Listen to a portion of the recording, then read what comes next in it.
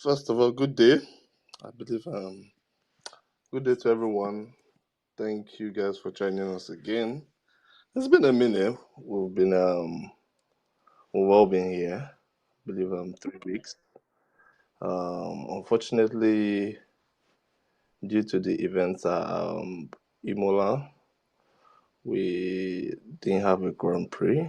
And yeah, shout out to the people in the region of Imola, Italy. How do you speak the English again? Yeah, thoughts and prayers go out to you guys out there. But yeah, okay, moving on. It's a new week, Monaco. You know, first of all, I will start with the before I go into calling. I'll start with the events of the week. Mercedes were originally meant to bring the B version of their car, which we saw this weekend. I'm not sure anyone was surprised to see the car with side pods. But I think what got some of us talking or a bit suspicious was the winglets. If that was legal or not. But it seems it's legal because no, obviously, in terms of performance, they are they seem to have improved. As to where they've come from. Which I would say is a big step for them. But we all know it's Monaco. It's Monaco. As you can see, we saw Lando um topping the timesheets earlier on. We don't know what happens when we go to Barcelona next week. But yeah, interesting qualifying, very interesting. Starting with what was his name again? King of the Streets. Some of us here has have regarded him as king of the streets. You know, I'm not going to lie. I actually thought it was. I was expecting a Leclerc usual. I was just saying, okay. I even have it in my drafts, so that okay, once Leclerc goes, I just tweet it. But I think his God is power. His God is power. His God is powerful than my God today, Sha. But yeah. Um,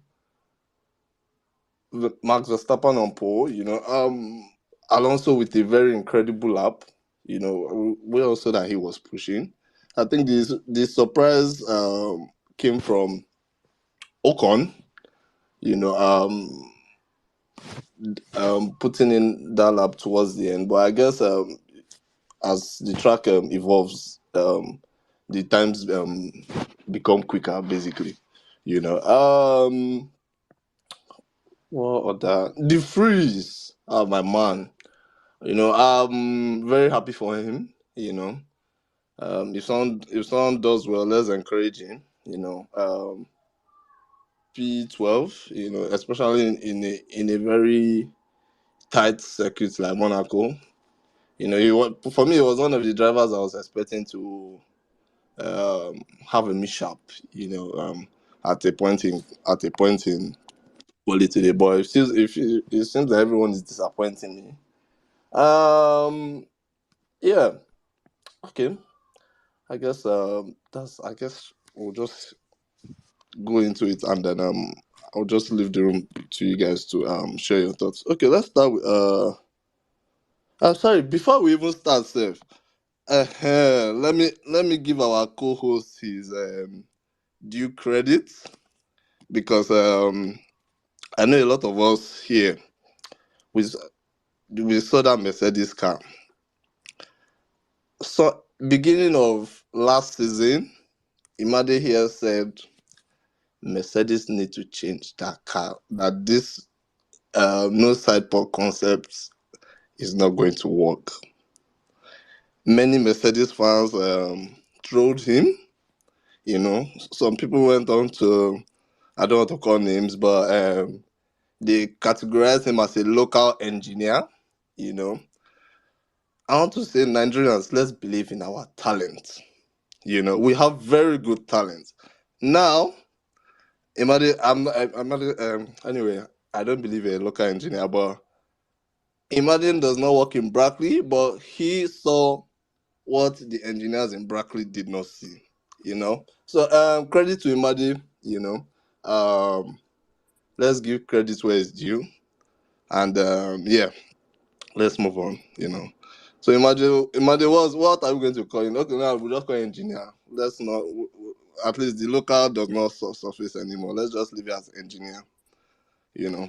Maybe we can add a bit of senior, maybe senior engineer, at least to make it more formal now. But yeah, thank you very much, guys. Okay, let's start with Etuk, Ibex, Avasia Keme, Toyib, um, Imadid, and Enoban, please, in that order. Thank you, guys.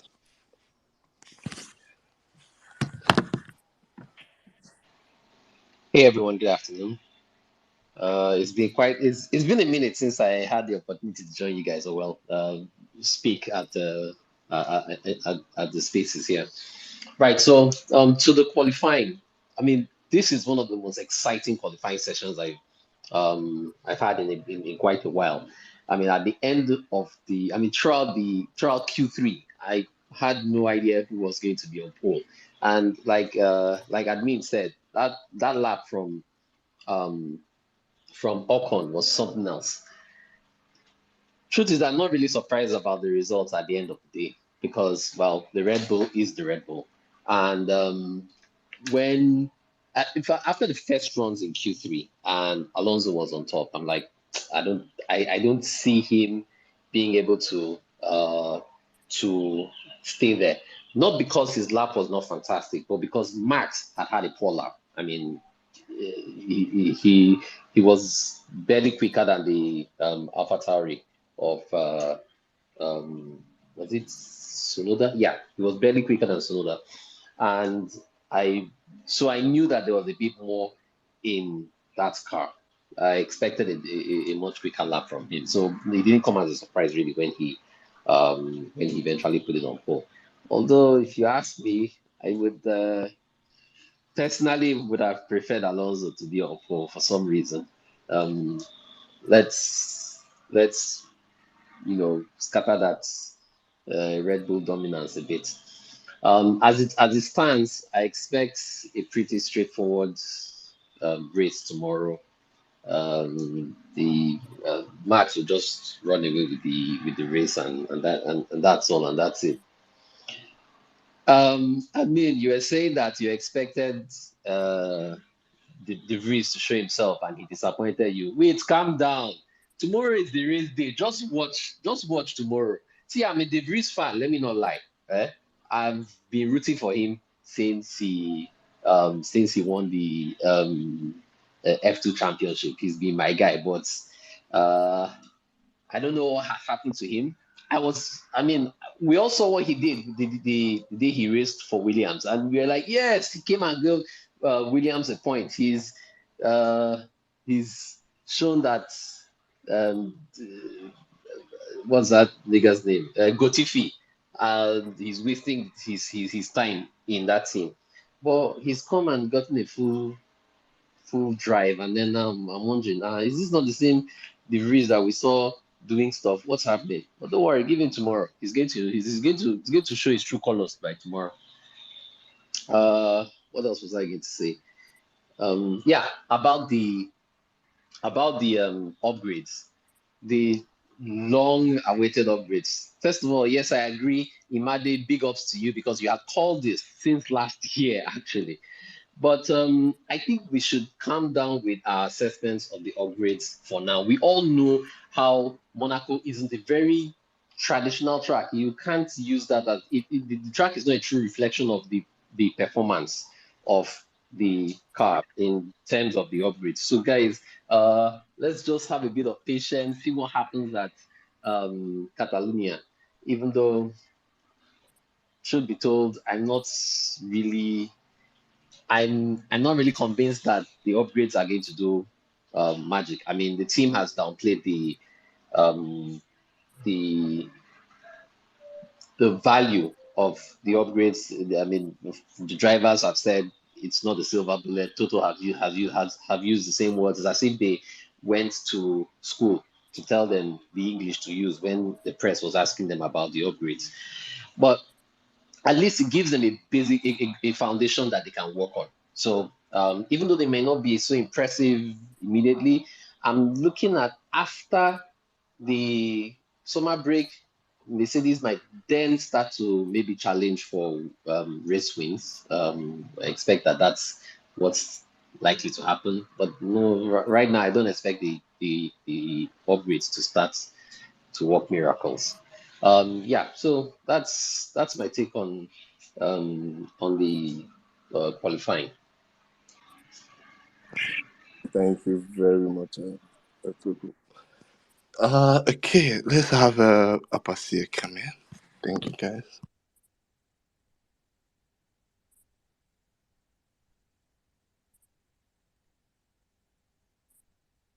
Apasia come in.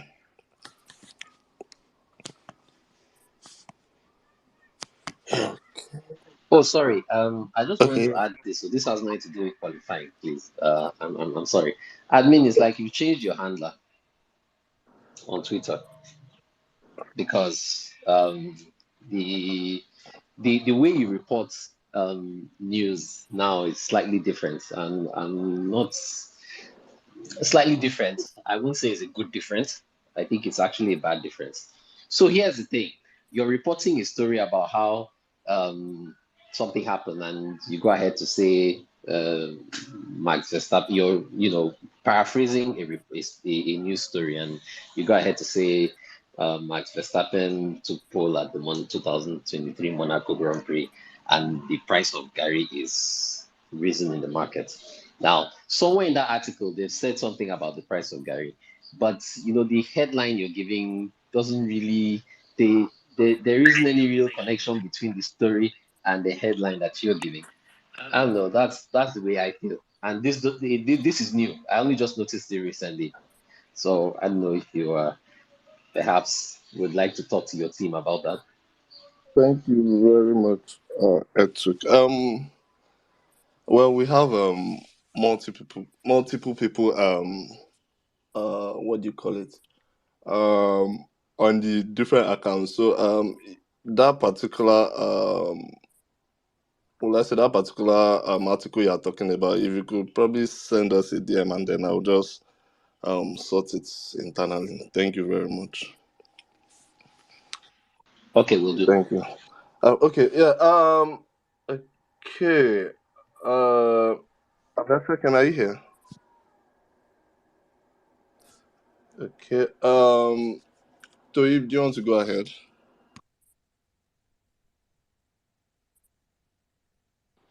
Yes, guys. Hi, guys. Hope you enjoyed the qualifying. I was watching the qualifying again because that was so freaking intense. And it was really crazy. Even though I'm a Max supporter, I was like, fuck it. We've missed out on this ball. But the guy just pulled it out of, I don't know. I don't know where he got it from, but he just pulled it out from somewhere. Like, it's crazy, man. And it was really good. And I think compared to the race tomorrow, this qualifying was way better. And this is the best qualifying I've seen in a long time. And like we know Monaco, me, I don't really like that track that much because although it's historic and things like that, but I just don't like it. You know, we want interesting race, not interesting qualifying alone. You know, it's just we have interesting qualifying, we don't have an interesting race. That just makes like everything like waste of my time, things like that. So, but Max, like he killed it as always, and Alonso, like that guy is a freaking goat, and I can just say that if it was in that 19, it might be a bit hard for Max compared to the way Sergio Perez is driving that RB19. Although Sergio Perez has improved, But but the guy doesn't have a championship mentality. He keeps talking about the championship every time. When you're fighting for championship, you don't keep talking. And we need to start closing. Which gap, you know? But he has closed the gap. We have to close the gap from 20th today tomorrow. So also Yuki has how will I say, the guy has really improved, like we've been saying, like compared to his first two seasons, this season is being like on, even though that Fatarika is a bit bad, but the guy has been, how will I say it, bringing out the best he can from that car. And you see, getting Q3 in that AlphaTauri is very good. Um, Also, in terms of Lance Stroll, I just feel like that guy. I just feel like they need another driver, or maybe I don't want to count Monaco because Monaco doesn't really show the true potentials of the cars. So we can't really say. But obviously, how can your teammate be entering Q3 and you'll be going out in Q2 and you're not even up to the pace, even though you've been in that team longer than your teammate? So she needs to really improve. Um, Also, in terms of Mercedes, I just feel like I don't know what to say about that team, but I just feel like right now Mercedes is like Alpine, like fighting for fourth.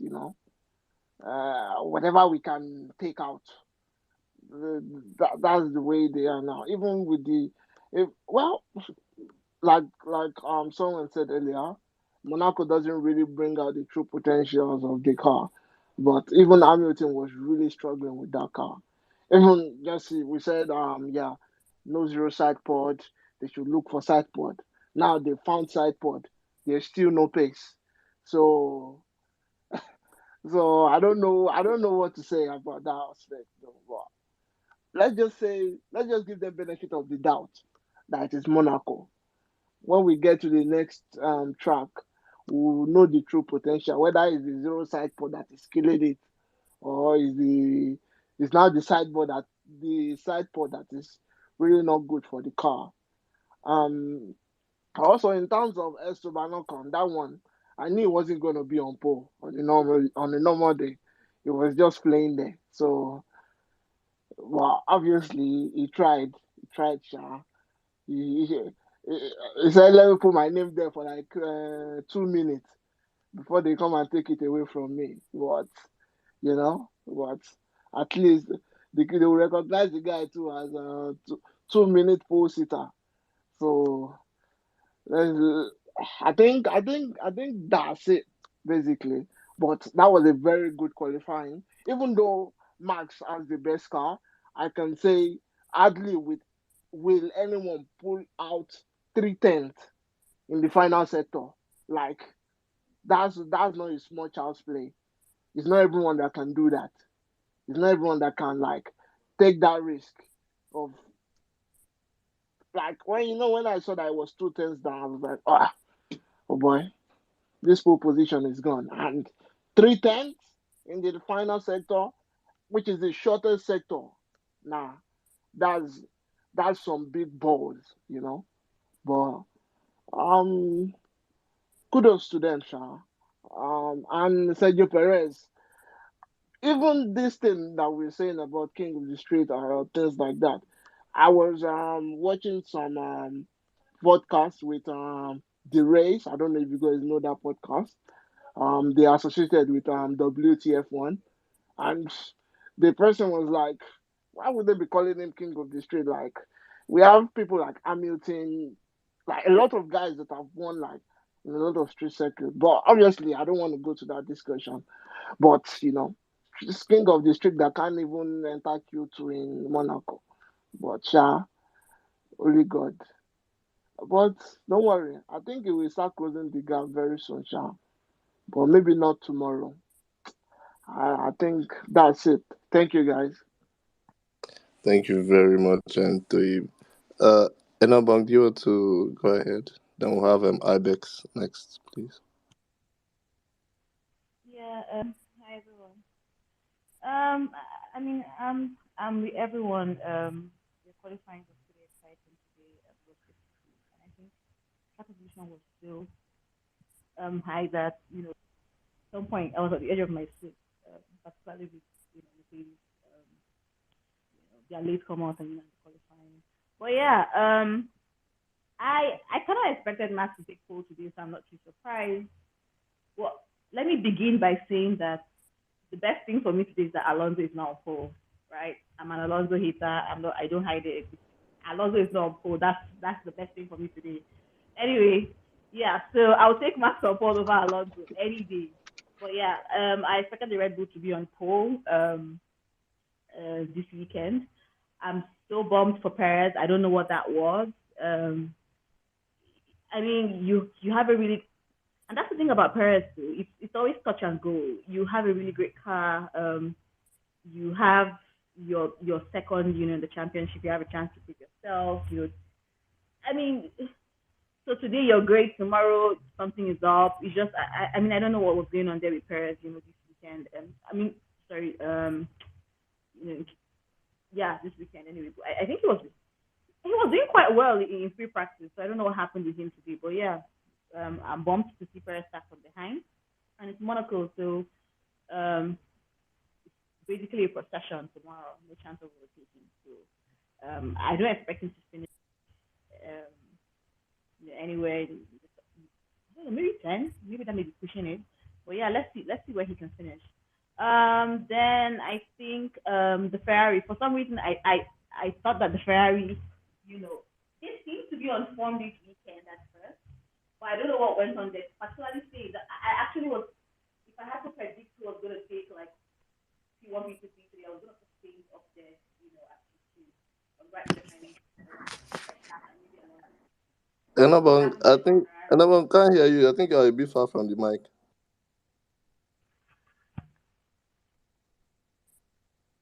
Can you hear me better now?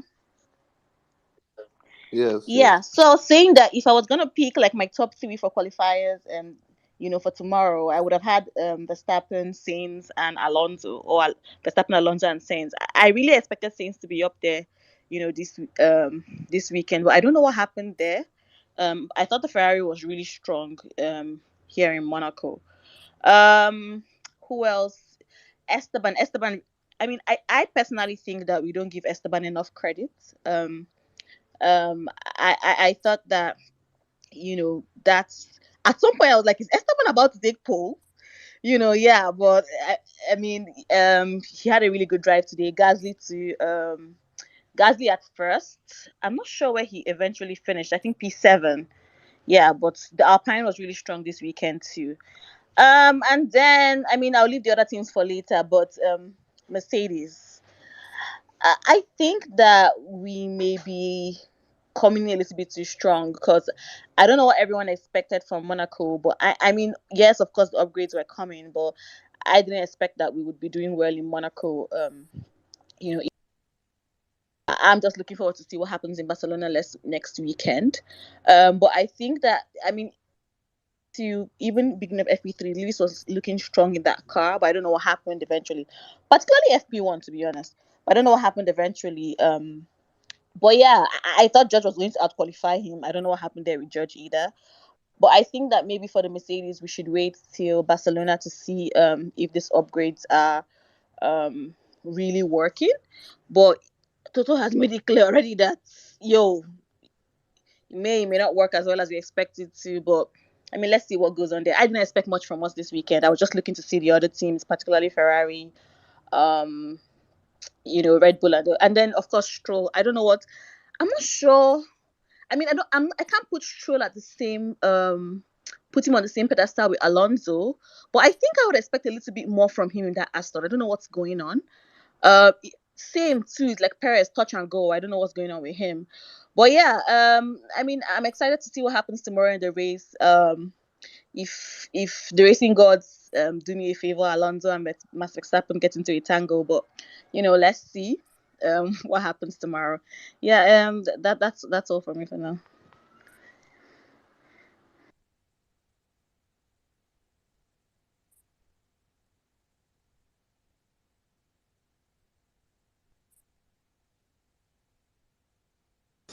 Oh yeah, I think I'm next. Can you guys hear me? Yeah, we can. Yes. So this is one of the most interesting qualifiers we've had for a while, and just for Mercedes, I don't have any issue with the team being say cautiously optimistic. But at the end of the day, when we look at where we're at right now with the kind of upgrade we brought in, few things we've had to manage in a non-traditional ways. The managing of airflow around our car, reducing the drag, and while increasing downforce. That's one of the things we've struggled with since this new extreme innovation. At least now that we have the side pod back, which is what one of the major responsibility of the side pod really, other than housing the radiator, we can go back to the traditional way of managing those instances, which I believe in a way can also allow the team to focus on other aspects of making the car faster. Um, it's just a shame that Monaco is one of the places where we had to test this upgrade because we can't really see the true pace of the car, just being a street circuit, and just Monaco just being traditionally problematic. Coming out of the tunnel, like from dark to like bright light, and the corners is just not a place where you can really tell the true pace of your car.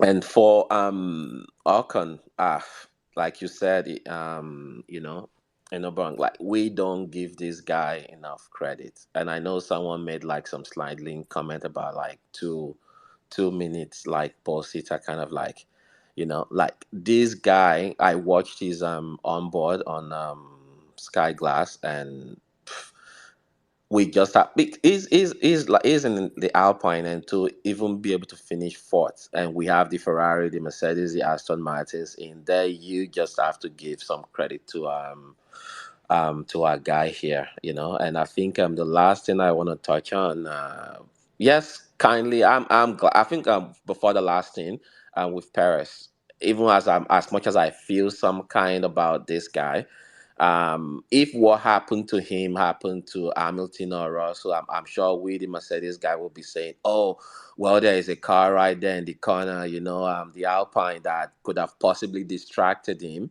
But it's just funny when we don't like a driver, we don't tend to give them that benefit of, like maybe or maybe not something happened. And I think I would just show some kindness and extend that possibility to Paris, this evening, because if you look at what happened when he came into that sector, there was an Alpine, I believe, to the left of him, which could have probably thrown him off a little bit. Maybe that's why that happened. And I would just leave that, I'll just let that be.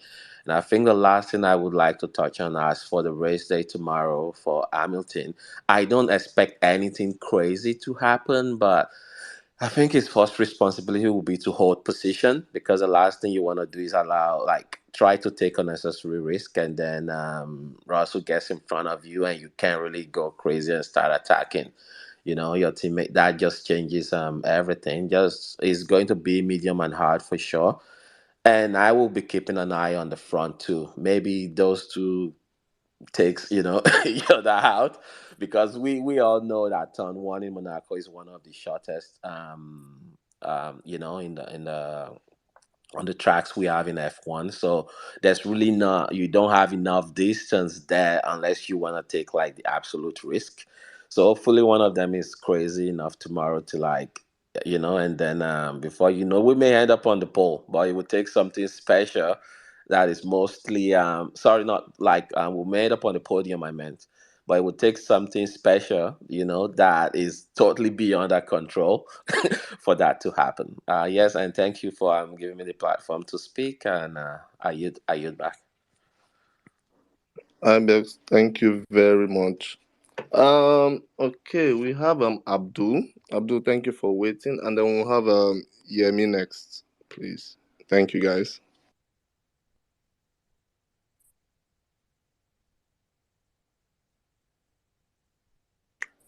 Abdul.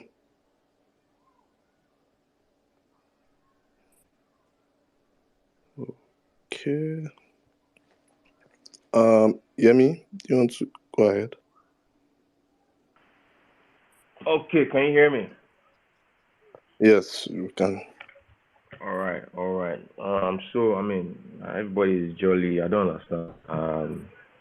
The car that was the fastest all year, dominating, qualified in P1, and everybody is surprised. I don't understand. It doesn't make sense. It doesn't make sense to me.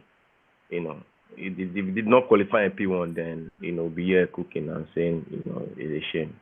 Aka was expected to qualify. If anything, what is even telling me the magnitude of the advantage that car has is ridiculous.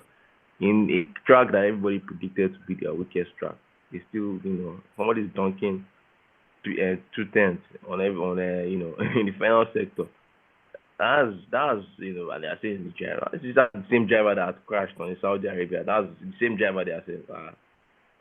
Well, I don't think it's the driver. I think it's let's just call it. Let's not, the domination is incredible, and we are just, we are witnesses to it. That's what we are seeing. I mean, I didn't expect. I mean, if you look at the trend, we saw the trend in quality.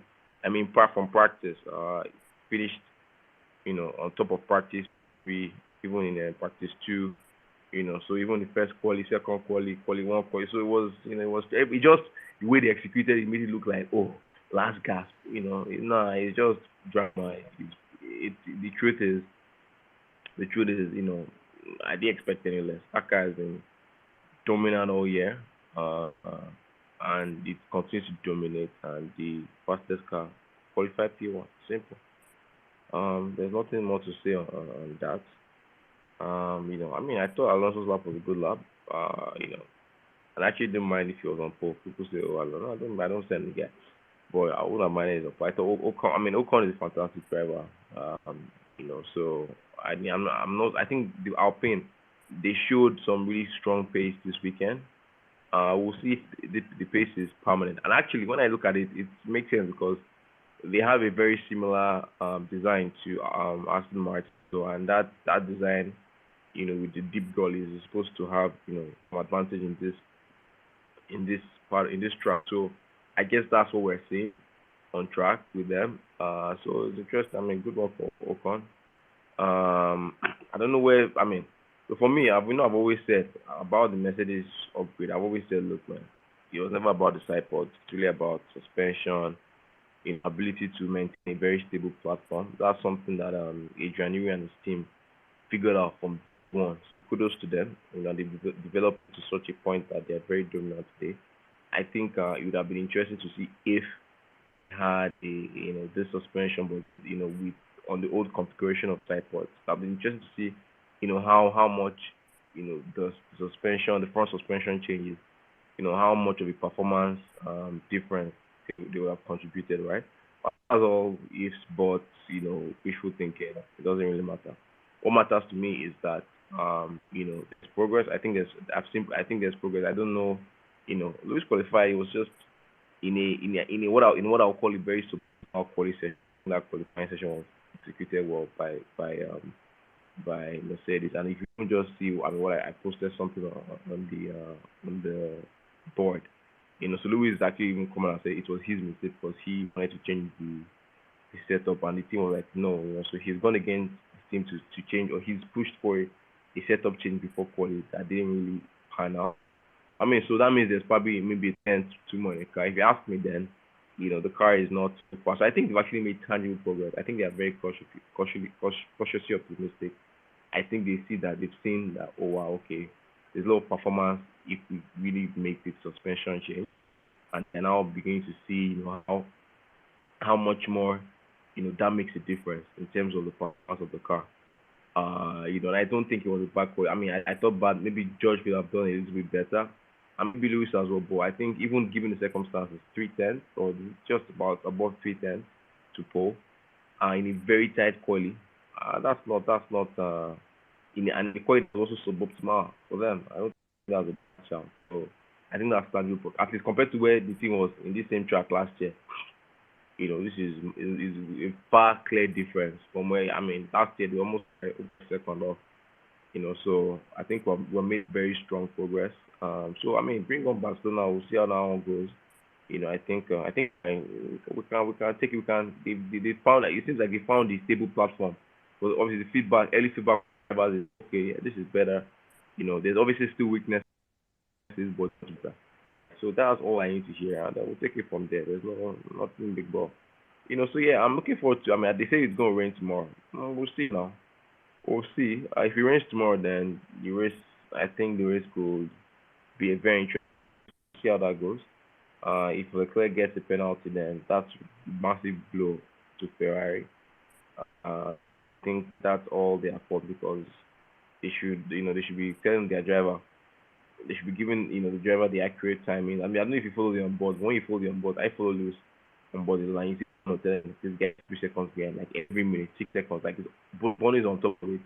So I'm just a bit shocked that Leclerc is still having this. And that was a massive impeding, if you ask me. For Lando, it seems like Lando was in a very strong lap, and it could have actually been a very bad accident without, if not for quick reactions from him. So let's see if they give him a penalty or not. Maybe they'll put him because he's celebrating something this weekend, but who cares? But yeah, all in all, man, I thought it was actually a very good qualifying session. Very interesting. Lewis was giving us high blood pressure in Q1 and Q2, and then he got things together. I'm not taking, so fastest car qualifying on in the in P1 is not things to take away from the fact that Max, he did the job he had to do. That's what matters. He did the job he had to do. If he didn't do the job, I'll be here taking it, but he did the job he had to do. Shame for parents. I think that was quite disappointing to go out like that. We were here trying to push you, call you king of the streets for every day that we are doing that kind of thing. It's embarrassing, but I mean, it's what it is. I'll bring them tomorrow, and let's see how it goes. Thank you. Thank you very much, Yemi. Imade, please. Yeah, good evening, everyone. Anytime Yemi speaks about Max, it always makes me laugh because on one hand, he would first of all come and demolish and whatsoever he wants to say, and then the other hand, they say, "Oh, I'm not taking anything away from him." You're clearly taking things away from the guy because 2018 Marina Bay Grand Prix, the Mercedes was the fastest car. Lewis pulled out an incredible lap based on the simulations, they felt he was not going to be able to do that, and he did that. And for as long as possible, I think some people still regard it, quote and unquote, the best lap in history. But it was the best car on the grid. He pulled out the gap that was needed. And you're saying in Monaco, which is the shortest track on the grid, which neutralizes everybody. Everybody feels, oh yeah, I have a chance in Monaco. Even Alonso kept on saying, oh, I think I have a chance in Monaco to win because it neutralizes because of the nature of the track and everything. And someone was down 0.204 seconds and he came back to win to get 3/10 of a second. Yes, it's in the best car, but the best car is neutralized in Monaco. So if the best car is neutralized in Monaco, I'm not saying it still doesn't have the best characteristics, but you cannot rely. It was even in a sector, a 22-second sector, where it has no straights. What does everybody claim is the major advantage of the Red Bull? The straights. The sector had no straights, and it pulled out 3/10 of a sector, so of a second. So to be honest, I feel we should, in as much as we dislike drivers, I feel we should always give them their flowers when they do exceptional things. Like I was impressed. Normally, I really don't comment on Max's laps because oh yeah, he has the best car, but that particular one was really really good and he did the job. Let me borrow your word. He did the job, but overall was actually a very interesting quali, but at least, and this is also, as I think I saw it somewhere on the TL, this is the first quali we're going to be finishing in a while, a couple of years. Okay, we didn't race in 2020. And I think the other year was it Leclerc that crashed? I think the other one was Max himself that crashed. So this is the first quali in Monaco finishing in a couple of years. So that's climatic and really bore fruit. Yeah, and Ferrari has a whole lot of aerodynamic work to do because their car keep bottoming in high speed corners, high speed turns. They can't really handle it. So, in as much as we cooked Leclerc in Miami, I feel that particular that particular flaw in their car was part of what caught him out in Miami. Because if you see when the car, I think it was in FP3, if I'm right, the car sort of bottomed seriously and he almost lost the car there. So they have a serious aerodynamic work to do there. The race, as everybody has said, the race tomorrow is going to be a procession. But back to Yemi and his whole upgrade talk. Yeah, I agree. Monaco is not clearly not the place to evaluate upgrades. Nobody's going to get any sensible data in Monaco. But if you feel the engineers in Berkeley see this data, they're the ones that see the improvements or where they feel they should do the improvements. You've been Yemi has been on the talk of it's not all about side pods. But it's also not all about front suspension. It's not also not all about rear suspension. It's not also all about tires. It's how everything interacts with each other. So if it was not just all about side pods as you claim so badly, why didn't Mercedes just introduce the front suspension and say, oh, let's see how this front suspension works? They know that they are lacking in multiple places. The lack of bulk in the sides of the car affects the air down that is traveling down flow. It's not able to seal the floor. It's not able to create enormous outwash for the car. So, in as much as I know deep down you really wanted the zero pods to work, but to be honest, it's a combination of everything. Yes, the front suspension took the most of the job that they actually did, but they have actually needed to control the outwash that was coming through the sides of the car. If you see from I sent something when I saw the car yesterday. I said is the shark fin on the front impact structure legal? Because if you look at that, if you try to if you look at the car from the front profile, you see that that shark fin that is at the front impact structure is slightly outside the side pod, so it's to guide the air down there. So there's a reason they created a side pod. So all this part of it's not about side pod, it's not about this, it's not about this, or it's about this, about this. It's about how everything works, and this is what we've been repeating over and over again. And well, they've changed the concept now. I called this car a fundamentally flawed concept since after Bahrain last year. And they've changed the concept. They've changed a whole lot of things. Clearly, the concept has changed. When will my apologies come? That's all I just want to ask. All the people that castigated me then. Thank you. I was about to ask who you're waiting for the apology from. You call names, Imadi. No, and no, but let's not call names now.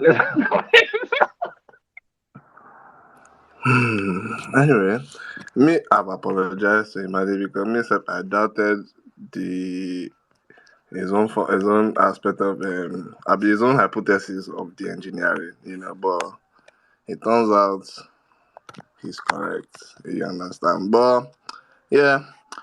Does anyone okay, so Yemi, do you want to say something just before we move on? I mean, if I should respond, I don't think we will leave it. So you know what? For the sake of time, let other people be given the opportunity to speak. If there is time after, we can, there's so many things to say. People can come and be saying different. Oh, I said that. Oh, this is working. This is this. They're telling us where the airflow is going from the bad boy.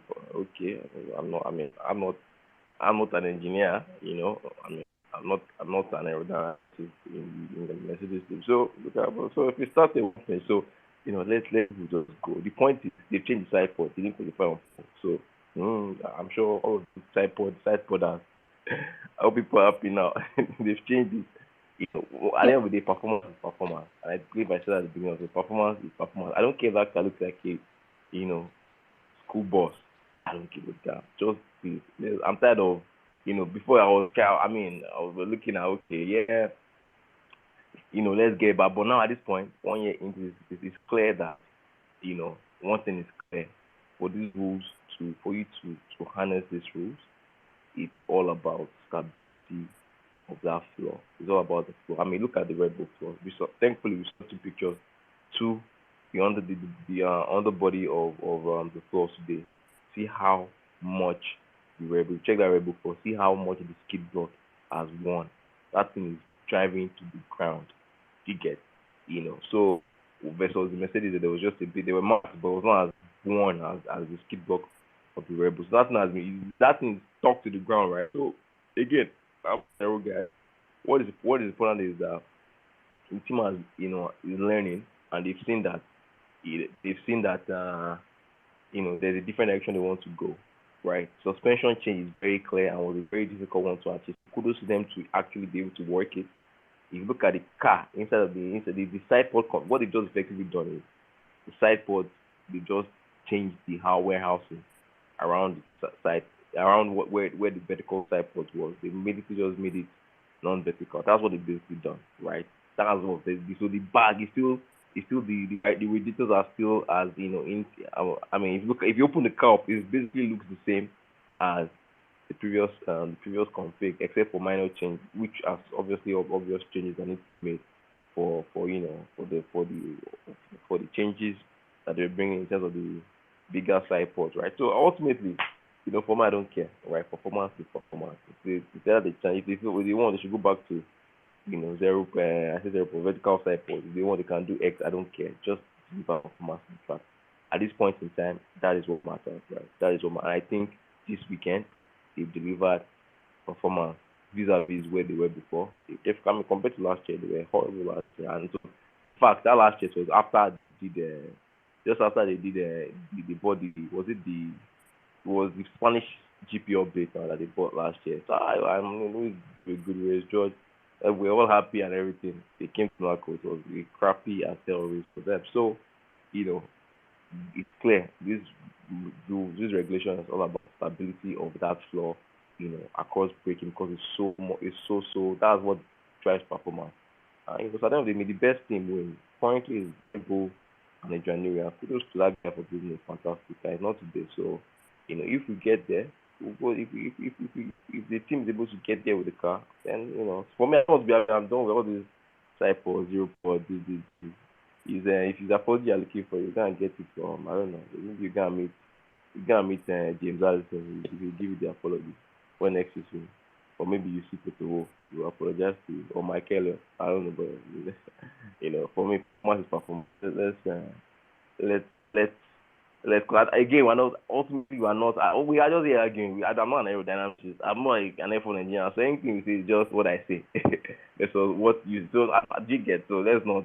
At the end of the day, it boils down to lap time on track. That's what matters. Lap time on the track, every lap of every weekend. That is what matters. Yeah. So we can be here shouting on this thing. But again, see, I'm already dragging. So let me just let other people speak. That's what I have to say for now. Thank you. One last thing before you speak at me. No. No, I'm intentionally dragging this because I had all sorts last year and at the beginning of this year, and I love this this calm nature actually. How everybody don't chop humble pie is I love it. So at some point it was they've understood the car, at some point we've gotten this, at some point we've gotten this, at some point we've gotten that. Now the everything has come home to roost. I love it. And that's all I'm just going to say. Let's continue. Okay. Hallelujah. Yeah. Okay.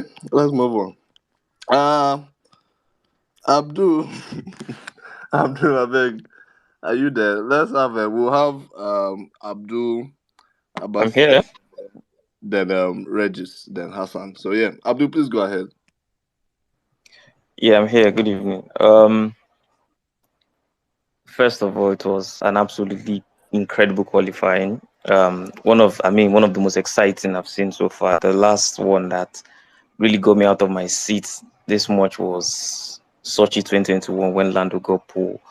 And this one was really, really incredible. I mean, we have former racers coming to say, big people in the sporting world coming to say, okay, this was an incredible qualifying. Even the F1 official handles. Then we have somebody here coming to play it down and say, oh, yeah, he expected it. This. I mean, come on. So I'm just going to focus on Max and Red Bull. I'm not going to speak about that team and their inferior car because Imadi and Co are dragging it out. So let the not going to talk about that their inferior car too much. But for Max and the team, which on a track where people said, "Oh, they are going to suffer and whatever," a track that doesn't play to their strengths at all. Max coming to pull out a sensational lap. I mean, that was more than the car. That is talent at its very best. Because after two sectors, you're 2/10 down. I mean, it should be game over ID, and you come off with pole position. Everybody was surprised, even with the him touching the wall and everything. I'm sure that is one incredible lap.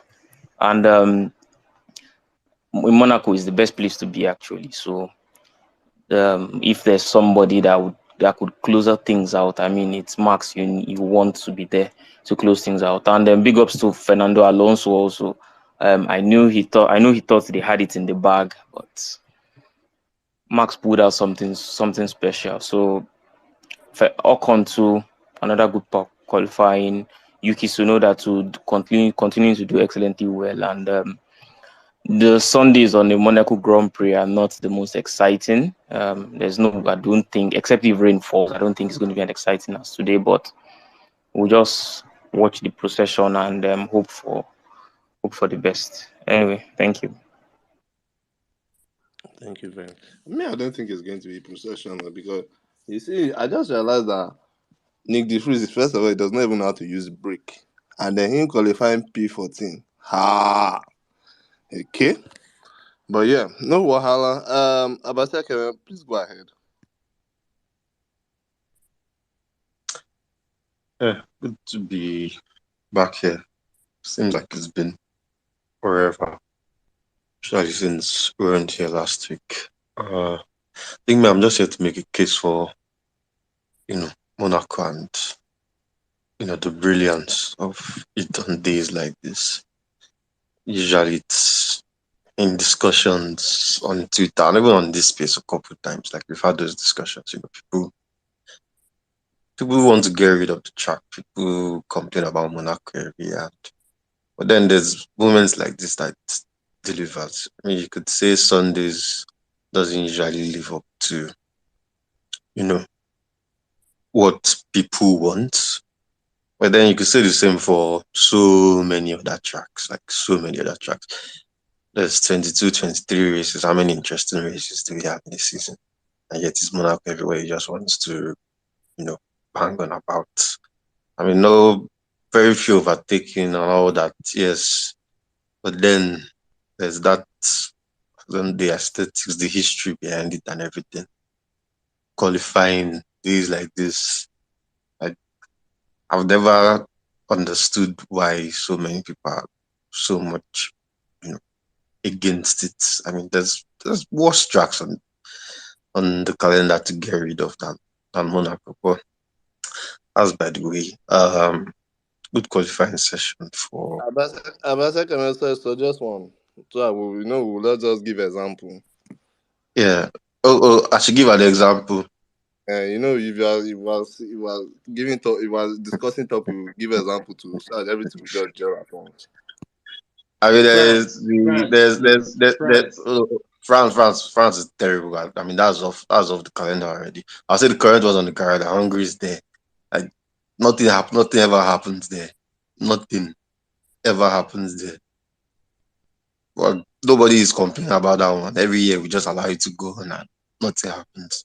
At this Monaco, at least you're seeing beautiful scenes all around. Like even if the racing is not top tier every time, at least the views and everything is something to behold. And you will never see drivers and team principals like talking about no wanting it. Like they have valid criticisms about it, it being outdated, the cars being too large for it. But you never see any driver or any team principal talking about like like everybody still holds it in that high reverence, and it's a classical track. It's what McLaren are doing this weekend, like with their live rates. That's how important Monaco is. So it's not something I feel should go anytime soon. But at the end of the day, it's money that decides everything. Who knows? In 2 years, we have 24 races in USA and Canada. But yeah, very pleased for the way qualifying ended and the grid we have tomorrow. On Mercedes, I feel, I mean, it's too early to judge, the B spec car. But then I don't know though. I feel like, I admire people that have hope. I'm a Red Bull fan and I would love to see competition. But coming into this season, like I didn't have any hope for Mercedes. Like, because usually once you miss it in the first year of regulations, it's not easy. We understand Mercedes rich history. If anything will come back, it will be them. But maybe it's time we should start being honest. If they don't get it right this season, going into the third season of the regulations, I don't know how much hope do you have. Like even Jesus would be very proud of you with that kind of faith. But let's see. Things could turn around. I don't think it will happen. I wouldn't mind if it happens. Competition is good. I don't just think it will happen. I think I always in my mind, I always go back to Aston Martin and how the car they brought in at the start of last season, one of the worst cars ever, and how so far behind it was. And they changed their concept very early into last season. They were not still great, but at least in the second half of the season, we saw them, doing a few things. Vettel, doing incredible things, pushing that car to the limit.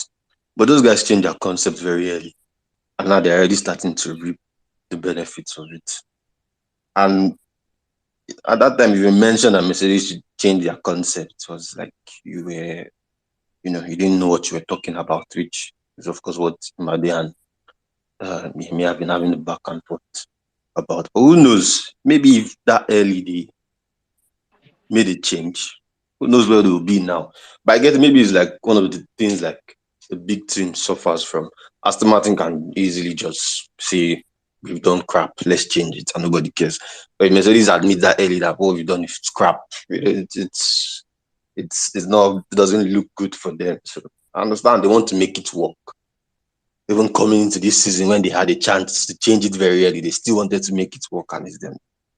I don't know. Anyway, as a Christian, they tell us to have faith. So maybe I'll channel from them in my daily life and see how I can, believe like the way the Mercedes engineers and their fans do. But yeah, tomorrow I don't expect anything special, but I'm still looking forward to it. Who knows what will happen? Maybe nothing will happen. But then, if the race finishes just as the grid is, I think it's very interesting. Shame for Checo, king of the streets, king of the streets. I wouldn't talk. But it's a nice thing for him to have, like that neglected child, give him a small piece of cake that take this. But then when they start pushing it like as if it's actually true, like he's not the best driver on like street circuits. Like, does it do well on street circuits? Yes, but it's not the give him Max and Alonso and Lewis equal cars at the end throughout the season on street circuits. He will finish last among those guys who are world champions. But I don't want to go too hard on him. It's annoying because you expect him to make the world championship a bit interesting for us, but he has this like, well, who knows? Max will still have fuck ups across the season, so things might change. So let's see. Thank you very much, Abasia Sorry, Kene. admin. I just wanted to Yeah. say, the way some of these Red Bulls fans talk, I'm not speaking to anyone specifically. You would think that they won the last 9 constructors championship. Well, I guess it's your season. You guys should go off. But the way some of you speak, you would think that the last 9 constructors championship has been won by a Red Bull. Mercedes. I guess. Anyway, you guys. Enjoy your season, right? It's cool. But Leave them, leave them, leave them. Don't worry, leave them. It's 9 years of failure. It's built up a lot of beef, and jealousy. So leave them. Don't let them have their moments. Yeah, I'm channeling inspiration from you people, your faith and your belief. It's very inspiring for me. So I mean, I know you didn't call names, but I just find you guys very We are learning inspiring. from So you now we'll from your continue. season of drought. The faith you had in your season of drought is the same You one we are taught us having now. exactly. You I'll people be taught us first. Don't worry. You taught us first, so everybody no it problem. will rise again. So I don't know when you guys will rise, maybe 2026 or 2027, but one day it will be better. Yeah, I mean, you see how all these Red Bull people are talking now. When it's time to do accounting in a couple of months, they'll be quiet again. Just wait. Hmm. Okay. The thing about this thing is that is the hope. They say it's the hope that kills. From the he said one day you are the cock of the walk, the another day you're a feather duster. From people having dominant cars, or people saying, "Don't worry, we'll be good at Silverstone." No, don't worry, we'll be good at after the summer break. No, don't worry, we'll be good after this race. Slowly but slowly, the people you are accusing of coming from a drought, The car doesn't like you cold three are going, weather. you three, yeah, yeah, you If three are going Red to Bull fall could into that have drought. faith for You are eight going to, years, you guys will be all right. Then what's all this? If Red Bull could have faith for 8 years, we'll be fine. Don't worry, it's so not your faith, it's ours. you are going through your drought now. Just That's what I'm saying. We're keep learning on from going into you. it, and try to get your bread up next year. Don't worry, don't No worry. There's always wahala. next year. There's always next year. There's always hope. There's always No hope. We'll all wahala. We be are here. patient. We'll You all guys be waited here. for eight. We'll I wait. mean, you guys you're still better than Ferrari, to be honest. At least you're We're still even better still than better than you Ferrari. guys, though. We have eight. You guys just like you're coming out from 8 years of drought. That's what I'm telling you. We'll be fine. Don't worry. You'll be fine. Don't worry. Let's keep counting. TikTok. Hmm. There's a, there's a saying that dry bones shall rise again. Actually, is it in the Bible? I think it's in the Bible. Yeah, It's Ezekiel. I there. think it's the book of Ezekiel also. Somebody, I think Pastor can let us know. But yeah, Mercedes, don't worry, that time is coming. Okay, Mr. Regis, thank you for waiting. Yes, I greet everyone specially. And to you, admin, please, I need to correct you right now before we go ahead. Nick DeVries finished 12th, not 14th. Please don't give him the Yeah, position well, of Lance Stroll. it, Thank you. let me see. There's a huge Regis, difference between 12th and 14th, so let us start from there. Regis. Regardless, yes, I agree. But Okay. now it leaves about more chaos because now he's starting again directly behind Lando, where he ran into in Miami. You I know, think all of them will go and beg him this night. Please, please, my okay, brother, now see me, oh. they Don't used to run, have don't run into me, oh. I beg. and then But it's not too far from your driver in P8. So I guess you should be praying. You would have wished he was actually that P14 because if uh, anything that happens to Lando happens to Russell, it goes down. Anyway, I know, but carry on, bro. earlier this week I said we are going to see the real Nick De Vries, and to be honest, I know as team leader, his teammates out qualified him again, but at least he wasn't last. He's not doing a proper Latifi, so it's a good start. Coming 12th out of 20 people, that is a push forward. Secondly, I want to say Yemi said he wasn't going to respond to Imade, and he was responding. I was just counting in my head, like, bro, he was going on for more than 6 minutes, and you said you are not responding. I say, if this brother wants to respond here, we'll lock up this place.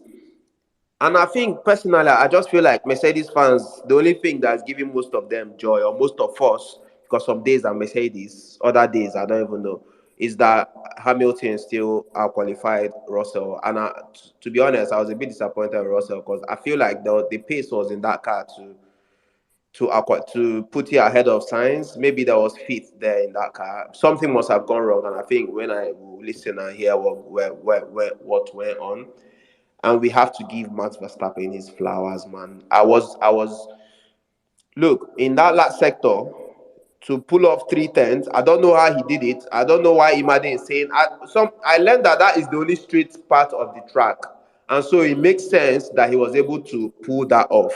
Which is, it still takes a lot of is it courage or bravery and skills. And he said he put it close to the wall twice to still get that car on pole. So let us all prepare for tomorrow for a man who is going to be 40 seconds ahead of the next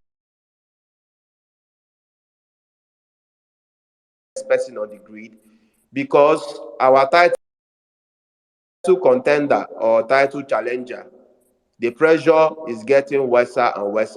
I don't. I know there was somebody there that will probably put him off, but these are the things in Formula One, and you must be able to handle pressure. He like he's starting 20th now in Monaco. What is the best Perez can get tomorrow? Max. Maybe he finishes 8th or 9th. So we'll just be here. Let us just watch tomorrow. Max Verstappen, 40 seconds. If there's no rain, obviously. Because the only person he's competing with that can come close to him is Perez, and there's no Perez. Mercedes, I don't know what the upgrades have done. I just feel like with all the runnings they ran, there was no time they came close to sitting on pole, even if it's for a second. That is when you know that what you're doing is yield.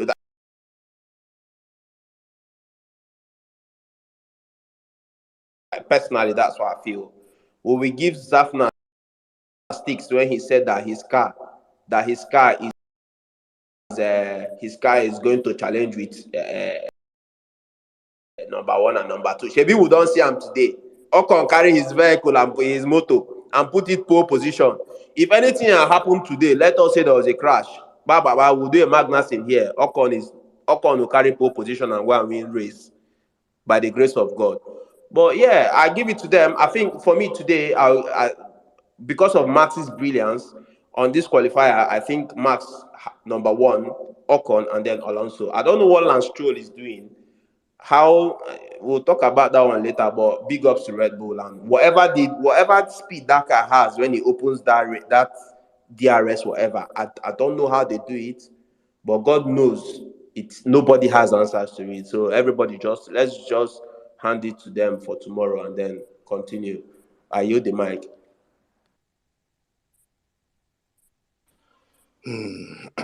Thank you very much, Regis. Anyway, uh, I was Lance Stroll. I personally, I don't know. Maybe Lance Stroll. Lance Stroll is a very moody guy. So I just feel that he's not just in the mood. So Okay, he's not in the mood to drive. he's not in the mood to try. You understand? It's not just all these rich kids. They just is the way it's how they wake up in the morning they perform. You understand? So at the end of the day, they are talking about 2026. Nobody even mentioned Stroll for talking about seats.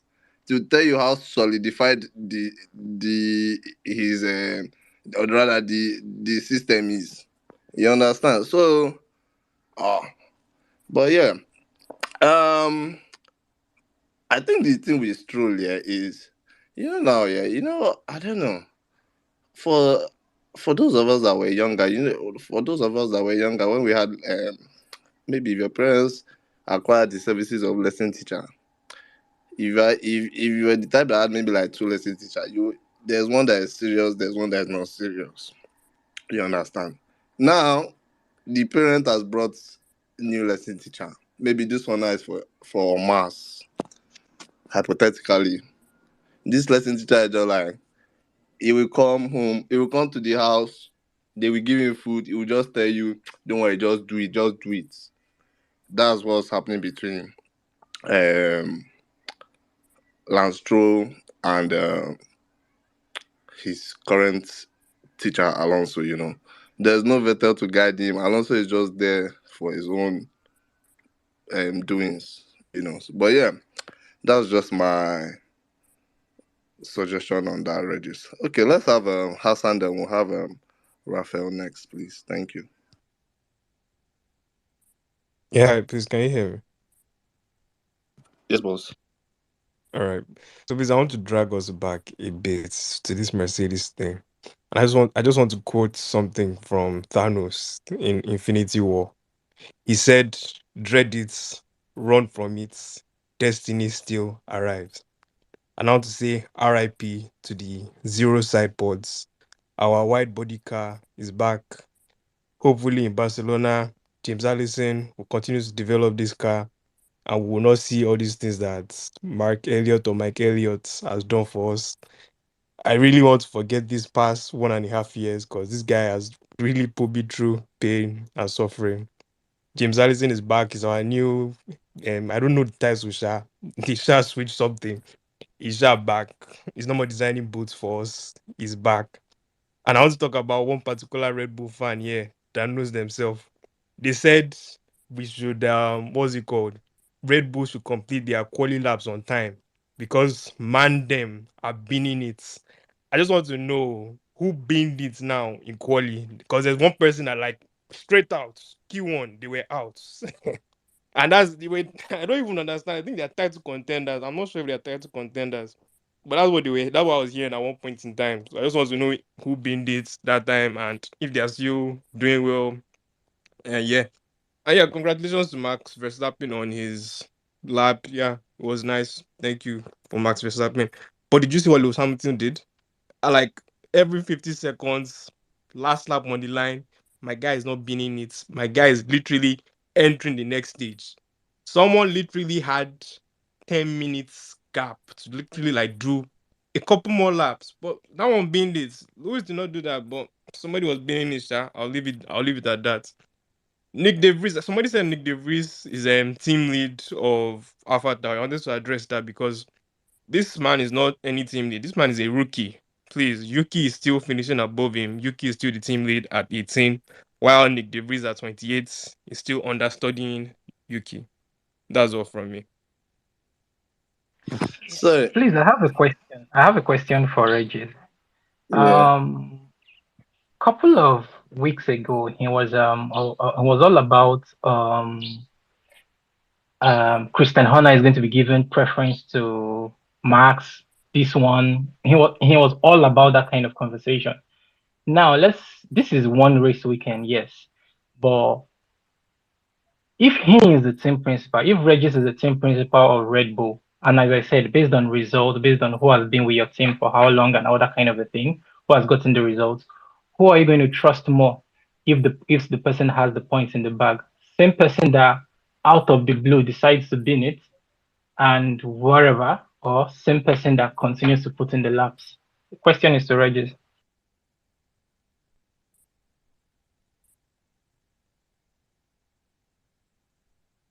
Let's just continue. I think Regis is off.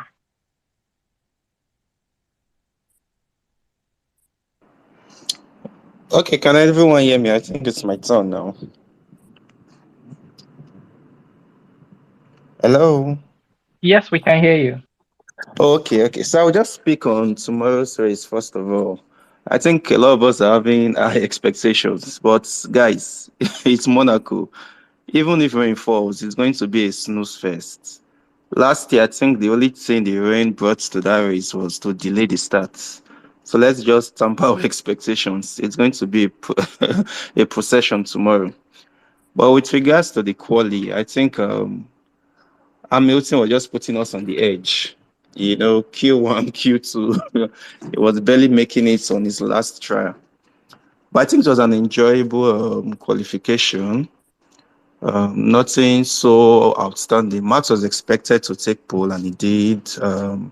Alonso was expected to challenge him for the pole position, and Leclerc, and they both did. So I think standard stuff and pretty enjoyable.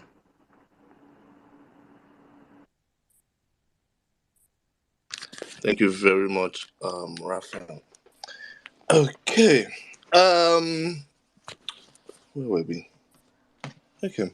Moving on. Does anyone still want to comment on the top three? Or no, top four. We're not doing top four. Aston Martin is there. So Hey, host. Oh, sorry. I was just gonna add to the last conversation about Monaco Grand Prix if it should be removed or not. I just feel like based on the excitement we see from this driver when they talk about it, is one of those places where you have to be 100% concentrating at all times because there's just zero margin for error. Just based on that alone, I think that gives Monaco his place in the race calendar, even though the cars are now too big, just like someone said. Even if we're not going to see those like exciting overtake and all of that, it also takes the best of the drivers to keep that car off the wall, for just over an hour is not a very easy task. Even if you can see today, like even Max for a couple of times, like had a little bit taken off his body work, and sometimes we just need a little bit of luck because just based on that alone, that could have been the end of the race. And yeah, I just want to add that. And I think the other thing you mentioned regarding Lance Stroll, he's one of the few drivers that basically no pressure at all. So, and one of the things that gets to you in Formula One is pressure. And for him not to be dealing with the pressure, I would expect that we're getting the best out of this guy, but he just shows up on race day and we're not seeing that from him. So I just want to add that to that conversation where you think not having to deal with losing your job and all of that, you think it would be out there every weekend getting the best out of the car. But unfortunately, that hasn't been the case. Thank you. I yield back. Thank you, Regis. Oh, sorry, Ibex. Oh God. Okay. Ibex, I was going to, you said something about Monaco and concentration. I believe you Yes. understand. Yeah, I wanted to understand. Is it that you don't like the full concentration, or what's the your point about that, please? I was just trying to Oh, I understand. so what I meant because you have walls all over the place, like margin for error, because it requires utmost concentration for the drivers. So, in my opinion, I feel like having that on because it also shows us how good these drivers are.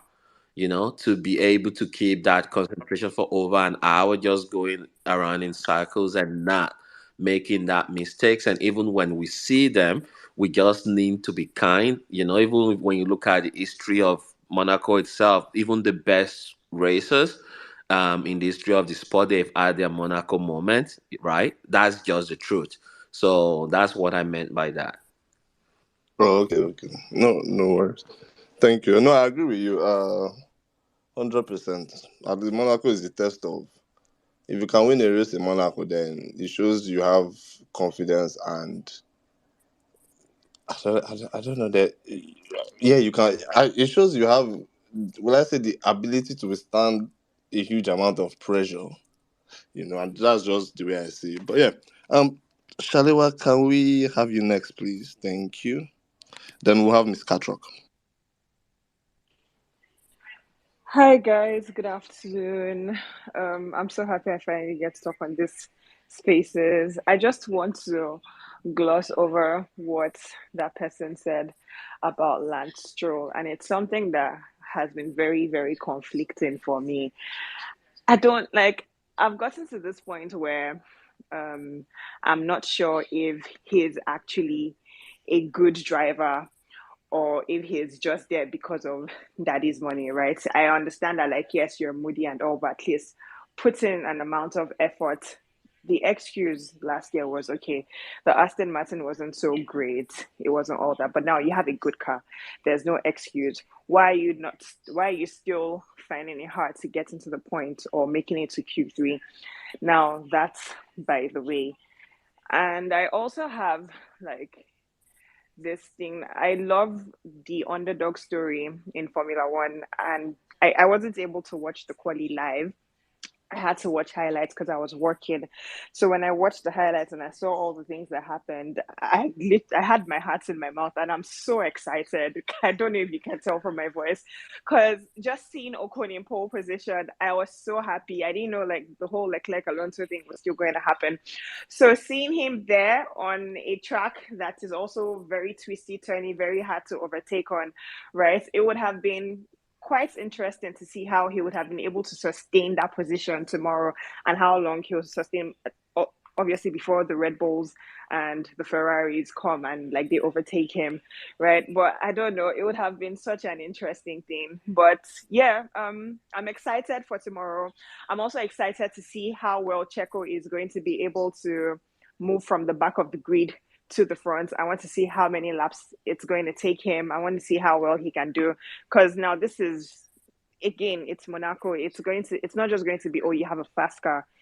This is talent. It's going to, oh, let's see if you're actually the king of streets. Let's see how well you can do on that type of track, starting from the back of the grid with the kind of car that you have. But yeah, I don't know.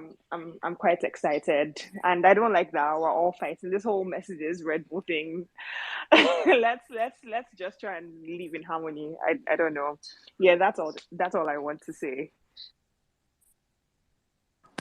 Thank you so much, Shalima. Yeah, good to have you join us again today. Okay, yeah, Clinton, can we have you, please? Thank you.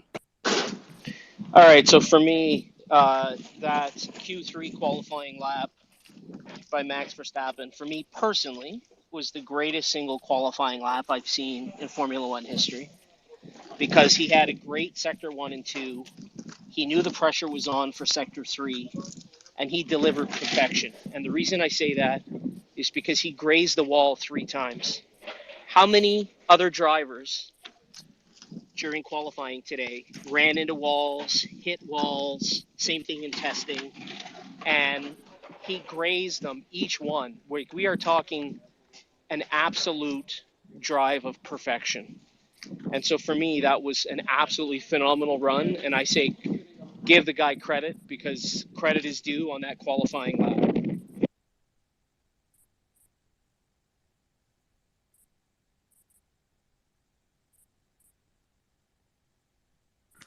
Thank you very much, Clinton.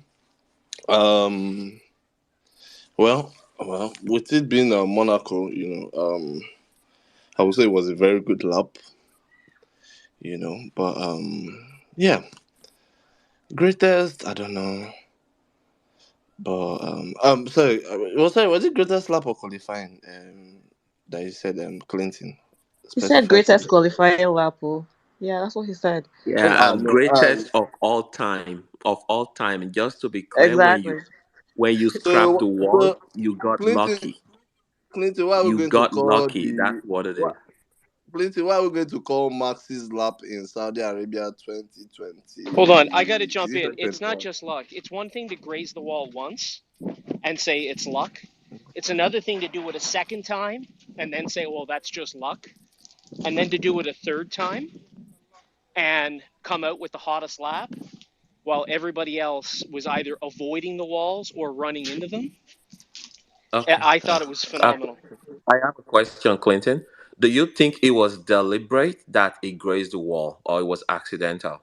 That would be my point of reference. Because if it wasn't deliberate, then you got lucky. When you get that close to the wall and you lose like paintwork on your car, you got lucky. When it happens twice and three times, you're the luckiest man on the planet. No Formula One driver, and sometimes we need a little bit of luck. I want to be careful here to say I'm not trying to take anything away from Max. Any driver in Formula One car, and you get that close to the wall that you lose a paint job, like that's where you need a little bit of luck, and that's not luck. It wasn't deliberate.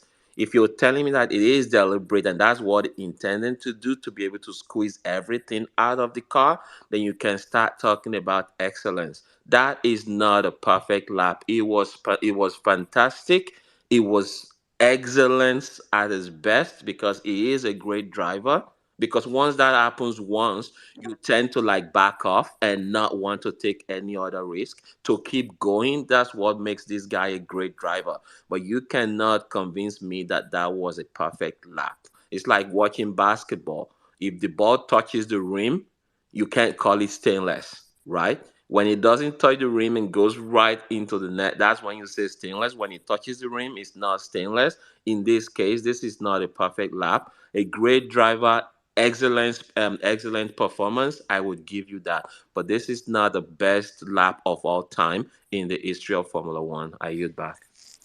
Well, I would argue I that it's the bet. greatest qualifying lap then of Monaco in Formula One history at Monaco, because I do think it was deliberate on Max's part.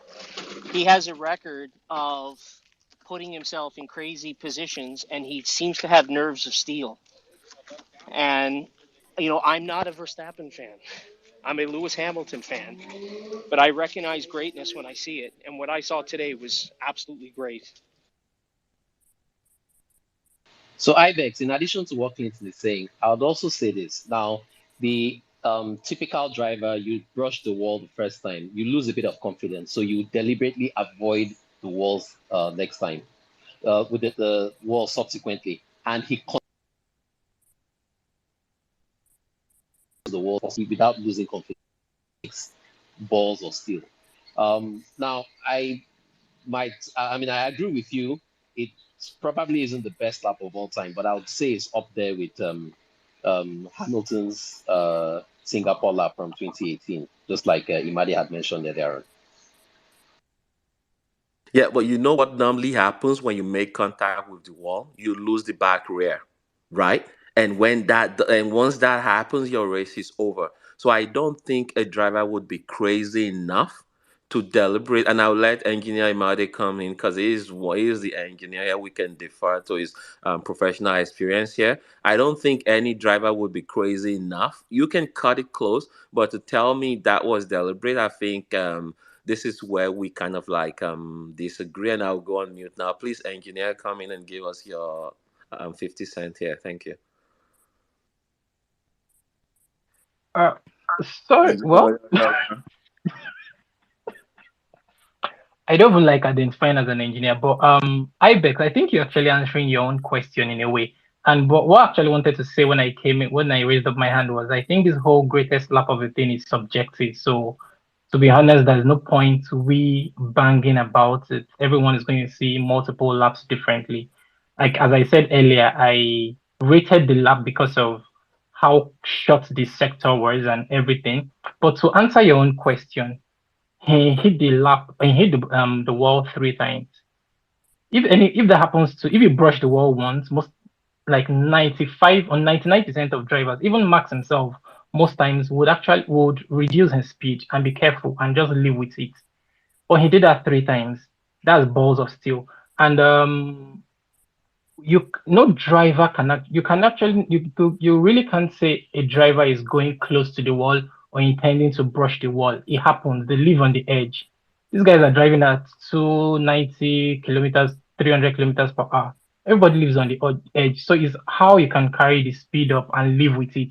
And he was able to live with it in the shortest possible time and pull out 3 10. So that's why it was extremely impressive to me, because the main strength of the Red Bull, despite it having a very good aerodynamic platform, the main strength of Red Bull is on the straights, and he pulled out 3 tenths in a 22-second sector with walls on the side and brushing the walls 3 times. So let's hypothetically, let's say if he had a perfect run to the line in the final sector, that means he could have actually pulled out more than 3 seconds. That's why it's so impressive to me. So personally, I'm not going to. I have never really. I appreciated Lewis's lap in 2018. I never really called it the greatest of all time because, as I say, it is subjective. Conditions, whatsoever changes. I can't call this one as well the greatest lap of all time because it's also subjective to me, but it was a very impressive lap from my own point of view. Yeah, thank you. Let me quickly say something. Sometimes some of the grammar you are easy yourself. Sometimes I even forget it's subjective. Kinikon, kinikon. Okay. No, let's move on. Who is whose hand was up? Sorry, does anyone? Okay, Hassan. Oh, no, sorry, I forgot. It's just Oh, Mario already echoed what I okay. wanted to say Okay. on the thing. Does anyone want to respond to the whole fastest lap thing before we move on to Miss Katrok and Danny? Well, just one little point about something Ibex said. How you brush the wall, you lose balance, you lose the rear. Well, if anything, that should play to Max's strength because he likes a car that oversteers. So if you're losing the rear, that even helps him manage the drive better. That's just what I wanted to say. Thank you. Thank you, Etuk. Okay, let's have Miss Katrok, then we'll have Danny. Hi everyone. It's good to hear from you guys again. I've got a cold, so my voice might be a bit off. I think that it was a really good qualifying. I really enjoyed it, especially coming on to the end. Yeah, I did think that Max's lap at the end was quite good. And, I'm saying that through gritted teeth. But for me, what was worrying a little bit was when Lewis was in the relegation zone, and I was getting really, really nervous. And then he kind of pulled out of it and went into seventh and stuff. So it'll be quite interesting to see what happens with the car. What I especially enjoyed, although I'm sure that Red Bull people didn't, was when both the cars you could see the floors of both cars, and then you could really see a comparison of what is going on underneath to a certain extent. So that was quite interesting for me. I do think that tomorrow might be a bit of a pedestrian race unless somebody crashes out. But yeah, it was a good qualifying, quite interesting. Monaco is not normally very interesting, but the qualifying was quite interesting to me. Thank you very much, Miss Katrok. Thank you. Danny. Hi everyone. Thank you very much, admin.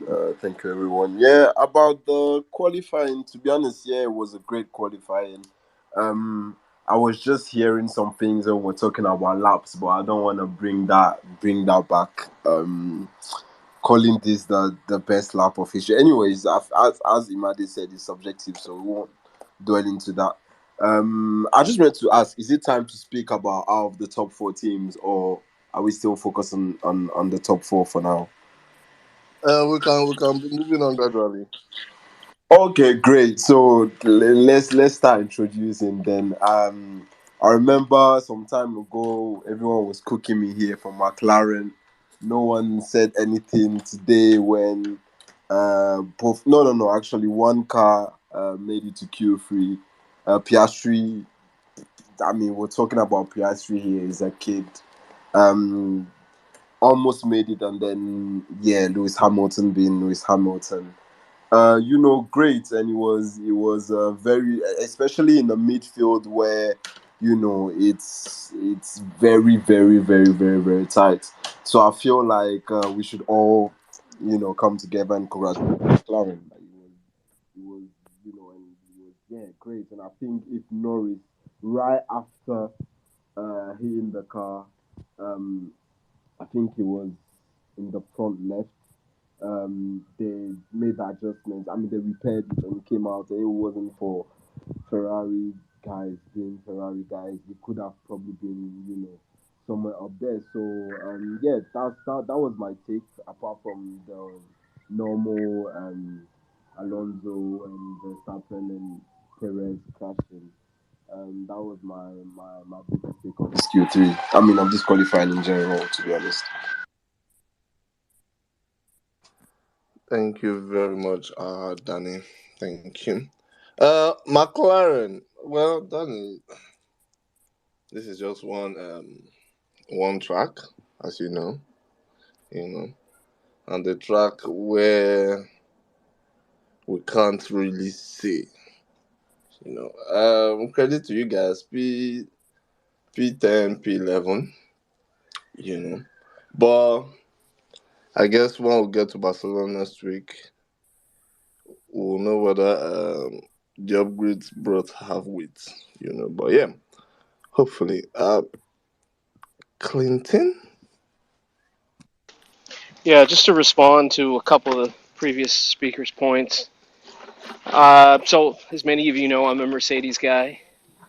I don't think Mercedes is the number 2 or 3 car in the grid. Right now, they're loosely holding on to the 4th position. I think Aston Martin is clearly ahead of Mercedes. I think the same thing with Ferrari. We all know that Red Bull is going to basically walk away with the championship this year. And I think the thing that's most worrisome as a Mercedes fan is seeing Alpine as well as McLaren laying some impressive qualifying laps and times, and not just in Q3, but also in Q1, Q2. I consider that worrisome. So I think Mercedes, quite frankly, is falling behind, and I view that as a problem. So.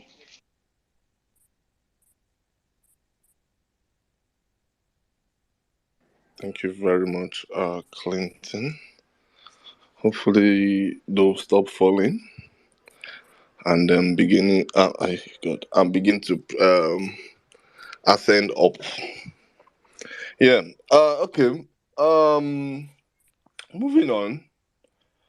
We've not necessarily discussed Ferrari as a team. You know.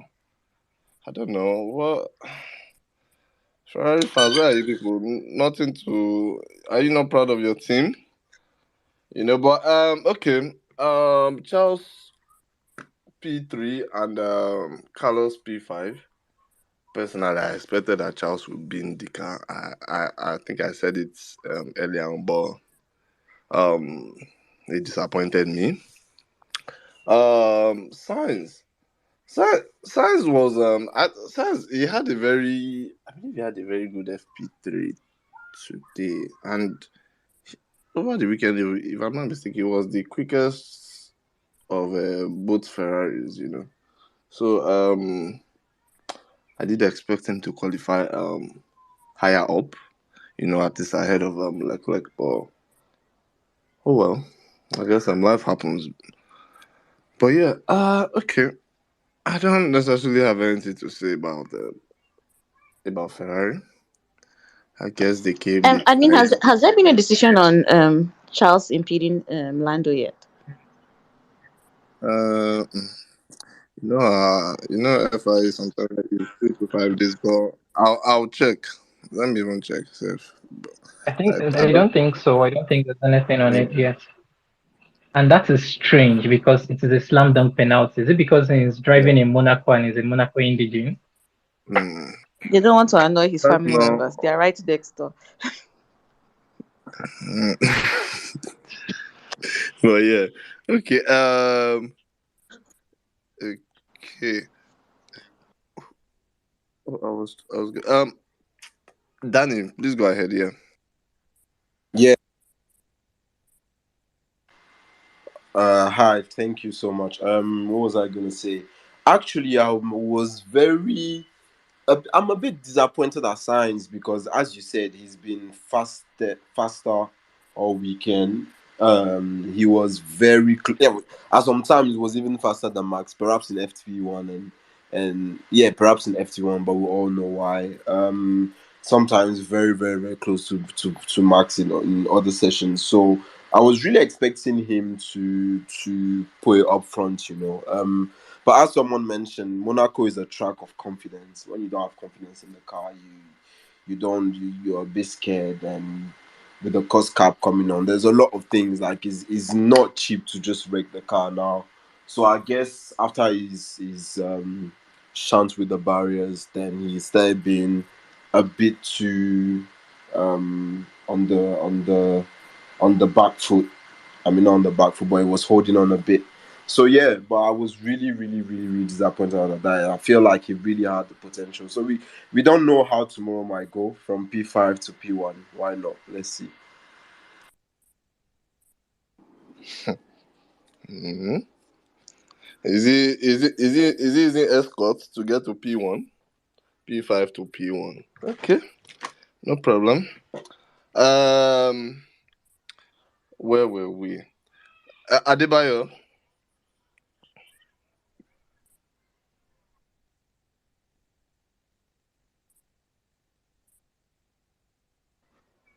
Adebayo.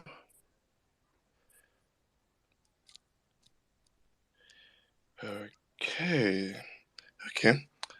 No worries. Um, moving on.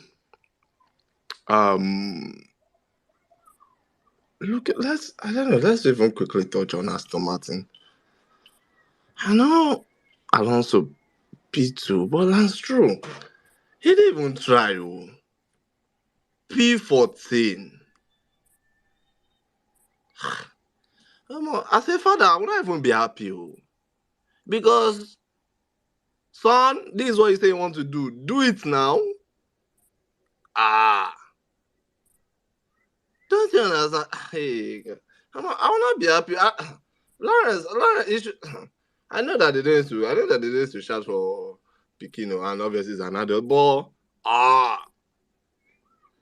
there need to be some. There need to be some level of cautioning and some. I don't know whether to. I don't even know the word to use, but some form of rehabilitation to improve this result because P14 Nick de Vries qualified ahead of Lance. This is very sad. Oh.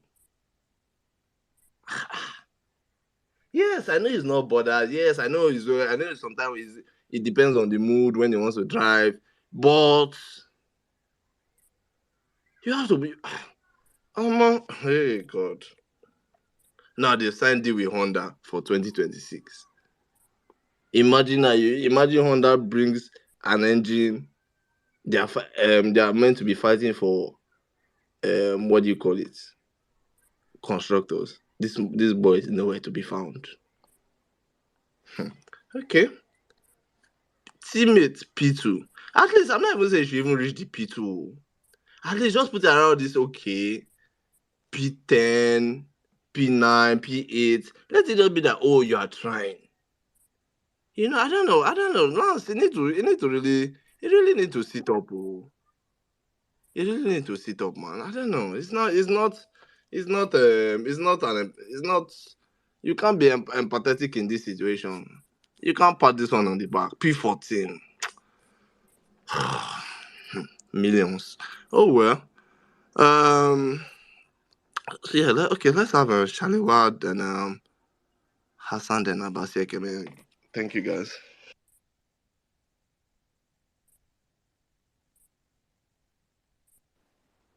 Hello, guys.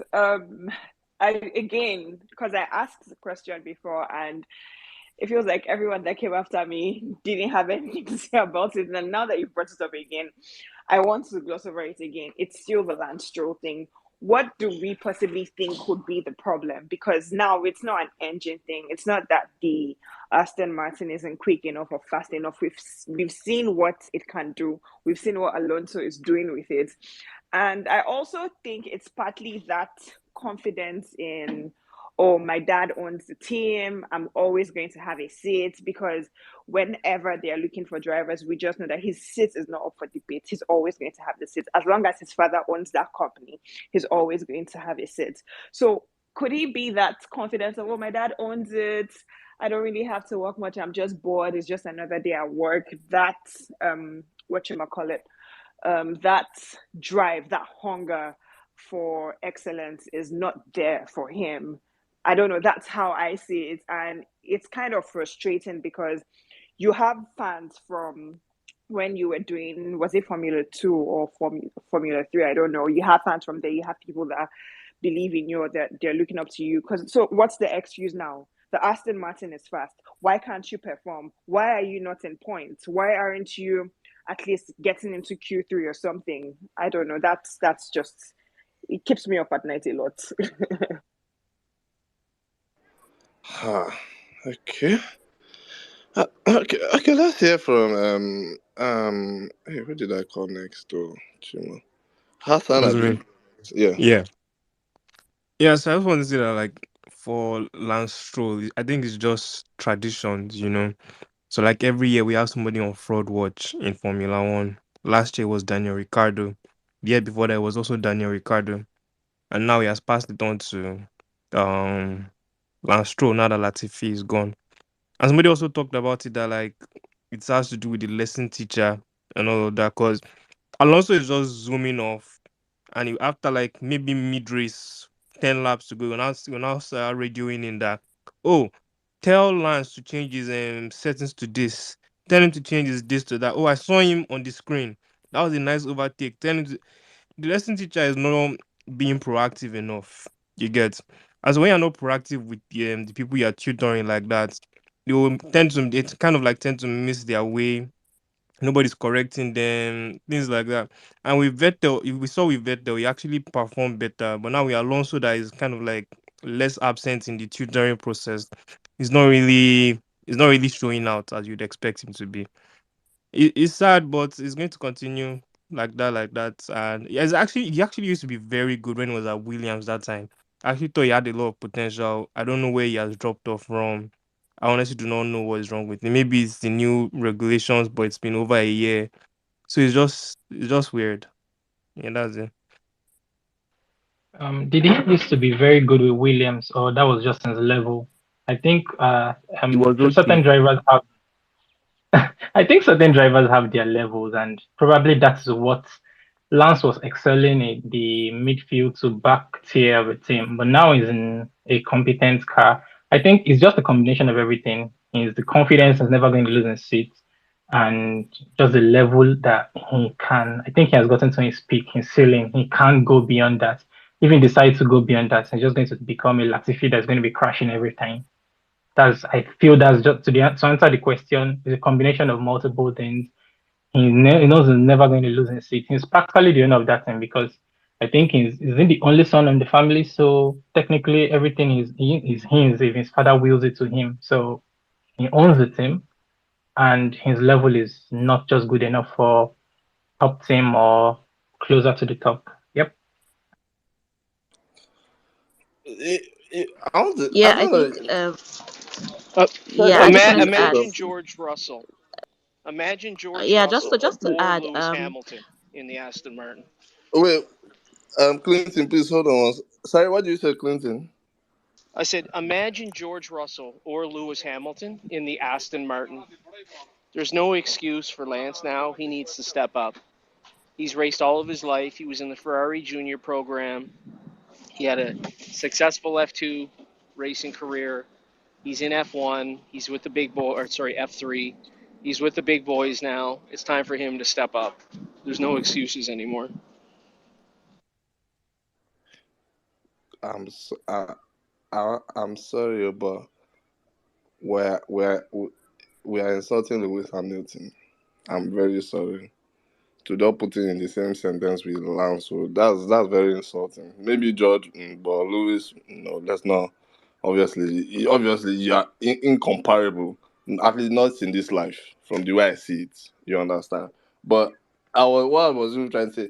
Now I'm trying to understand what's the name of that their reserve driver, the Brazilian guy, Felipe Drogovic. Yeah, I'm trying to see. I now understand why he was upset that Lance healed very quickly for that Bahrain Grand Prix, because I'm sure he would have done a far better and decent job than what Lance is doing at the moment.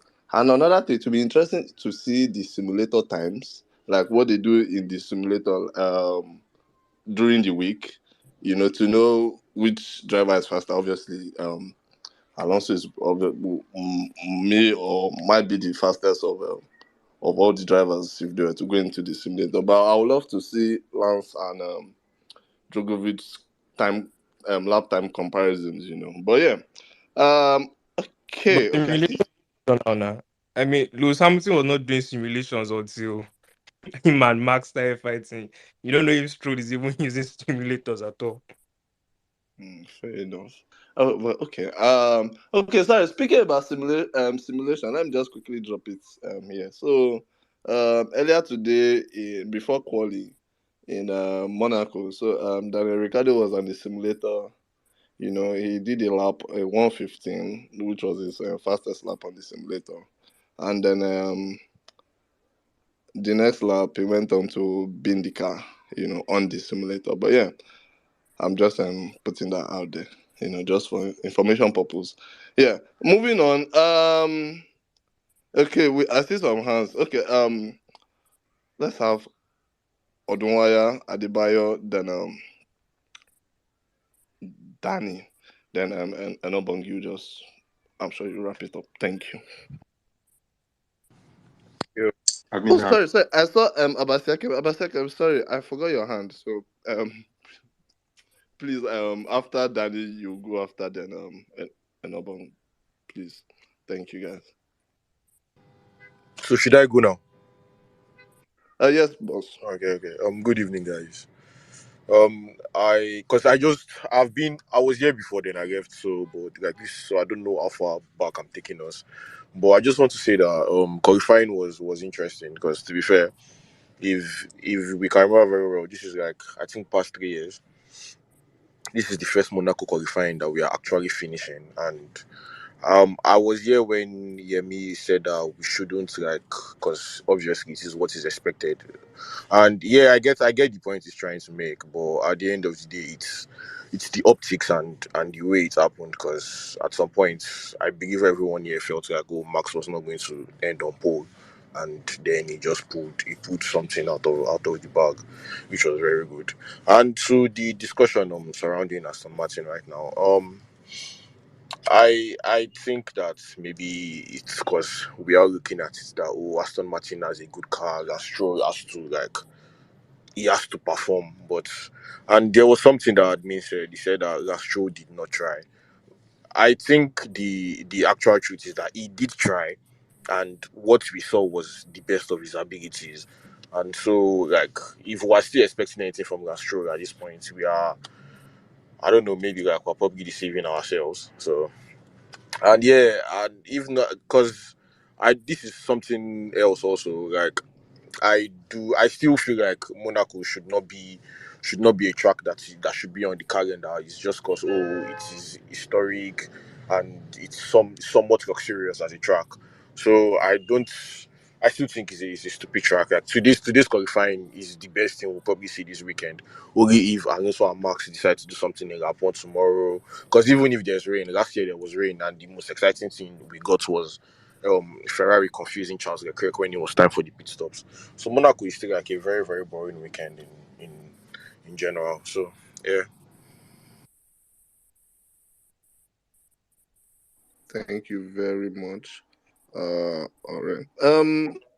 Me, the only reason why I would say they should keep Monaco there, obviously, I'm not an F1 driver. I would just say is for the people that are driving is a test of their concentration. You understand? And then concentration is everything, especially in But this admin, you know that there are some other tracks that they need to concentrate on. Monaco is just which one? there's Qatar, there's Singapore. These tracks literally need. No, now we're talking Sorry, there's Qatar. Jeddah. Qatar Sorry, is I mean they Jeddah. are I world wanted cup to say areas Jeddah. now. I wanted to say there's Oh, Jeddah, Jeddah. there's Singapore. Like, these tracks literally need maximum concentration. Monaco is just, even all F1 tracks need concentration, to be fair. But yeah, I get the But point you're making about Monaco. But there are other tracks that I don't know. Monaco, like, it is too tiny for the way the cars are. So it's like, oh, we already know that it's a procession. Because at the end of the day, we know what will happen tomorrow. If Max should fly off the distance, and also we'll just let everybody back. Like, he doesn't even care. We just let everybody back, hoping that, okay, if Max should beat, Max would like come into traffic because he has held everybody back for him, for him to undercut Max. So I don't know, Sha. Let's see. To be fair. But if he holds everybody back, that means everybody will have good tires at the end of the day. And like, if he now decides to pit, they can also pit at the same time, and it's not going to be like competition of who has the best pit stop to come out. So it's kind of risky Yeah, but also. that's the thing. If Max should pit and Max should enter traffic, I also can literally just wait and be going. Like, if he has already saved his own tires, then the point when Max is in traffic, then he can literally build gap come inside, come out again, and he'll be short of Max. You get why I'm saying that? That is the smartest thing for Alonso to do tomorrow. If in turn one, he and Max they don't decide that okay, let's like, try to have some fun. So Yeah, okay, that's true. Oh, and someone is also going to kiss the wall, so we'll get a safety car, and you know the way safety cars are. Depends on where you're at on the track. You may be able to go in right away and not have to go around. So that would also give us some exciting moments. So hopefully, I'm not praying for safety car, but if it happens, when it's Monaco, you take everything you can get, right? So yeah.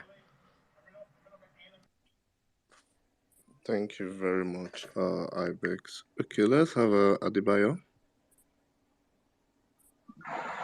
Hi everyone, good evening.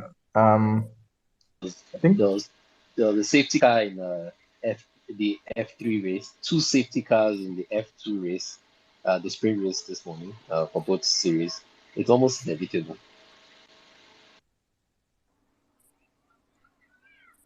right. Adebayo. Right. Hi, good evening everyone. Um, I think to start off for me, it's was a little bit weird that I feel like I was a little bit happy that the moment Max got pulled ahead of Alonso. I don't know why, but I was just happy. I mean, though I I mean I was annoyed, right, when I saw Alonso on pole, and I was like, God, this is.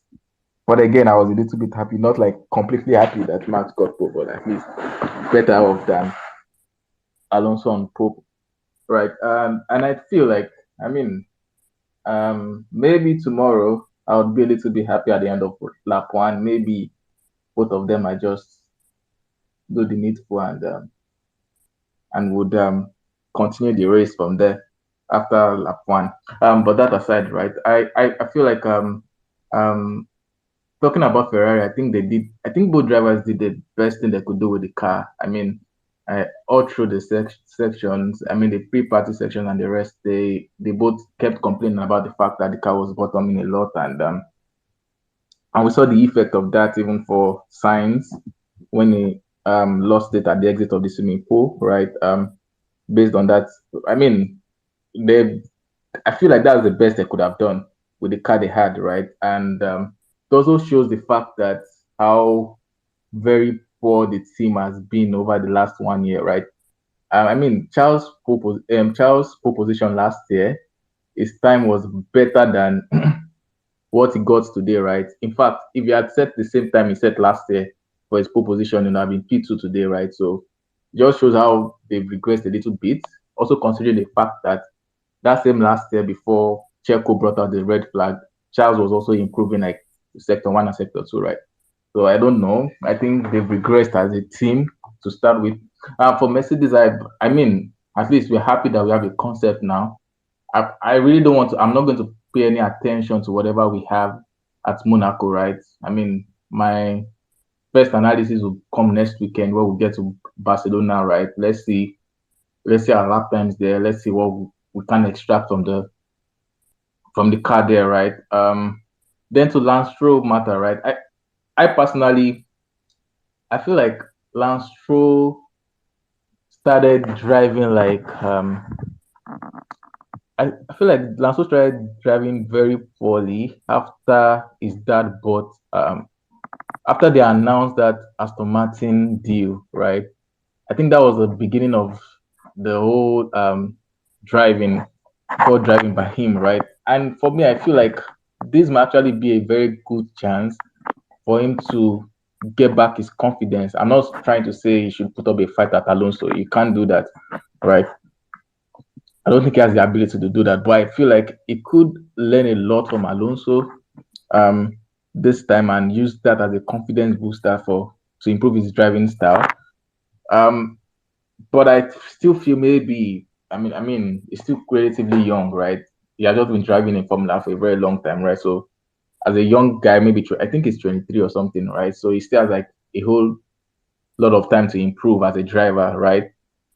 In as much as I don't see him, except if the guy says he's not going to drive in Formula One, right? Because his dad owns a team, right? Um, but he still has I still feel like he can still improve as a driver, right? He's still relatively young. He's not old, right? To call it a day on his career, right? Um, yeah, and uh, yeah, yeah. I think that's the for now.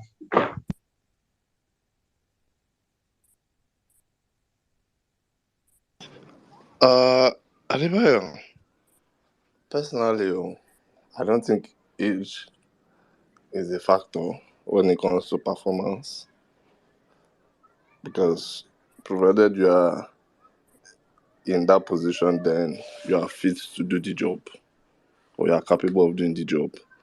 Um, I'm sure if we put a Lando Norris in that Aston Martin, it's going to be a humiliation for him. You understand? So I think age is not a factor because Lance is 24, Lando is 23, I believe, and then you have Yuki. So who is who has been doing exceptionally well this season? You know, as compared to his elder teammates. You know, so um, personally, I don't think age is a factor. I just think he's not just performing well because Lance has gotten podiums. He has had some very good laps, qualifying laps. You know, in the rain when they were the pink Mercedes. He had a decent run. You know, but I feel there's something lacking. You know, especially now that they have a very good car that can fight with the likes of Mercedes and Ferrari. You know, there should be some fire in him. You know, even though he's lacking fire, it should create the fire in him. You understand? Because at the end of the day, you are in the sports to win and not just drive for the sake of driving. You know, but yeah, that's my take on that. Can I just maybe like break down what I meant by what I said, right? What I was implying to what I was trying to say is this, right? For drivers in particular, I think you can improve on your driving techniques, right? So what I would expect Lance Stroll to be doing is this, right?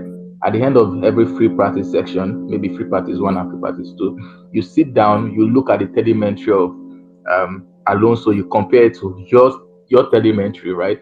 Where at what point is this guy breaking, applying his brakes, going into all these slow speed corners, high speed corners? What is his exit point out of those corners, right? I feel like that should be what he should be doing that, right? That's why I meant that this is the time for him to actually improve on his driving techniques a lot, right? Because you have a very fast guy as your teammate. If I'm not strong, that's what I would do, right? You have a very fast guy in Fernando Alonso as my teammate. After every section, I will sit down and study the guy's telemetry, right? I might even like go as far as taking his telemetry to him, right? What, which, I mean, it's basic, right? At what point did you apply brakes here? How well did you press even as how well did you press the brake? How well did you go about the accelerators? I mean, that should be what you should be doing, right? Right?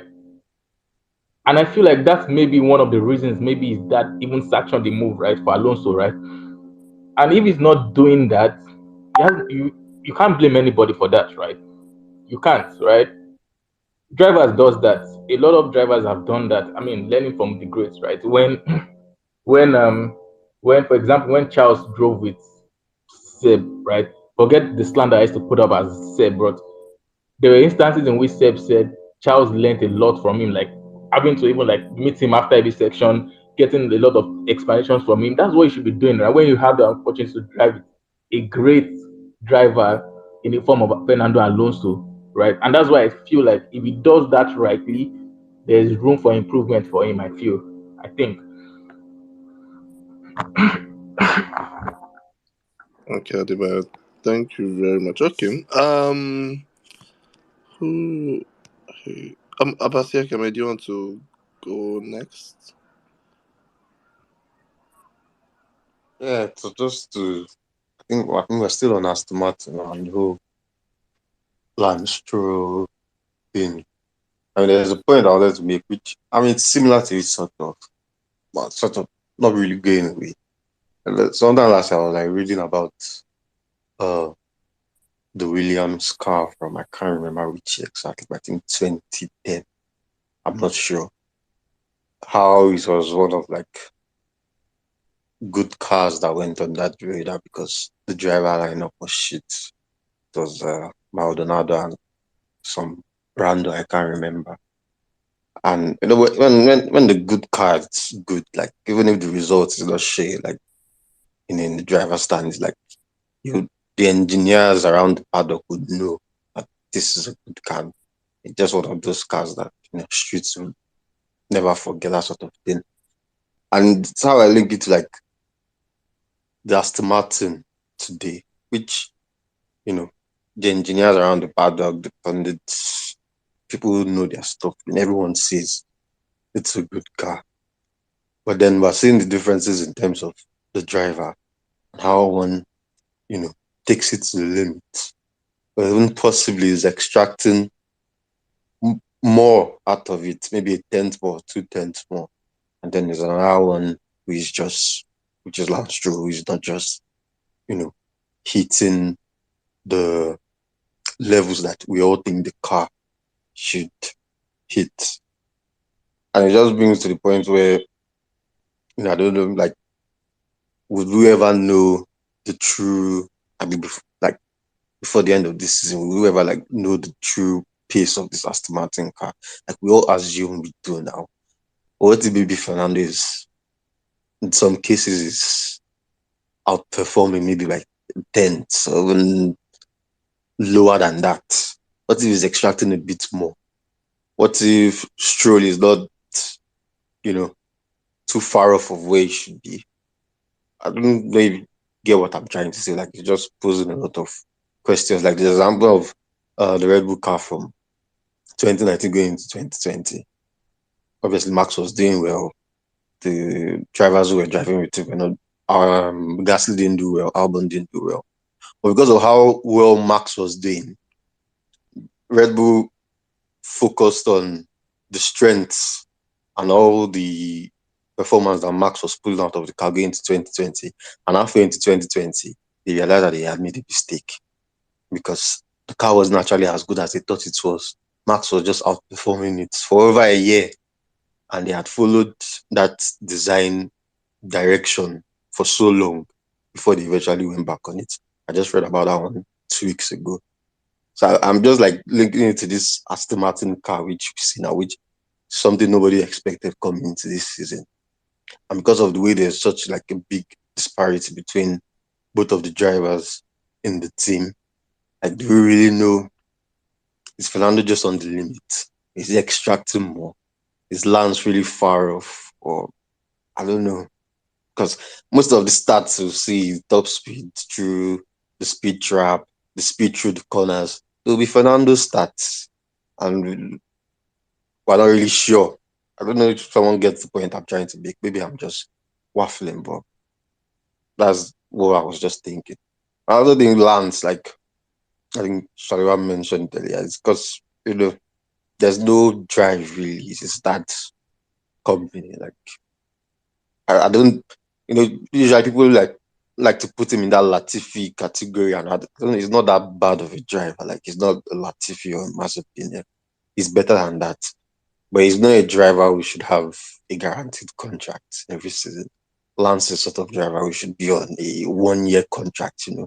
Let there be pressure at your rear end, like feel the fire when you're sitting down. So like you don't perform, you're out next season. But then because of that, he's hundreds of billions of dollars. He knows he's here next season.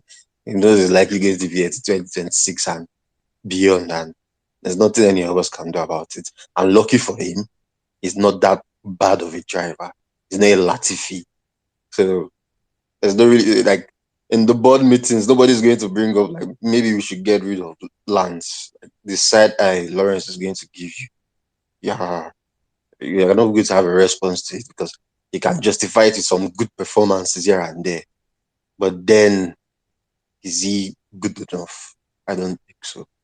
But yeah, that's my opinion on it. I don't know if anybody has any response to the whole theory about what they might be extracting from the car. Yes, I do, but I don't know if it's my turn yet, so I'll wait. Okay. Another, please go ahead. Then we'll have Yeah, I Ibex. was going to say that I agree with some things, but disagree with some things. I think the Aston Martin is a pretty solid car, right? Um, yes, Alonso is a better driver than Stroll. Sorry, Anubang, 1 second. 1 second. So there's a update on Charles Leclerc. He's being awarded a three-place grid drop, 3 grid drop position for tomorrow for impeding Norris. So yeah, Anubang, please go ahead. Thank Oh, you. oh well. I mean, well, yeah. So yeah, like I was saying, I think the Aston Martin is a pretty solid car. I think that the mistake is that we are kind of putting Alonso. Alonso is mate, and we're kind of trying to put Alonso and make that comparison, right? Um, I don't think that I personally think that Stroll it's a mid driver. Um, at best, if Stroll's father didn't own the team, I think that he'll probably still be driving in them Williams, Alfa Romeo, maybe Haas, right? I know he's a Formula 3 champion, but I just don't think that when it comes to, the level of performance you need to be in F1, I don't think that he compares to drivers who are within his age range, the Landos, and of course, George, or maybe I can't even compare him to Max. I mean, those ones are a year ahead, but either ways, but if you look at him within that age range, I don't think that Stroll kind of his talent measures up to so so so it's more like you can't give what you don't have. That's what it is with Lance Stroll. So I mean, I understand it. Yeah, I would go back, look at the telemetry, look at the data, try to see what my teammate is doing. But I personally think that when it comes to Lance Stroll, it's just he doesn't have it to give. So that's what it is. And he probably I think that he's a mid-level driver. That's what that's just what it comes down to. He's lucky that his father owns the team. So he's he has that leverage to be able to be mid and still be in F1. So where I say I agree is because I was gonna say that on a normal day Stroll needs the kind of contract that Bottas had when he was in Mercedes, right? So where you give him like a 1 year contract and you've in a team that his father doesn't own, and you've forced him to perform, you know so his performance, his contract in Europe is based off on his performance. So I think I was also going to say earlier that to Shalewa that God forbid that Lastro keep you up at night. He's not even that guy. Like he's not, he's not someone that can keep you up at night. Like he's mid. That's what he is. So I think we may be having too much expectations for him, and then you're you're disappointing yourself in terms that you're expecting Lance to do something phenomenal. He can't. That's just what it is.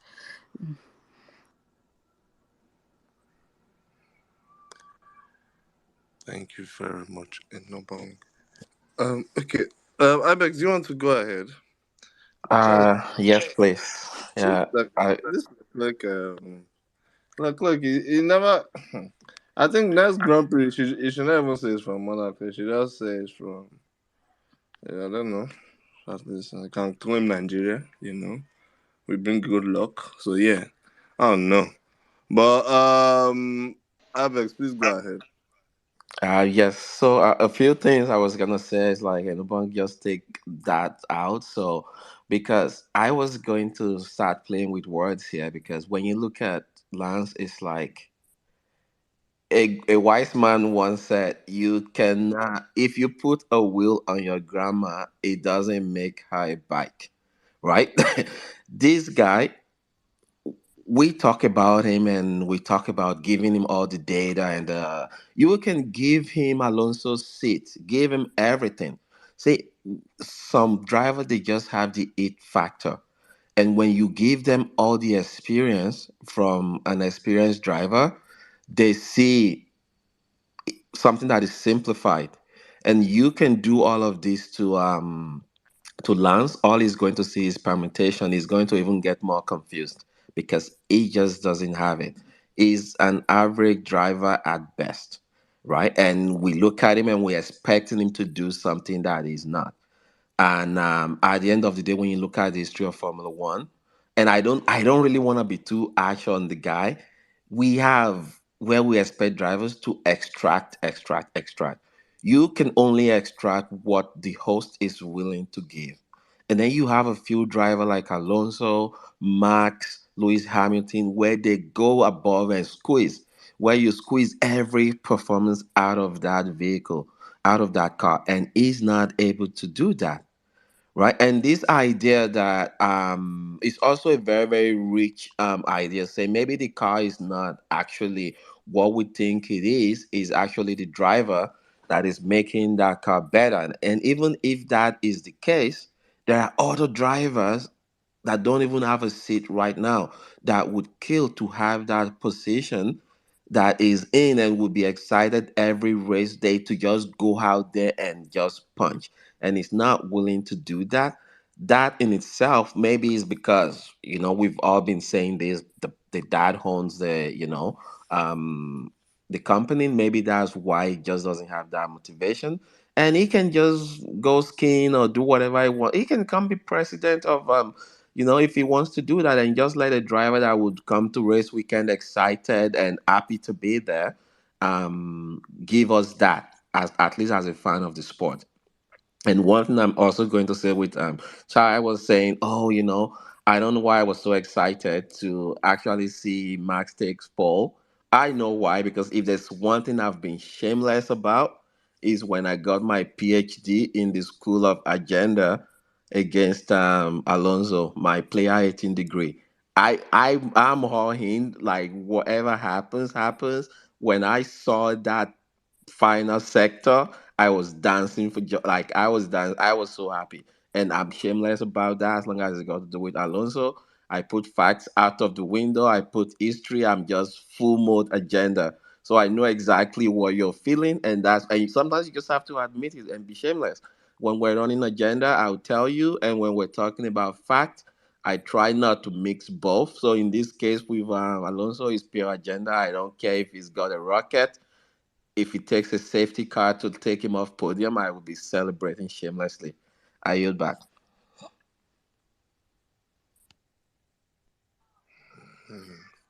Okay. Let's have Imadi, please. Yeah, good evening. I what I want to sort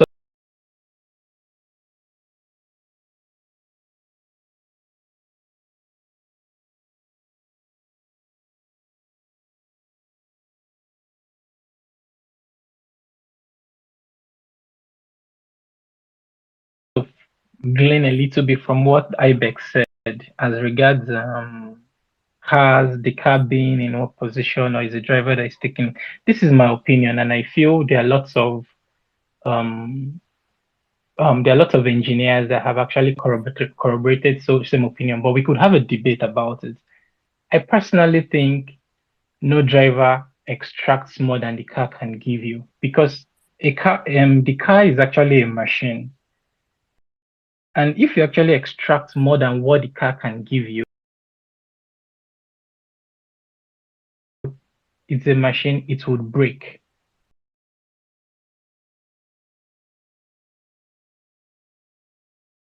So I feel probably our when we are discussing this, because sometimes it seems like these guys are the best in the world. Nobody is reaching 250, 290 kilometers on a no normal, no sane person. So these guys are the best in the world. Yeah, literally insane. But to say they sort of outperform the car, I think most times when we almost want to use these words, it's like they're taking the car to the more close to the optimal performance. But you cannot outperform a car, because if you outperform a machine, you will literally break the machine. And that is what happens when, like for example, when a driver takes too much speed into a corner and he cannot live with it, you crash. So if you supposedly quote and unquote outperform a car, you're going to be breaking that car. So generally, I feel Alonso is sort of taking the car to where the car can be optimally, but he's not outperforming that car. So if we're trying to look for the outright pace of what the car can give, we should look at what Alonso is doing, because he said, like, if, for example, in Miami, he said Max is going to catch me on lap 25. Max got him on lap 15.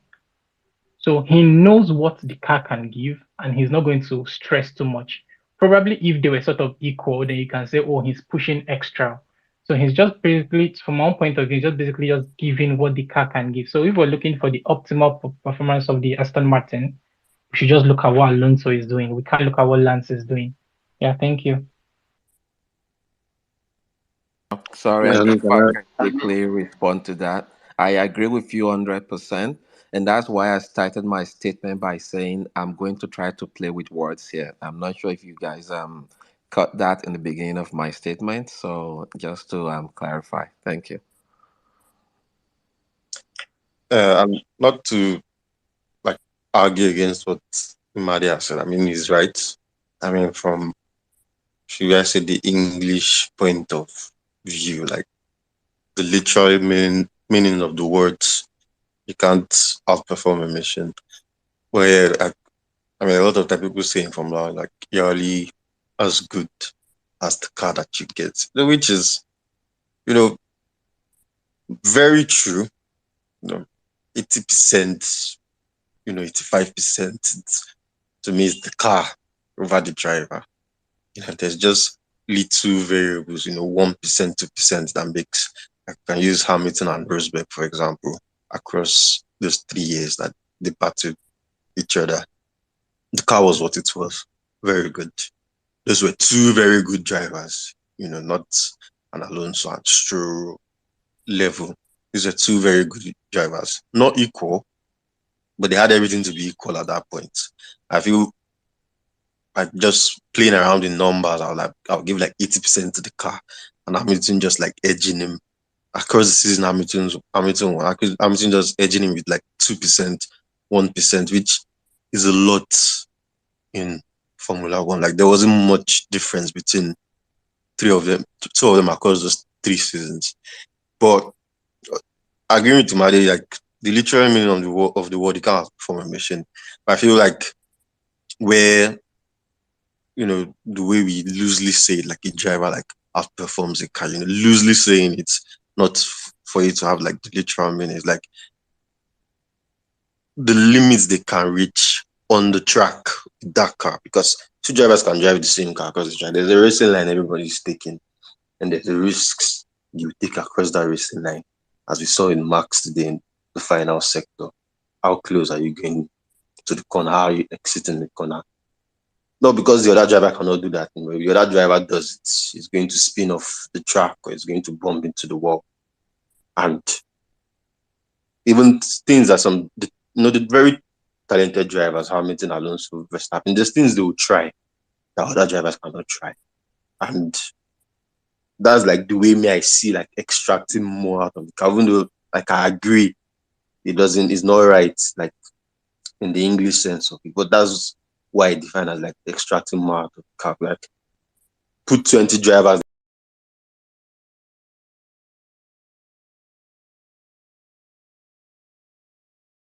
take the same racing line, but there's just one that's going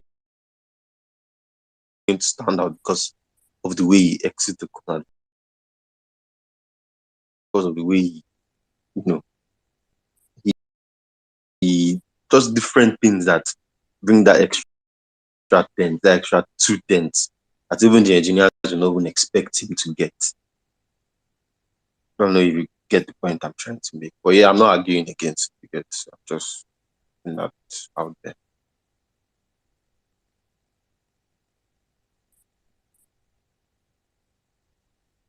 Thank you very much, Abase Kene. Okay, let's have Kosi. Kosi, thank you for waiting and thank you for joining us.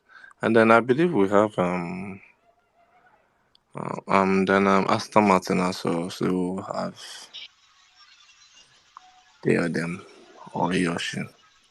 But yeah, Good evening, everyone. Kosi, please go ahead. Yes, can you hear me? Yes, we can. Yeah, I'm not sure if you can hear me now. Yeah, we can. Yes, good evening, everyone. Thank you very much. Um, Quality reaction. I just have a few things to say, not much. This is my first time on the space, and I really like being from Nigeria. I really like this. Yeah, so I was like, wow, I'm here for Max Verstappen. Long may he reign. So it was just it's heartbreaking shot to see Leclerc's great drop. I heard the breaking news on this space again, so which is nice.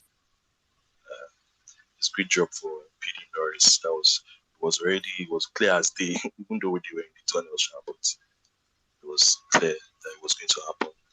So sad for him, but because course continues, I guess, because Max cannot lose from pole. Then I heard someone say something about. I just want to touch on the Monaco. Someone was saying he doesn't like it as a track, and I believe my own personal opinion that if there's any track that should even be on the calendar, it's Monaco because the bravery, and not just the concentration, the bravery. Because all tracks you need to be concentrated, yes, but are you willing to kiss those barriers? Are you willing to touch those? You know, are you willing to do that? So I'm not just saying.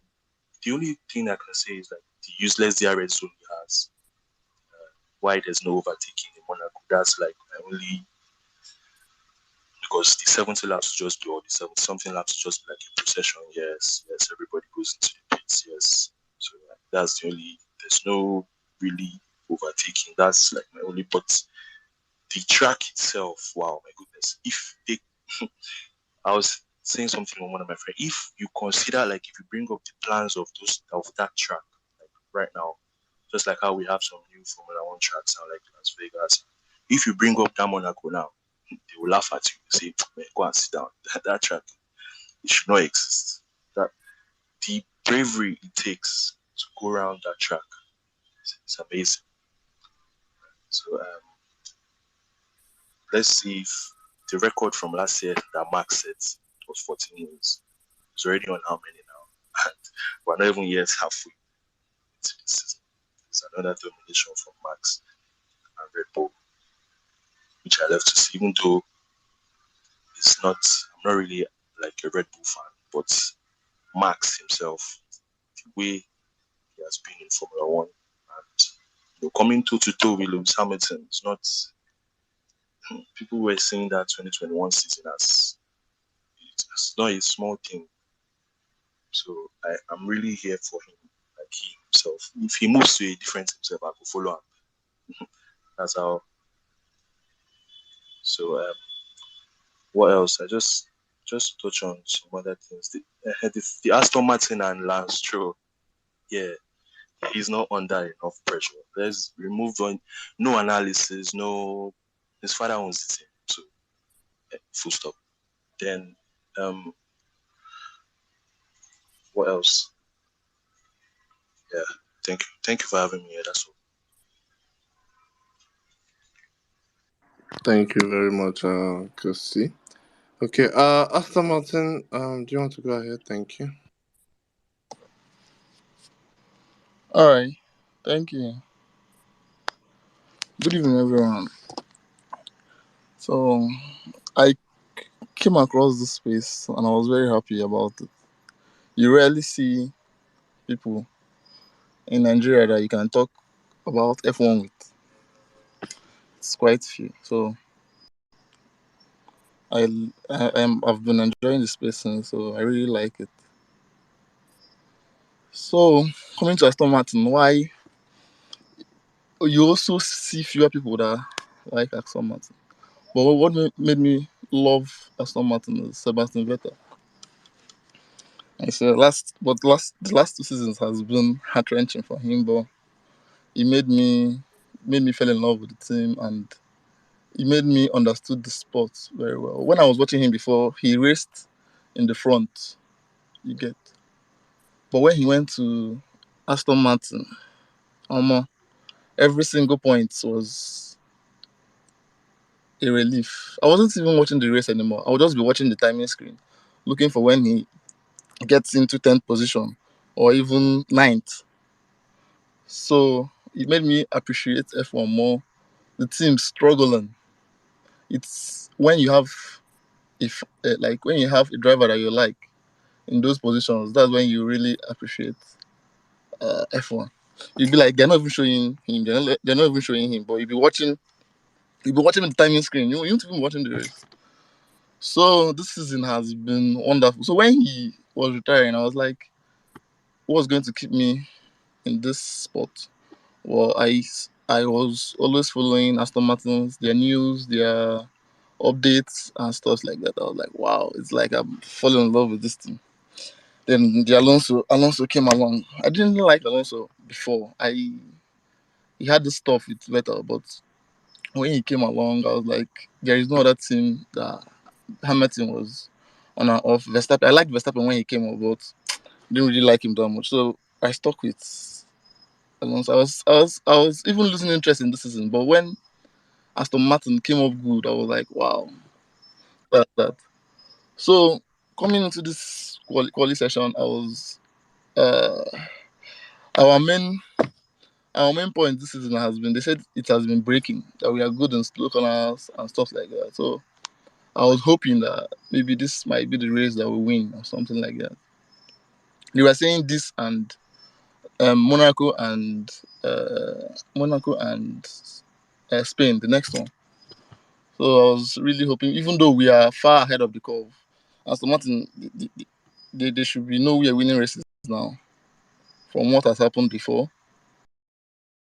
You get, so I'm really happy at where we are, and I hope it continues. Yeah.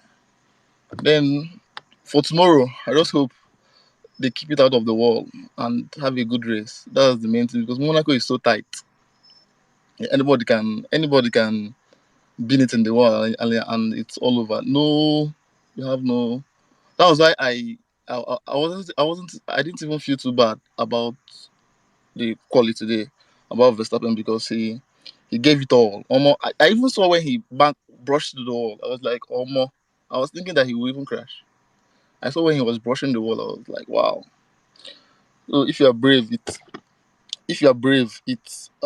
rewards you. So for the race tomorrow, I hope Alonso wins. I just hope he wins. At least we can get our first win. Yeah. So that's that. Then for the other one, for last row, like the other guy said, he is not under any pressure, and I don't see him. I don't see him. He's not leaving the team anytime soon. I just hope he learns as much as he can from Alonso and push himself more. I just feel I don't know, he doesn't push. Like Perez beat him, other people that has Vettel beat him twice. So I don't know if he would. I don't know. It's just basically if he will learn more. He's a good driver. Yeah. In some races last season, he beat Vettel. It's just that Vettel got more high scoring points than him. That was why Vettel beat him. Yeah, he's a good long run driver, but he needs to push himself more. I feel I was disappointed today because there was no reason why he should be getting eliminated in Q2. So that's that. The other, I appreciate this space. I appreciate it a lot. F1 Ninja, I see what you're doing. It's okay. Yeah, thanks very much for allowing me to speak.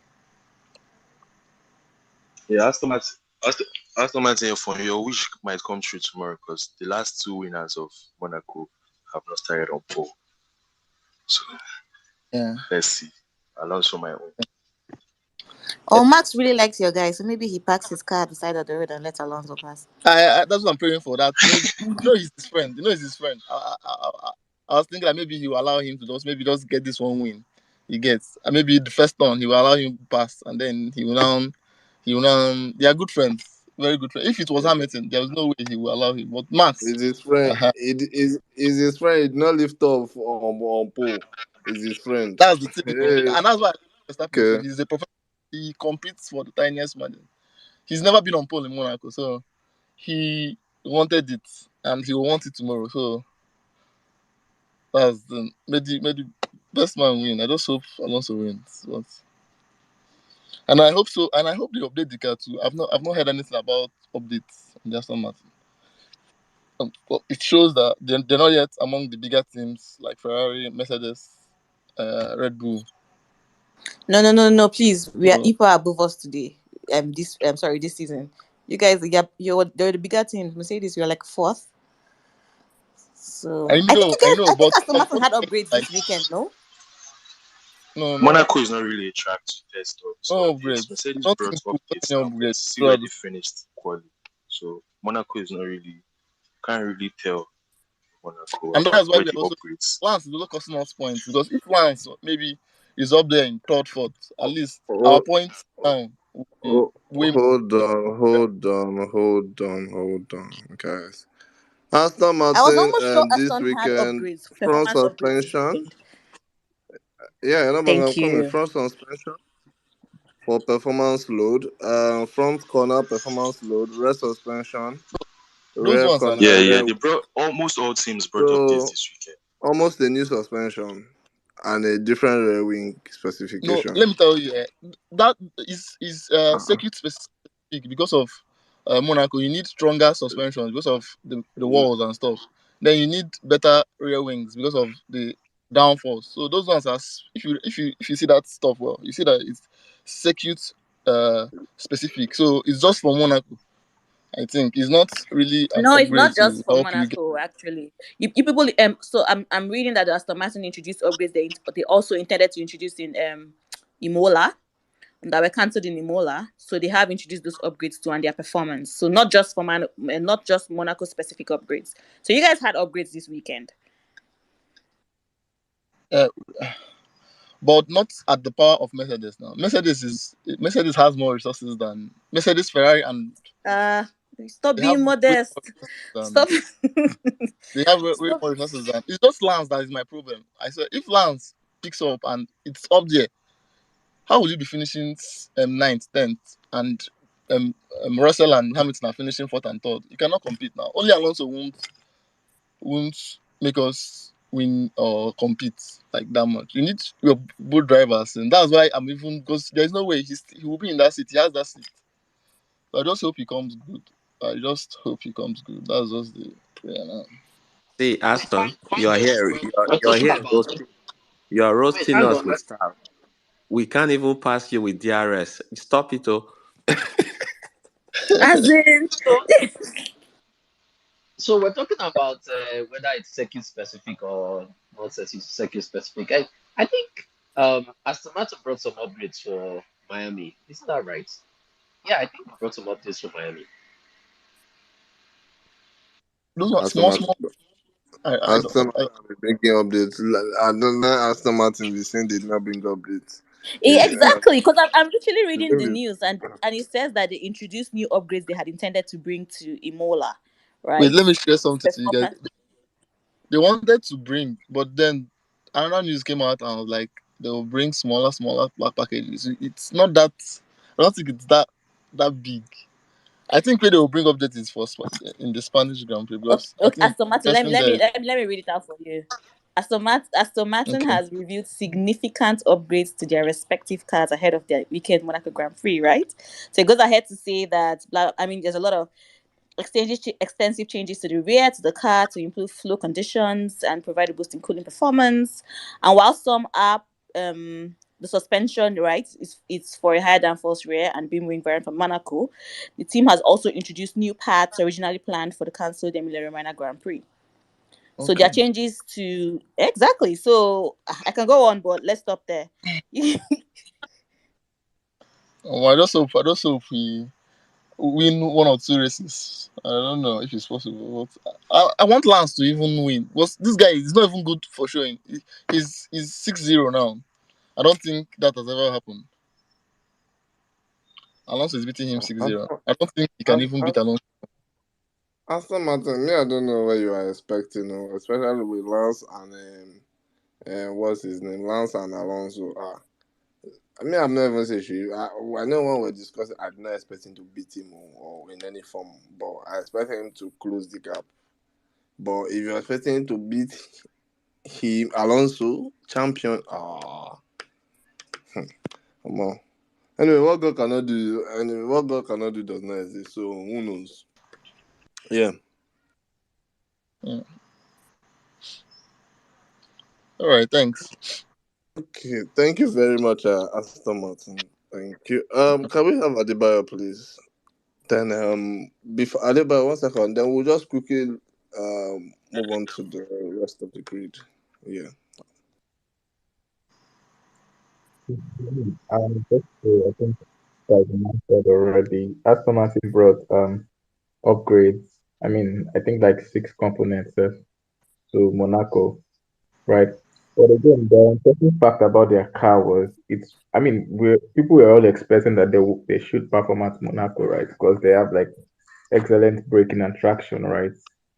Um, that seems like to be one of the very top component of the current Aston Martin car, and having those components um, would work well for you in tracks like Monaco and I think Singapore, um, tracks that are predominantly slow speed corners, right? So it's not surprising that Alonso was able to do what he did and get P2. I think it's not surprising.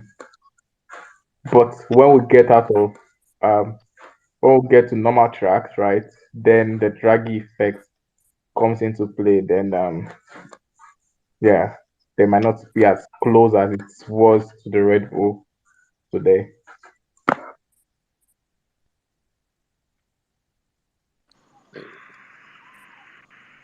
Thank you, Adebayo. Okay. Um. Sorry, Aston Martin, are you going to say something?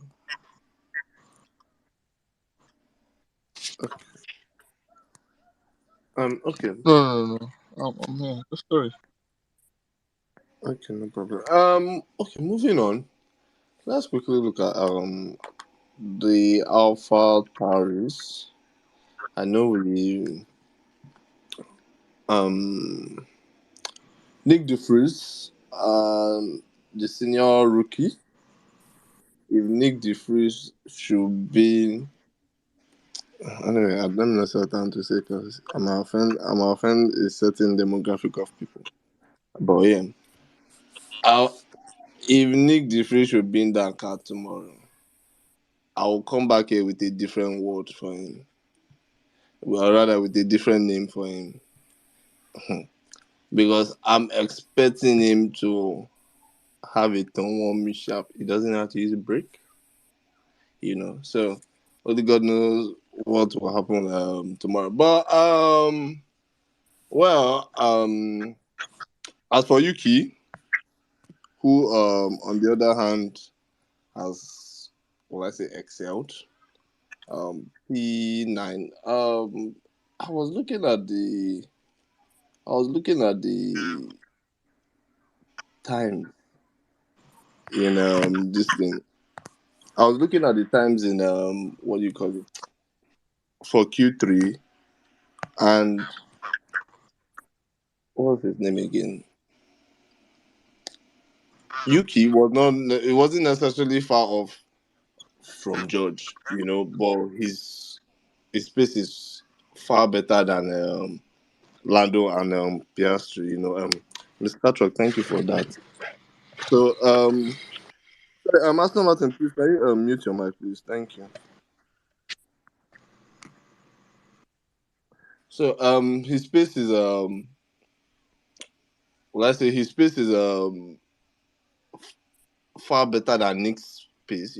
So I believe Nick, hopefully when we go to Barcelona, there is a more conventional and traditional track that he's more familiar with, then he'll be able to perform.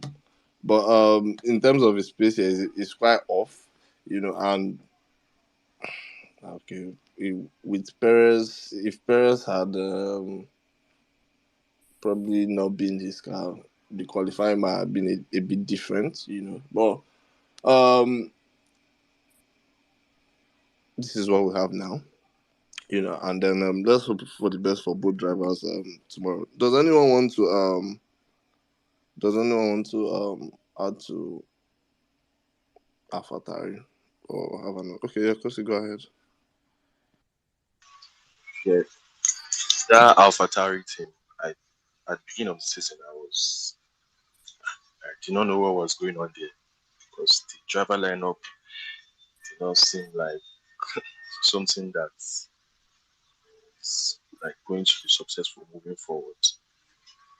So I don't know if they wanted to give Nick De Vries a contract for the year, they should have said it was for the full year and not, you know, telling him they can replace him in the middle of the season. Like, is he a reserve driver or is he a rookie or is he?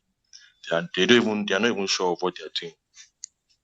Yuki Snow, who is the senior driver? Is he Yuki? Is he Nick? I, I don't even want to.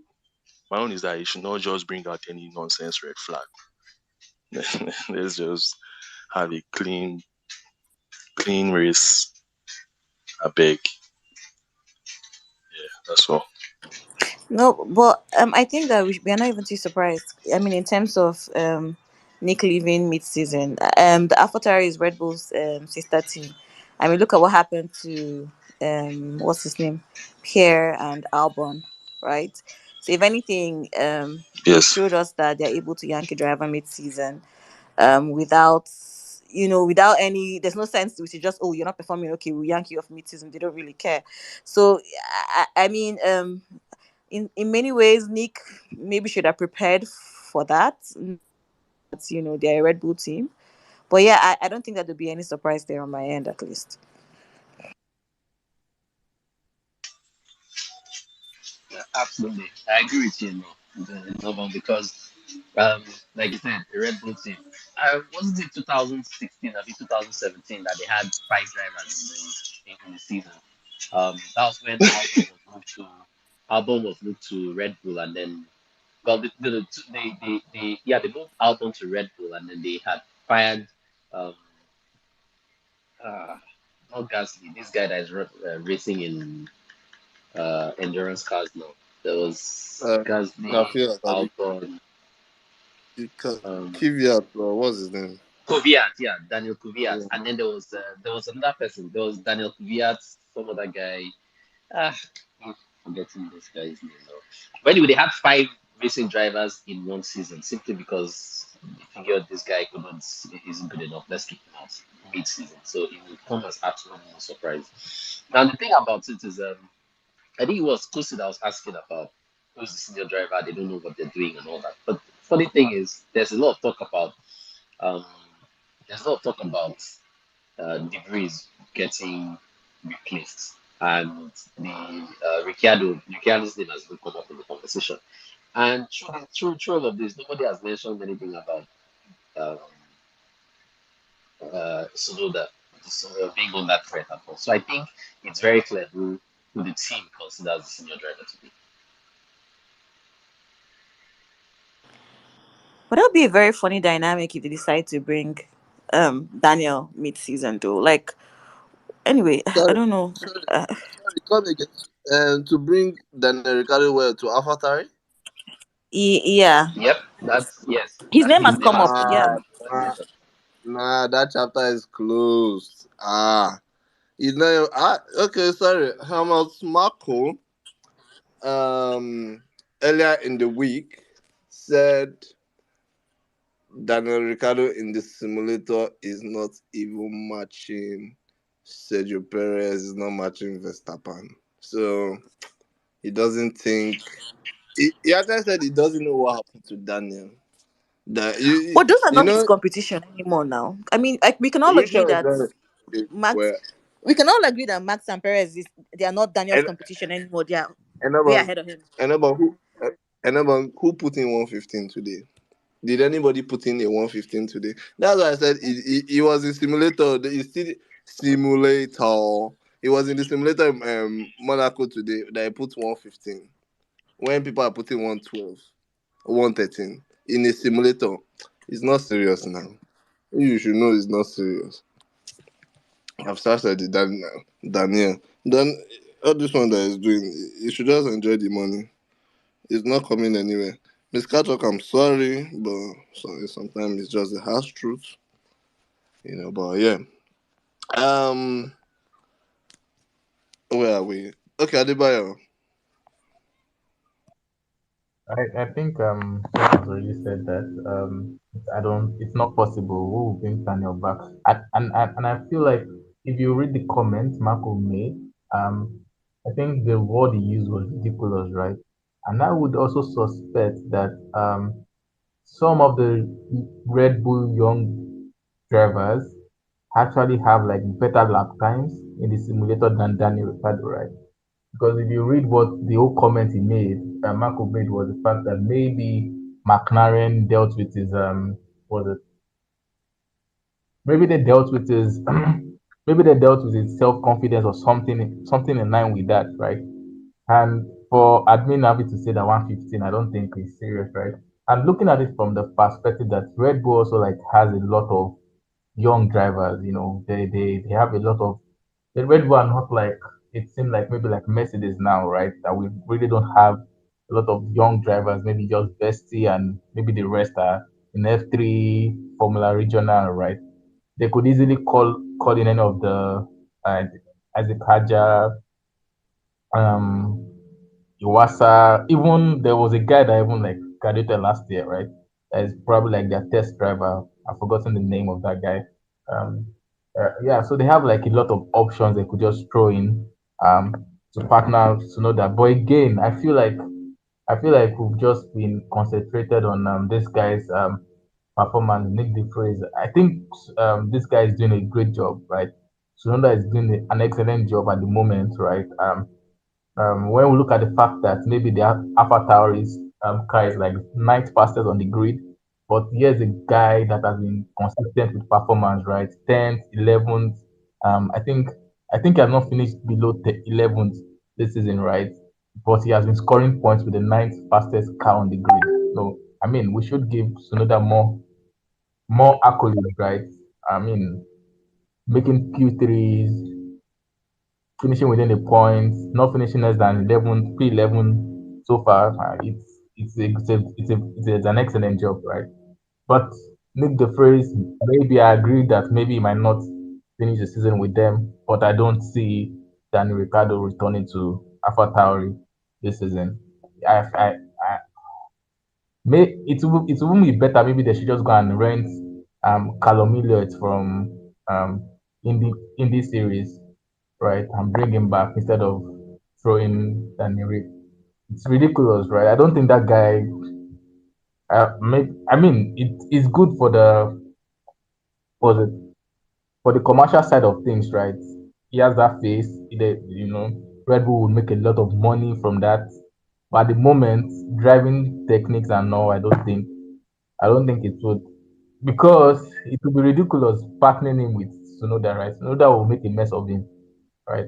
At the moment, Sunoda will make a mess of him. And if I was him, I would just rather just take this year as a gap year, find back my confidence, and maybe let's see what happens from next year. But this year, that will be the end of his F1 career, in my opinion, because I feel like Sunoda is doing pretty decent job at the moment.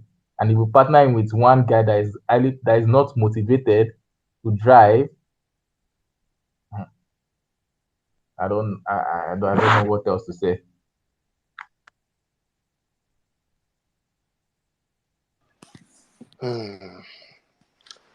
Oh well, me I'm never in terms of the commercial part of things. Me I'm never. It's not. It doesn't make me smile again. So I don't know what's commercializing. At least I'm not buying. I'm not buying Mets. So it's Red I Bull think people. Adebayo is even It's being Abdul modest and by Red saying Bull. that he should regroup for 1 year and come back. I think his career is over. I feel it's gone. It's gone. But yeah. Okay. Moving on. Anyway, not moving on. Nick DeFries. On the other hand, oh sorry, Nick DeFries have even even said that, oh yeah, he knows that he's made a lot of mistakes, which is fair enough. It's good to even admit that you are making mistakes. But and he also said he's working on correcting these mistakes, which I wish him the best tomorrow in Monaco. But I believe he would have made that statement maybe after the Monaco GP. You understand? Just so that when you get to that conventional track, you know that okay, it's a different slate. But yeah, that's just my take. Okay, moving on. Let's look at Alfa Romero. Um, quickly, Bottas and Guan Yu Zhou. If you don't know, um, are entrepreneur. For those of you that don't know, Bottas entrepreneur, driver, businessman. Yeah, I believe it was during because we had a bit of a break, almost 3 weeks break. And a lot of things happened.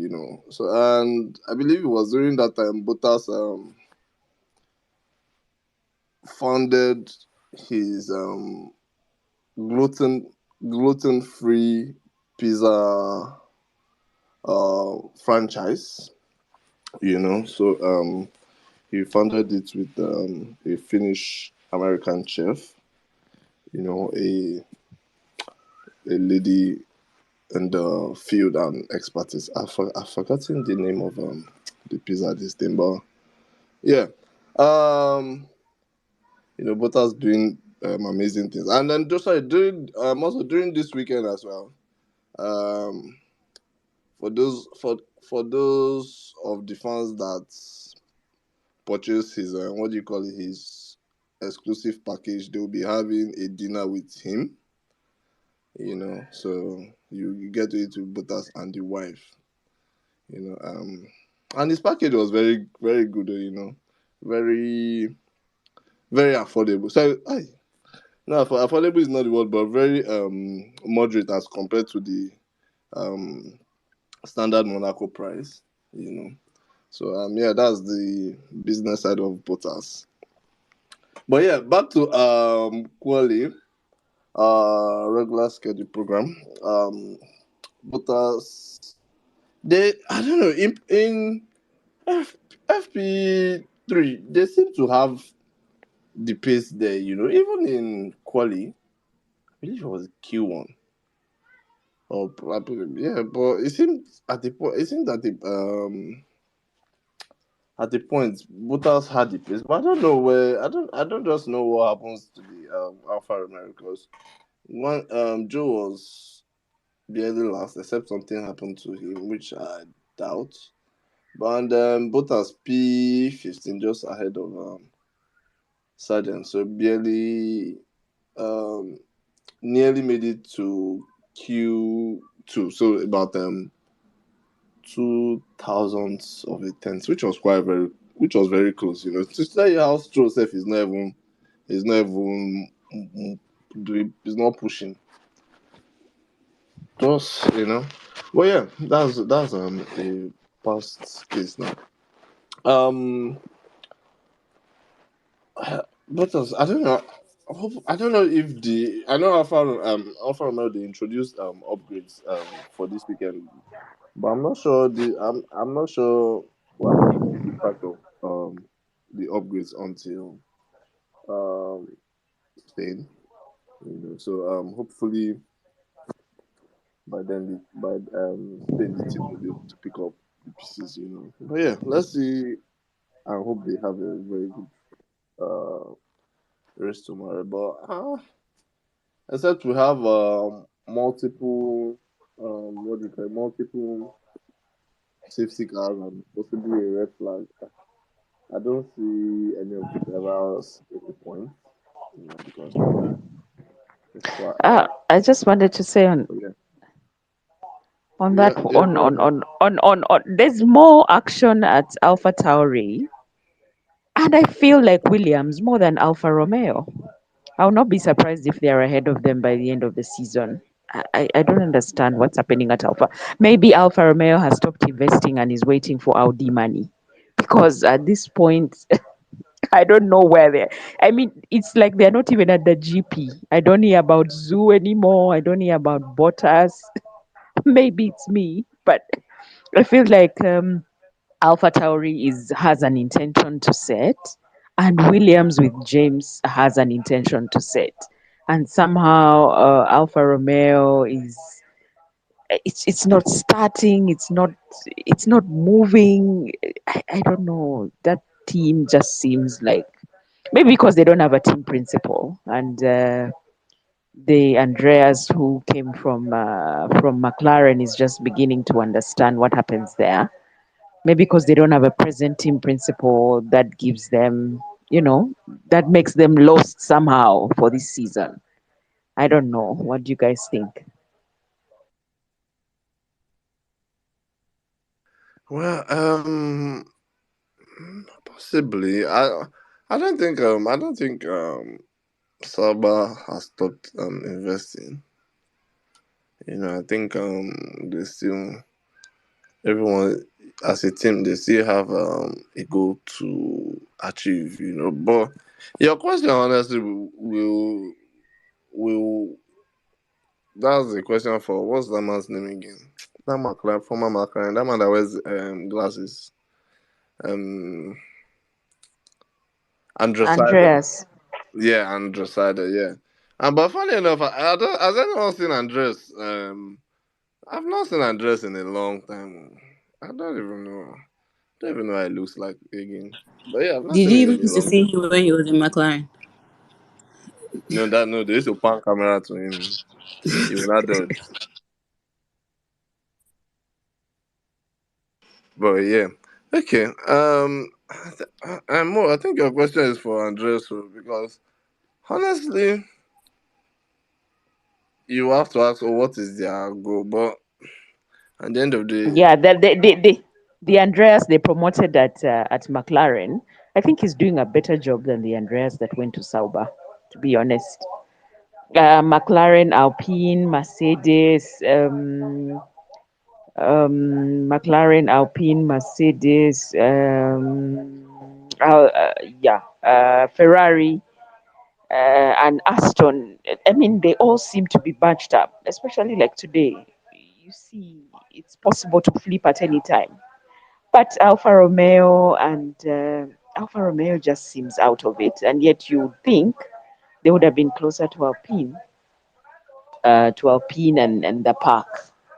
I think if Williams remains focused and Alfa Romeo may just be swept off, and them and Haas, I don't know, they're in between. But they haven't been great all season either ways. I mean, they showed prospects in testing, I think, and the first race. But they really have. I mean, we've had this. It's almost like we've had this repeated conversation every time in the space where Alfa Romeo hasn't really been great all season. So I'm not even expecting anything too much from them. I mean, they did show some form of promise, I think, during free practice. And I was like, okay, is that Joe leading? But then, I mean, it was superficial. I don't think that they've been great all season. So I'm not even too surprised. I think that the William will probably do better than them. Or is doing better than them, this season. So I'm not too surprised that Alfa Romeo is doing bad.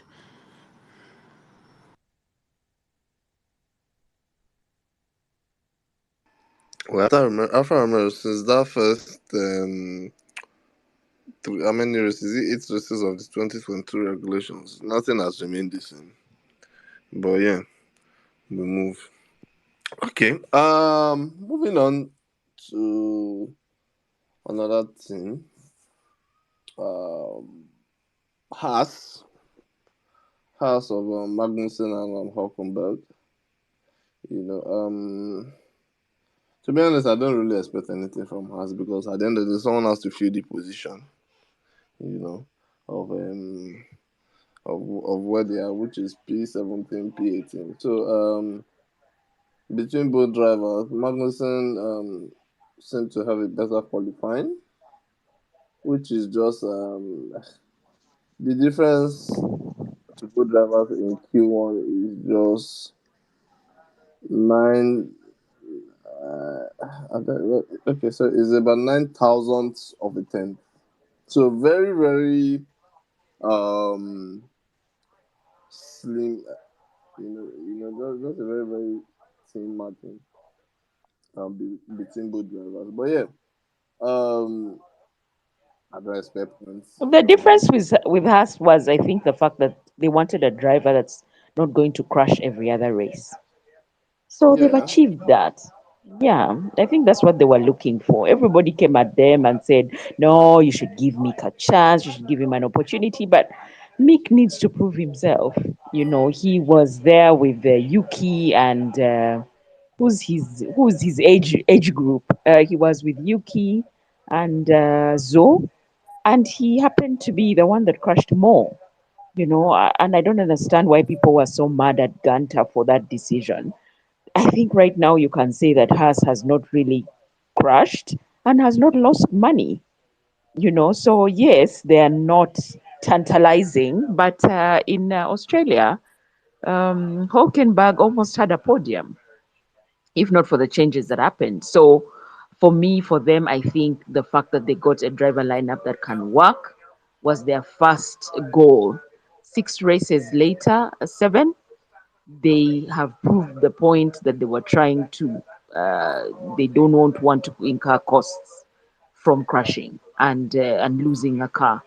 So they move forward to somebody that can qualify. Another one can actually run a race pace better. So I don't know which other options they have. Maybe somebody in F2 coming in there and causing I don't know what miracles. But from the rookies of this year, it looks like experience trumps rookie. So it's okay. I think they have achieved. I mean, I think their point came to light.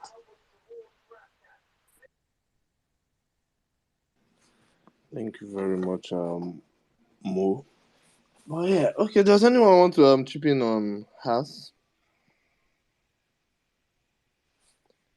Okay, I believe nobody else been at the back. But yeah, let's go up a bit to Williams. So Williams, Albon P13, Sergeant um P16. Sorry, if I'm not mistaken, Sergeant at a point, I believe he hit. Maybe it was in practice or so, but I believe he hit the wall at a point. You know, which obviously is something is the margin is quite high for you to hit the barriers. But overall this weekend, though, it has been a very apart from apart from Perez, I believe it has been a very okay, possibly Hamilton. Okay, not so clean, I guess. Because I was going to say, oh, it has been a very clean weekend, but I've just mentioned two incidents that have brought out the red flag, so I believe it's not so Albon, clean at the end of the day. Albon in FP1. Okay, yeah, Albon. You see, Albon. Okay, yeah, Albon was what was Albon's issue again? I forgot. Just had to remind us of You notice Albon's issue. that he crashed at the end of FP1 with 4 minutes to go. He brought out the red flag and they didn't continue the session. What part did he crash again? I remember, but I'm trying to remember what part he Into crashed turn again. one. He crashed going into turn one. He Okay, yeah, lost the yeah, rear. yeah. Okay, yeah. Similar place with Perez as well. Yes, into the one. Yeah. So I don't know.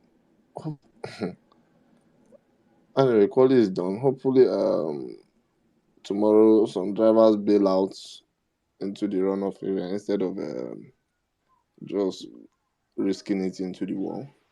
But yeah, Do you Mo, do you think want there'll to say be any something? overtakes?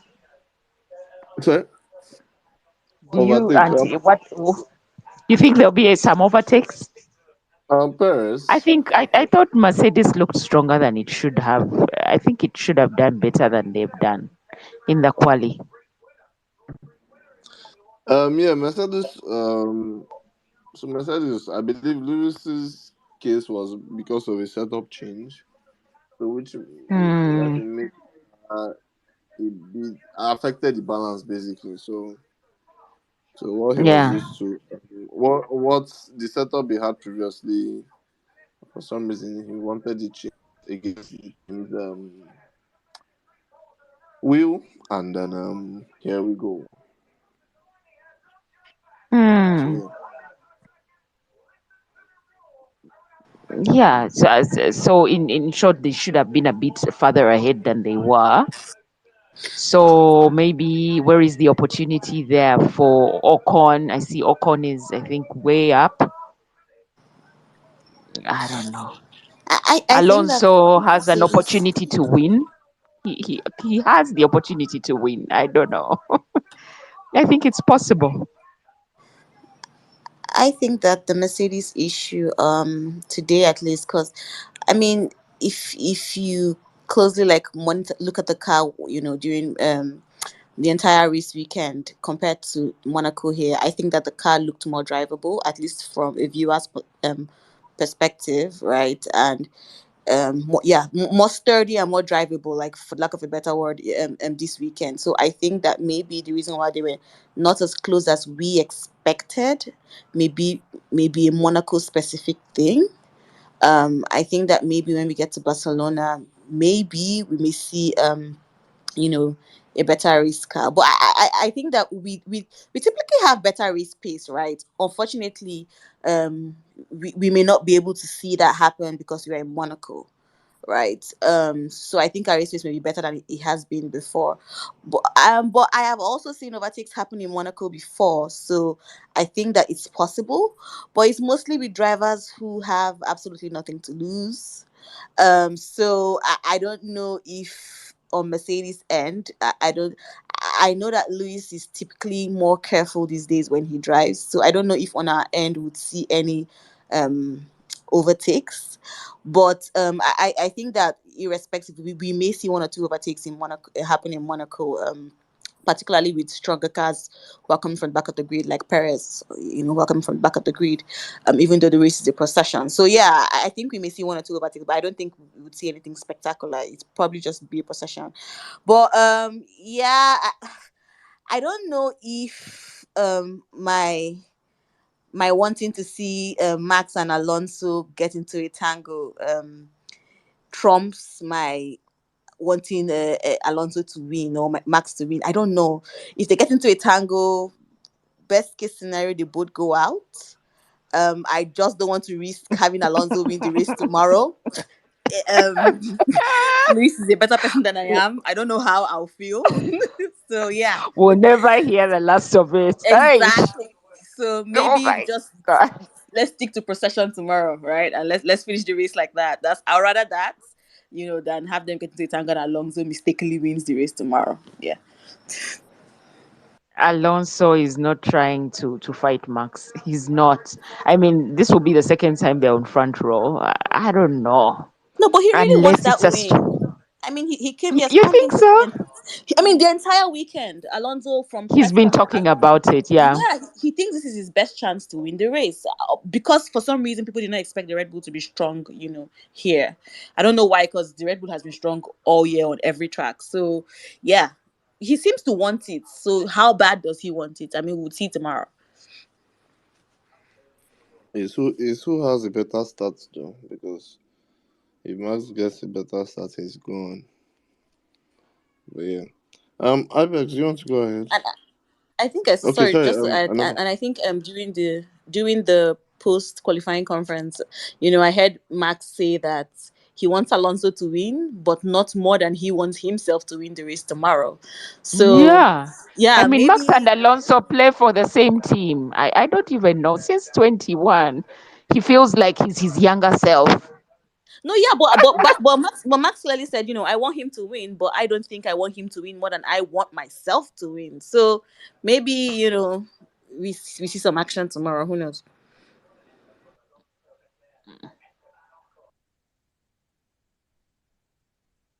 Ibex, you want to go ahead, please? Yes, I will.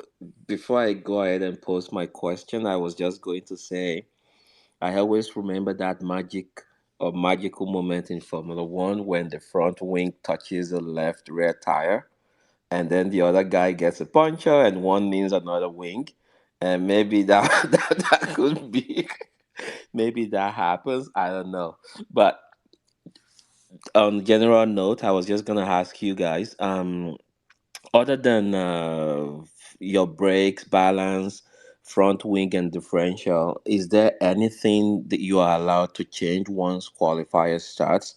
I'm just looking at the Hamilton situation. If there's a way we can get a little bit back into the car, so I'm not sure. So I'm just asking anyone if you have any information. Thank you.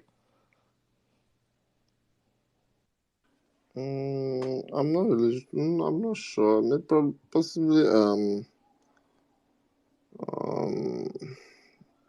adjust the front wing a bit.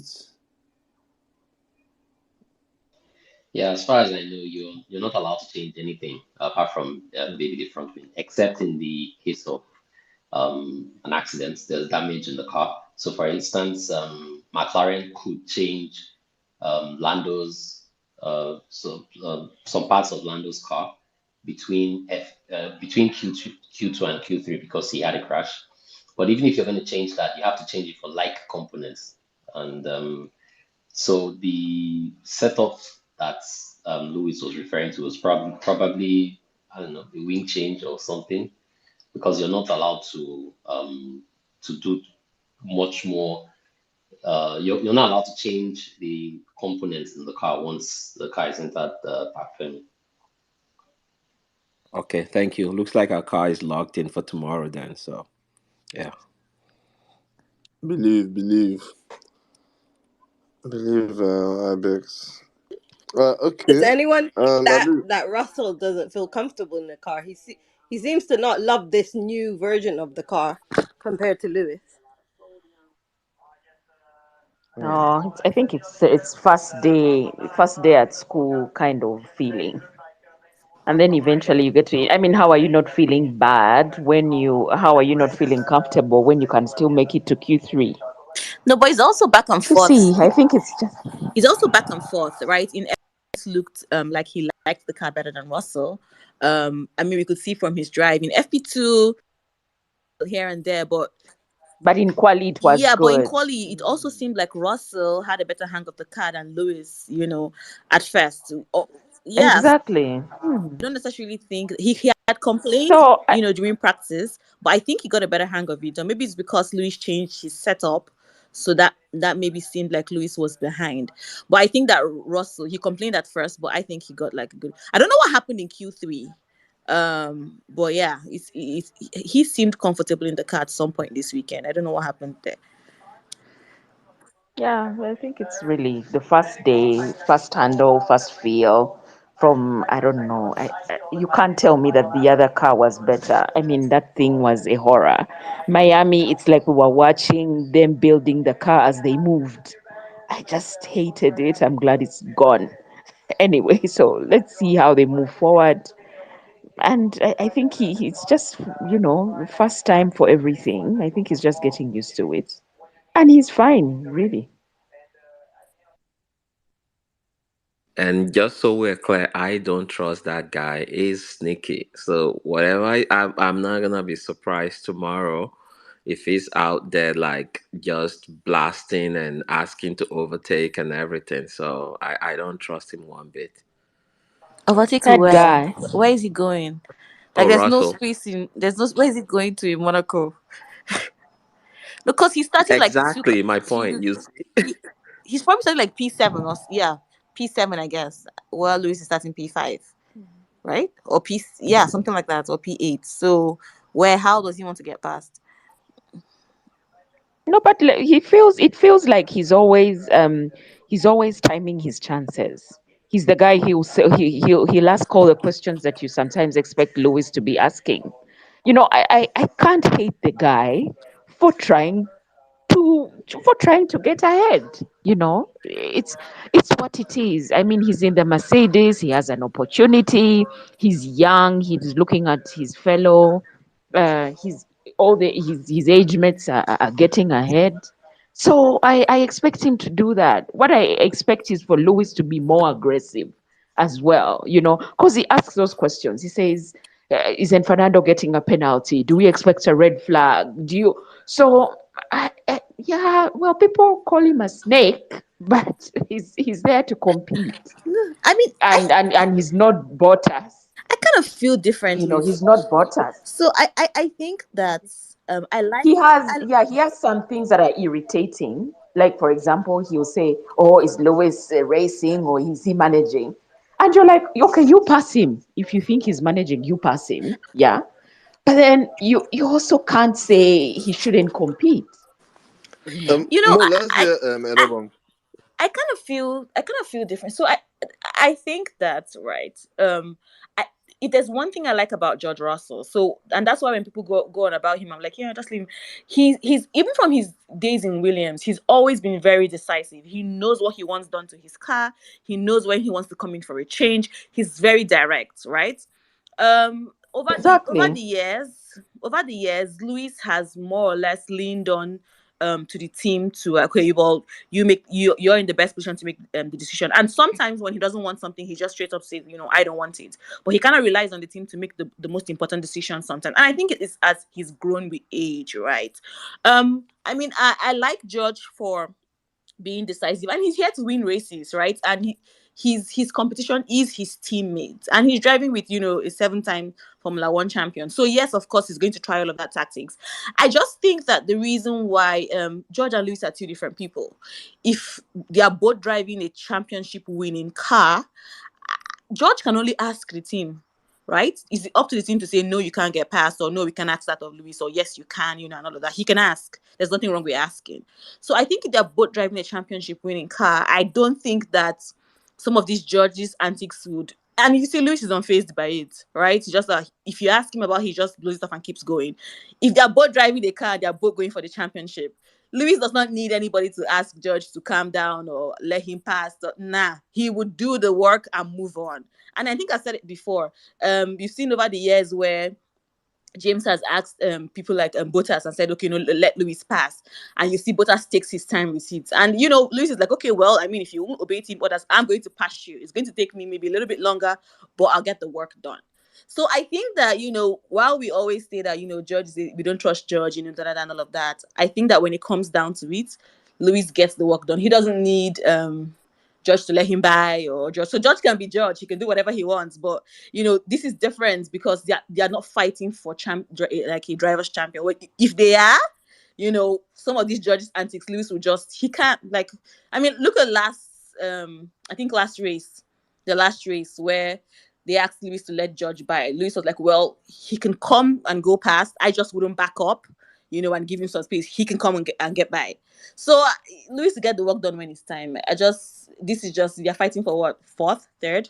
So I'm not too worried about George, to be honest. I like that he's decisive. That's one thing I like about him. Yeah, but I think they're two different drivers, two different. Plus Lewis as he's older, he makes different decisions. He's not as aggressive, and that's fine, to be honest.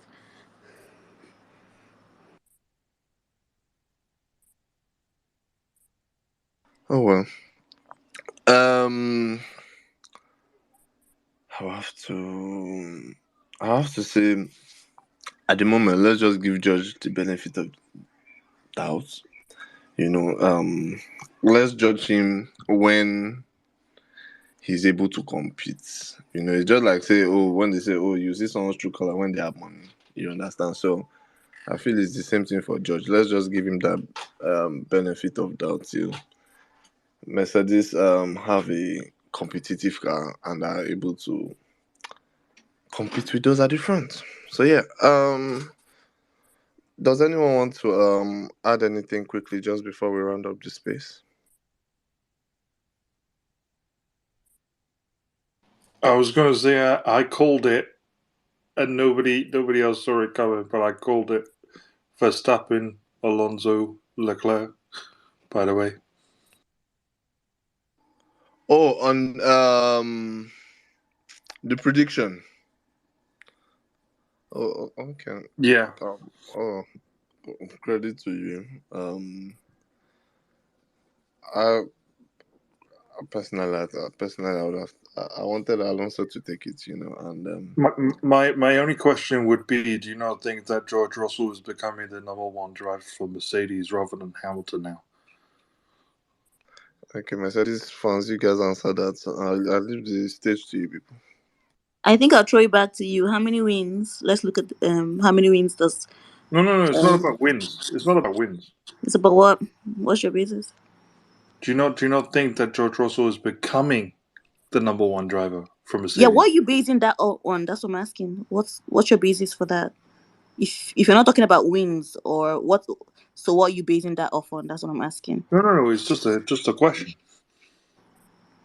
Do you not think that with Russell driving the way he is and being in the performance that George Russell has had over the last couple of races, he's always outperformed Hamilton. This is the only race now where Hamilton is qualified above him.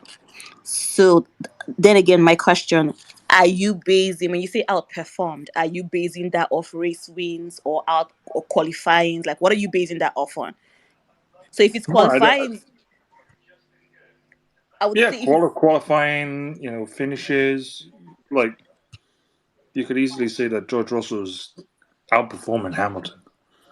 in terms of race wins, I'm not keeping count, but I'm not sure if anyone knows how many race wins compared to like Lewis and George. But if you're going to compare qualifiers, what is the Guys, point of off to bed. qualifying? Sorry, Mo, what did you say? Ignore, sorry. Oh, okay. So I'm not sure. I can't say for a fact what the race wins are between Lewis and George. Um, no, sorry. In terms of, I can't even say race wins. Like finishing, who finishes above, above the other. I can't say what the numbers are, the tallies are right now. But we qualify. What's the point of qualifying ahead of your teammate if you don't finish ahead of him in the race either way? So, I have never necessarily looked at qualifying as a basis for that judgment if you're not finishing above your teammates, right? I think I pretty much had, is Lewis not ahead of George in terms of you know races? I think he is, but George is Lewis is ahead of fourth, George is sixth. Lewis. Is what? Lewis is fourth, and George is sixth in the championship. So Yeah, I don't know what people are talking exactly. about. So that's what I'm saying. So what's the point? And I think qualifying is 4-1 now, or no, 4-2. I think. What's the point? That's four George, 2 Lewis. What's the point of qualifying ahead of your teammates if you're not finishing ahead of him in the race? So I have never really looked at qualifying ahead of your teammates as the basis for having these conversations, because if George doesn't finish ahead of Lewis, whatever the case, in the race, then what's the point about qualifying him? So that's why I was asking, what is your basis for making that, statement? Is it based off who finished ahead of each other in the race? Or is it who is out qualifying who? Because if you're using qualifying, I don't think so. And in terms of number one, number two driver, I know Mercedes, we say that we don't have a number one or number two driver, in our team, but let's not kid ourselves, right? If both have a championship winning car, I still think that Lewis would be miles ahead of, maybe not miles, like he would be ahead of George, right? So I don't know what the basis for that conversation is, but I don't think so. I mean, I just think that the way Hamilton is driving at the moment, he's not driving as well as he usually does. Like in the previous seasons, he's he's had a massive battle with Verstappen that season where everybody was complaining the last race, and that kind of like outdid him a bit. Like after that, like look at the quality of his driving so far. It's not up there. And you can, I mean, you can blame the car all you like, but it's the driver that's driving it. What do you mean the quality? What do you mean the quality of his driving? I mean, let's The let's discuss quality, that for a bit. like if you looked at previous seasons, Hmm. you always saw Mercedes have a top car Hmm. and Hamilton would push that car to its limits, right? Now, if you look at Mercedes' car now, it's not a top car. Mm-hmm. And Hamilton is pushing it as far as he can push it, and it's still not performing. It's underperforming. I mean, so right there, that's where you contradict yourself. So you cannot say that it's not about the car and then say that. Well, how have I contradicted No. myself when you look at the result today? Coach, no. When you look at the result today, Hear me out. when you've Hear got me Red out. Bull, You're you've saying got that Hamilton Ferrari, is not driving, and you've got an Aston Martin outperforming a Mercedes. Because they are better cars than the Mercedes this season. I don't think anyone is, eluded by the fact that the Mercedes car last season and this season is not up to par. I think every Formula One fan knows that for a fact. Why I say you're contradicting yourself is because you start driving, at top performance, or he's not, driving at his top ability, whatever that was. And then you go ahead. It's not about the car. We can blame the car all we want. And then you now come back to say that the car, the Mercedes car is not performing this. Of course. I mean, we had a conversation today where I think Imade was saying that you cannot outperform a car. You're as good as the car. I mean, you can be a type, but you cannot, you're as good as the car, the machinery that you have.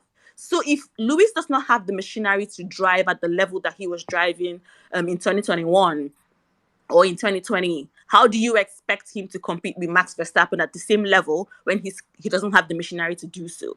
So when you're saying that he's not driving at top performance, what does that mean? If the machinery does not allow him to do that, right? How then can he? Well, Right? Lewis is not that's my driving a Red point. Bull. You're blaming the car for underperforming when it's Hamilton driving the car. Okay. If you We put all if agree, you put we if you all put agree Hamilton that the into any Mercedes is other the fourth. car, it would And perform. no, let me support you a little bit just by the I the don't need last your race. support. Before To be honest Imola, with you. Lewis got out in Q2. I don't know. I think this is Dr. Jelly or something. Yeah. Yeah. Lewis got out 13th. He had a bad quali. Max Verstappen was 9th. He had a bad quali. Max Verstappen overtook 8 cars. Lewis Hamilton was the second best overtake with 7 cars. I think the expectation after 21 is crazy. It has skyrocketed to the point where people say, how are people saying you have 7 championships, but you can't get to the front row? You can't get to the front row if Red Bull has 8 tenths on you, Aston Martin has leapfrogged you to be second, and is leaving you behind almost 20 seconds in a race. Then do you genuinely think that, for example, Stroll is a better driver than Russell? But every race that Stroll has jumped Russell, he has remained behind Stroll. It clearly shows you that there is an advantage that Aston Martin has taken.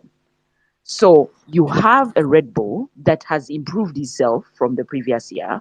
You have an Aston Martin that has leapfrogged them.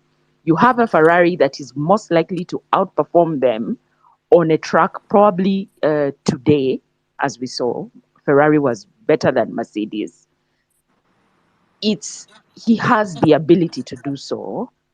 He has made some mistakes, but he cannot. It's like you're saying he should leapfrog 6 vehicles. Yeah, and exactly. be able And to go to Paul. just to add to In that what more, way? if you're Mhm. saying that the Mercedes is the fourth fastest car on the grid, which is the truth right now, so you would expect that Lewis, the best that he can do, right, with the car that he has, should be P7. Lewis has finished top 5 aside the last race, the entire season. So the last year, I think he finished P6. So, which means that he has outperformed cars that are supposedly faster than the Mercedes. So what more do you want? That's what I'm asking. Like, what are you looking for? Well, what I'm trying to say is that Mercedes is not a small team. They're a massive team. They're one of the top. When you look at Ferrari, Red Bull, and Mercedes, they're the top three teams in F1. They've always been the top three teams in F1. So now when you look at last season, when Aston Martin weren't performing, Mercedes were performing, Ferrari were performing, Red Bull were definitely performing because they won. But now this season, you look at Mercedes and they're fourth, fifth, sixth, seventh in that area in the top 10. And they're pushing the car as hard as they can, but they're still underperforming when you've got Aston Martin. And if you really do think about it, Mercedes is definitely faster in a straight line than an Aston Martin, without a That doubt. means that you agree with us that the Mercedes car this season is shit. So my question to you is, what has that got to do with Lewis Hamilton's ability? Because you started this conversation by saying that Lewis Because Hamilton his is not performing. ability, So what has no, no, that no, got to no, do with his his ability? his If you agree that the his car is shit, ability, no, no, no, no, his ability to drive the car is nothing to do with the car being shit. He should be able to push the car and work the car regardless of it being amazing or regardless to it being shit. Imade, please, can you give us your lecture Because again because about I because wanna ask a driver Austin not question, guys. not hang on a outperforming second. a car? Dr. How Jelly, come Austin Martin don't have a great car, but they're finishing second They Dr. have a Jelly, Where great did car. you practically put What every are you that? single talking race? about?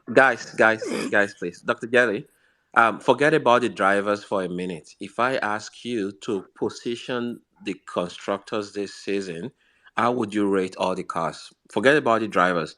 Just give me a list. Who would you say is the best car right now? Red Bull or Ferrari? I would probably have to go. See, I mean, I would have thought that Red Bull would be performing better. I'm not talking about performance. No, Let's no, no, no. put Car performance. I'm talking car performance. I'm I'm not just talking asking driver based on performance. what you've seen so far, let's rate all the cars. Forget about the drivers. Would you say Red Bull is the best car on the grid? Say first. Mm, it's there, but I mean, you Okay. could easily put Aston Martin Okay. Say just Red behind it. Bull, Red Bull, maybe Aston Martin. That's for the sake of argument. Where would you put Ferrari? Oh, at least fourth. Like Where would you put Mercedes? I would say with regards to if you're talking both cars rather than just talking one car, I would have to rate Russell's car higher up than Hamilton's I car. said forget about the No, no, no, drivers, no, no. I'm just the talking cars. car. I'm talking car performance. I'm not talking driver performance. I'm asking you questions. Is it that you answer them or you tell me you're not going to answer them? Don't change my questions. I'm Mercedes. I just would put saying. Mercedes ahead of Ferrari. Does that Okay, answer so your you're question? saying Mercedes, you're saying Red Bull, Aston Martins, Mercedes, then Ferrari, Ferrari. right? Based on what you've seen this season. So Yes. would you now expect Lewis Hamilton in, say, Haas, for example, to pass Aston Martins on a race day? Mm, I Because mean, see, if you love these sports, these are very simple questions, right? And this is a very, I very mean that skillful. scenario was crazy, man. Seriously, No, you Lewis see, what we're Hamilton dealing driving with for here, Haas. I want you guys to listen. What we're dealing with here is a very, very skillful I agenda mean, Lewis merchant. Hamilton has got to be broke on his ass before he drives for Haas. So Like basically, you're not even seriously. answering the. So what we're dealing with here is a very, very skillful agenda Okay, merchant. let me answer the You've got your question. own I'll answer agenda your question this against way. Mercedes, If Lewis Hamilton against was Lewis driving for Hamilton. Ferrari, Ferrari would be on pole, and then it would be Alonso, and then it would be Verstappen. That's how I would see it. If Lewis Hamilton was driving for Ferrari, then he would be on pole. That's how I You answer that question. you know I'm not even engaging in this. Yeah. That I'm not engaging in this anymore because there's My no method to this. Yeah, I'm going to yield the mic, I think, and we have him right there. I'm going to walk away from this. Yeah, thank you. No, Oh, Lord Jesus. Imade, go ahead. So then we'll have no, Ridwan actually, and Tinubu Nobola. all right. Then Actually, Tifosi. Yeah, I then wanted to. Can you hear me? Yes, but sorry, it was my mistake, Yeah, sir. I wanted to chip in. I wanted to chip in before, but with the questions Ibex asked him and he didn't want to answer. To be honest, there's no point me chipping in. But all I just wanted to say is, to be honest, we know Luis's abilities. Take take Vettel for example now. Like we've seen this guy's abilities, and that is what frustrated Alonso to scream GP2 engine. For those that are established, for drivers that are established, the champions, especially Vettel, Alonso, Lewis, Max, whosoever that are properly established race winners, champions, if you don't give them the machinery to actually extract their talent, to be honest, most of them would not stress themselves. Why do you expect me to be stressing myself in a slower car trying to put it on pole when I know mathematically is not possible? So personally, I feel you're just going too hard on Lewis. I understand. I don't want to say I understand. So I just feel you're just being too hard on Lewis because you don't. We'll know we've seen his abilities since when he came into the sport as an exceptional driver, one of the best ever. So you him not having the car now sort of makes him seems ordinary. But he's also not going to stress himself. Why do you expect him to be chasing pole position when he knows he's not going to get it, even if they give him just a drop of fuel and make the car as light as possible? So to be honest, this is what I wanted to chip in. But with the questions I asked him and he was dodging here and there, there was no point me saying going on. Yep. I don't see why I should answer a ridiculous question as like if Lewis Hamilton drives for Haas, would you expect him to get past an Austin Martin? That's like saying, oh, if Lewis Hamilton was riding a snail, would you expect him to pass a hare in the same race? No, of course not. That's ridiculous. So, you know, but I But you answered the just question the said way I that the answered the best. question. But if we use your logic, that means Max Verstappen should have had multiple championships in AlphaTauri. It was the AlphaTauri he was driving for. So Actually, or in Red Bull. why was Yeah, he why not was he in it never when he champion? wasn't in Red Bull if he's such a talented driver? Because the car was shit. So what you're saying is just disingenuous. And I think that he's a troll, so I don't even know why we're bothering. What do you mean disingenuous? How is it disingenuous? I'll tell you why. Because when you said my question is ridiculous, Well, it is it, ridiculous. and this the reason you would say that is because it's so that's rich coming from you. If you're going to blame Mercedes' performance and you're gonna put all of that solely at Hamilton's feet, No, no, no. I knowing wasn't that blaming Hamilton. I was that's blaming the exactly what you car. said. You said as a driver, you should be able to take that car to the front pole. That's what you're He saying. should. You He know, should. when he said that in terms of car performance, he would place George Russell's car ahead of that's why I lost You it. I know, was like, you know what, I'm not even and I'm I not said, having this yeah, conversation. like Because there's And no Because if point. George George's Russell's car become is the number ahead, one why is driver he for behind on Mercedes. That's points? why. If his car is You ahead of can't see Hamilton, it. why is he behind on points? Is it the car? Is it him? Because you're not logical. Honestly. But George Russell is a better driver than Lewis Well, Hamilton. well, the That's there you statistics go. don't say that though, do they? There's What there does you the go. It statistics doesn't tell matter That us? was about the your intention. That statistics. What was your does the intention in the George first statistics tell Russell is us? the place. number one driver for He can't Mercedes. be number See, one guys, if That he's is guys, got fine. You one I can feel made pole. it that way. clear. That's One cool. pole compared to 103 means that he's the best. Thank you. That's He's so a troll. stupid. He's just an agenda I'm merchant. not a You can troll. go I'm ahead not a and troll. say I what promise Anyway, you, you I'm not he's a want. a I troll. think troll. that was his intention to Please, begin with. You Yeah, know, you can so go ahead it's and run your unfortunate you've agenda. ended up So baiting us into this conversation, but it's okay. I mean, you're entitled to feel that to your opinion. Yes, if you feel that George is the number one driver, great. You know, that's cool. Do you not think? Do you think Hamilton after last season is still number one for Mercedes? No, it doesn't really matter what we think. As long yeah. as No, you honestly, think that honestly George is though. number one, See, that's cool. you started your statement by saying after you guys were complaining after Abu Dhabi, when you if you love this sport, we've put that to bed now. We don't even want to revisit it. But if you love this sport, if you truly love Formula One, and you saw what happened that night, and you're still saying to Mercedes fans complaining, even when those fuckers came back and said human error, That tells me everything I need to know about you as a Can I just person. know Now leave it what at team that. do Okay, you support, please? okay. What team do you support? What team do you support? Red Bull. Exactly. So You should have begun with that. It's cool. It's fine. Okay, so Yeah. you're gonna judge me by the fact that I support Red Bull rather oh than no, by your I say hate statement. that I wasted my time to have that conversation, but it's fine. It's clear now. It's cool. okay. Well, Okay, I still see some hands up. Let's have Ridwan, then Tinubu Bola, then Tifosi, and then I guess we'll close the space. It's been a long one. Okay, so good evening, everyone. Can you guys hear me? Yeah, Ridwan. But if you maybe if you can just come to the mic a bit closer.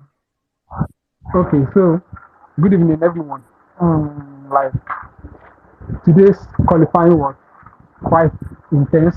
It was interesting and breathtaking. Like you can actually see that this is why those French drivers they are the best in the world. Even if they can't perform to their level right now, but they are just the best. You can see how like from Q1, Q2, Q3, like everyone was just pulling out some lap times that are just unbelievable. So, but at the end, the best driver on the grid right now pulled out.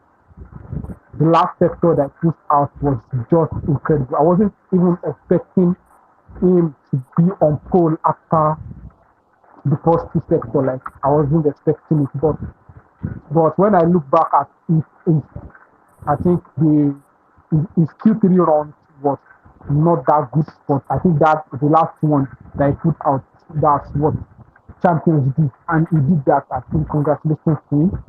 So that's for Max. And tomorrow I'm expecting a win from him tomorrow, so that there shouldn't be any problem, even with strategy or anything. I think we should be able to get a win, and that's just like today's lap just commensurate to the lap that I was expecting from him at Jeddah. Like that lap, I was expecting that Q3 run at Jeddah, but as God wants, if he wasn't able to pull off that lap, because I knew that the Jeddah lap will be very, very strong to what we are to what it pulled out today. So, and it didn't happen, but today, thank God, it happened. But I'm not still that happy because I expected two cars to lock out the front row.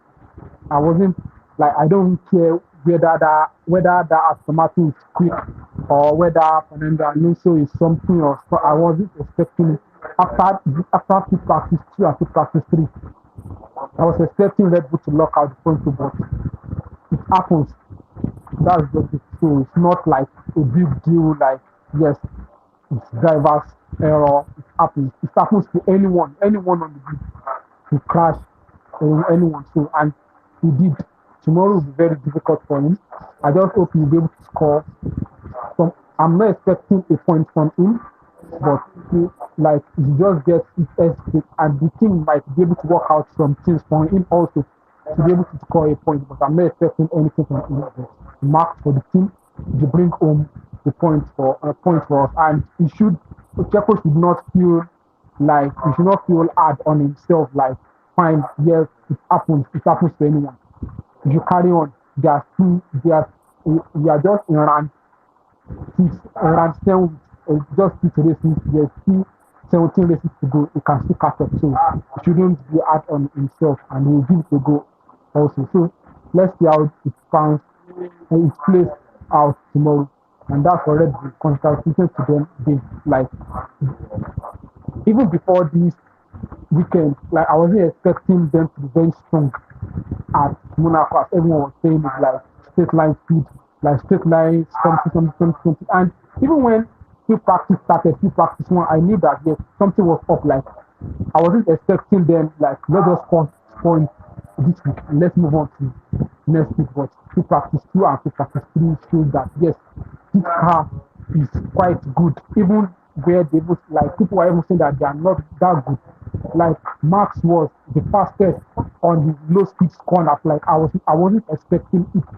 And the car is just medium high speed, low speed. The car is just fantastic. Like they did a very great job at Red Bull, and that is I'm just happy for them.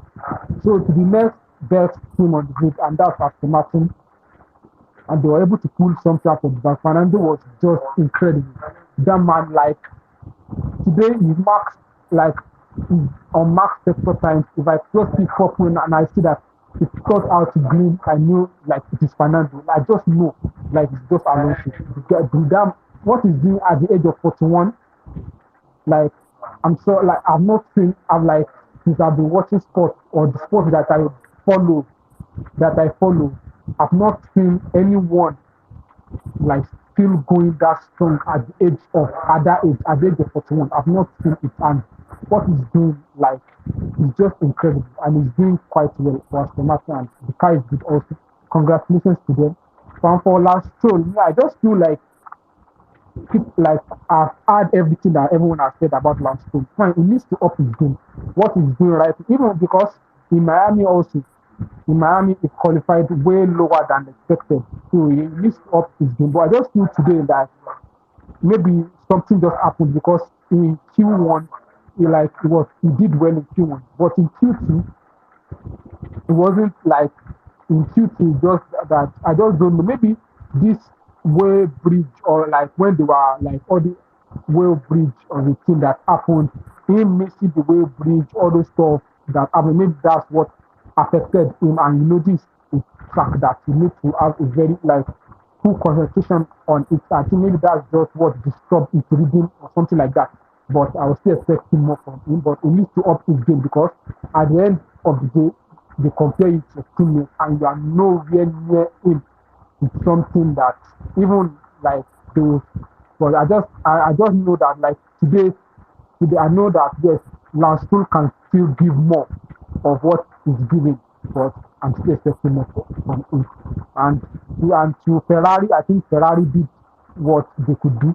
I think that's what their car can produce, and the good drivers also did well also. And for Mercedes, mm, they did well also. I think I'm like on to Spain to see what that car can do because I just feel like because I just ashamed that I wasn't able to speak at the beginning when Jamie was here. I was just like about the side pod of a team Even you can see that when they change the side pod, they change the front suspension structure of a team. So that means everything about this revolution is just everything front suspension, right suspension, the floor, the side pole, everything about the car must work well for it to be able to produce an optimal performance. So I think, but for Mercedes now, so I think they'll be able to come up. But let's see the true performance of the car in Spain. Yeah, so let's see. And to the other teams, sorry, and Alpine also. Like I wasn't expecting that strong performance from them. Like I think they did well also today. Gasly and Ocon, like they pull out some lap times that were extraordinary. So I think Alpine also they get themselves together and they also show that yes, like if we can continue like this, but you know it is Monaco, a very short track. If we can continue like this, yes, we can fight with the top boys and yes, we can be the best of the rest of the of the top four and something like that. I think they also did and they can start improving from that also. I think that's quite great. And from the next team that I'll just talk about, the next thing I'll talk about is Alpha. I think today was maybe the best quality performance from them. Both drivers, Nick DeVries and Yuki. Yes, Nick has not been on it today this season, but I think today it shows that yes, like he did well. He's standard as we've been seeing it. I think he is improving.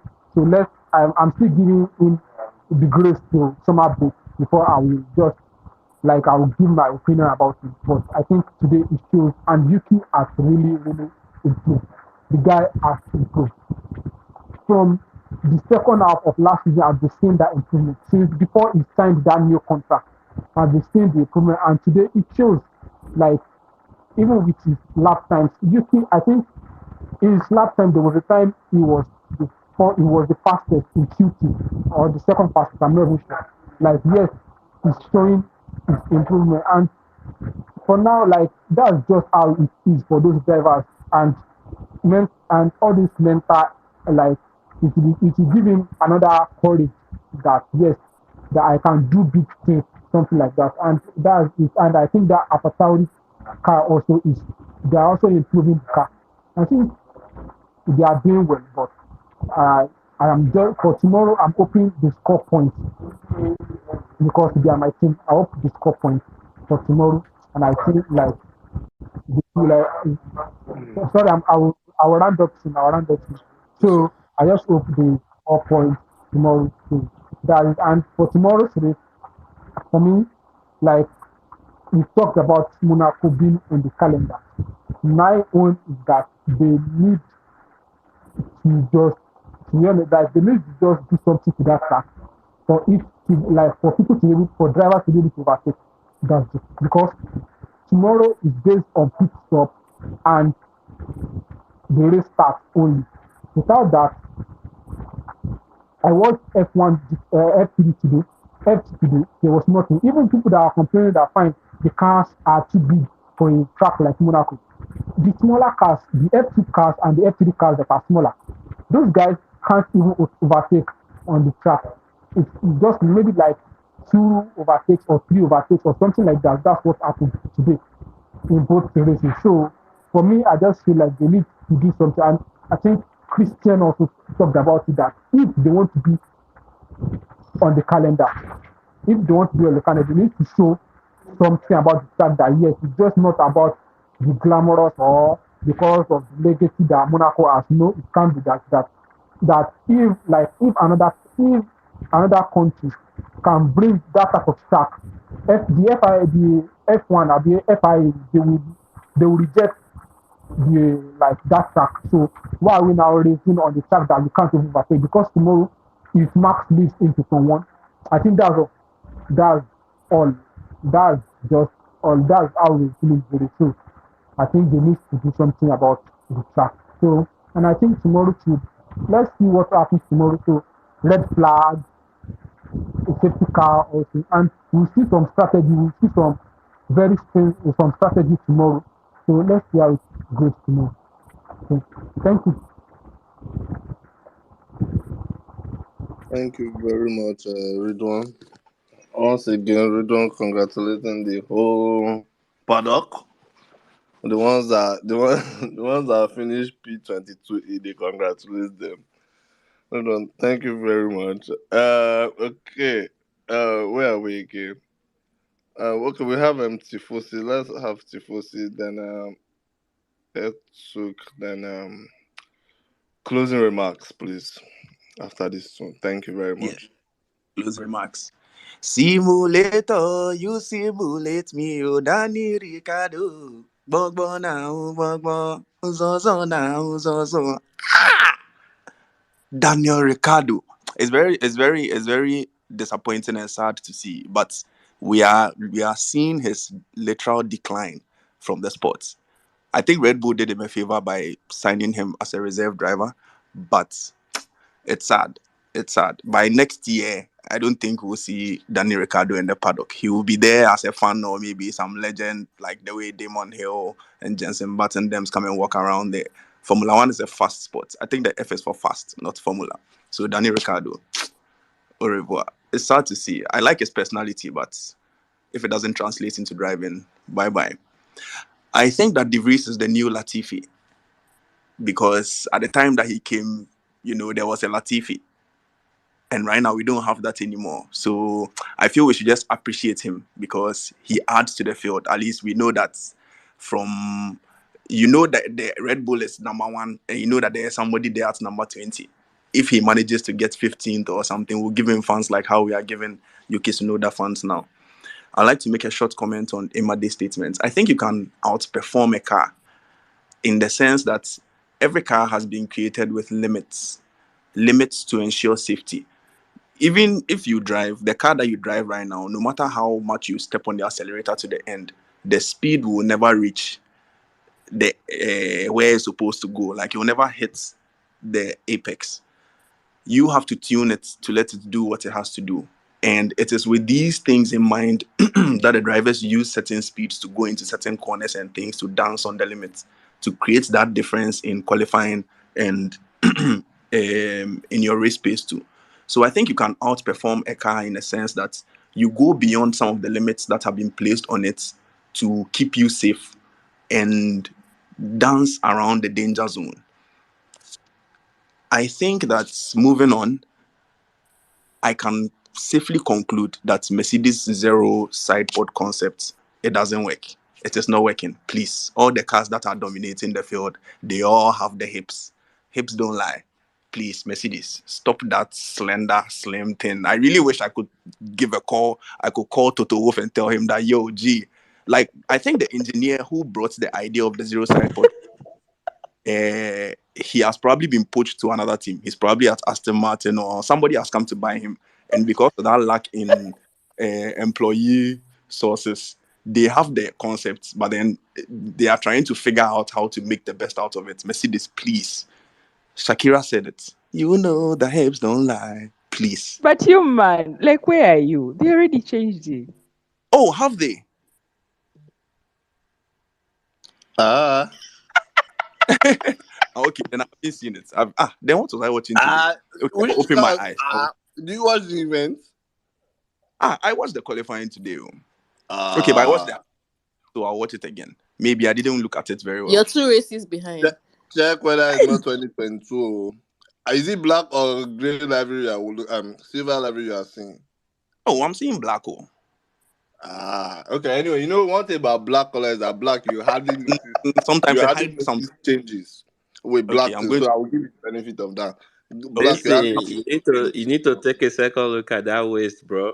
Uh, the red waist of the Ferrari has blinded me. That's why. It's just sad that we can't put that waist to good use. But okay, if you guys have said it, I'm going to look. I'm going to look at it again, and maybe if I'm here tomorrow when we are doing what's the name, the discussion, I'll come and render my apologies and rectify my claims. I believe that people enjoyed this particular qualifying because it is not the normal qualifying we are used to.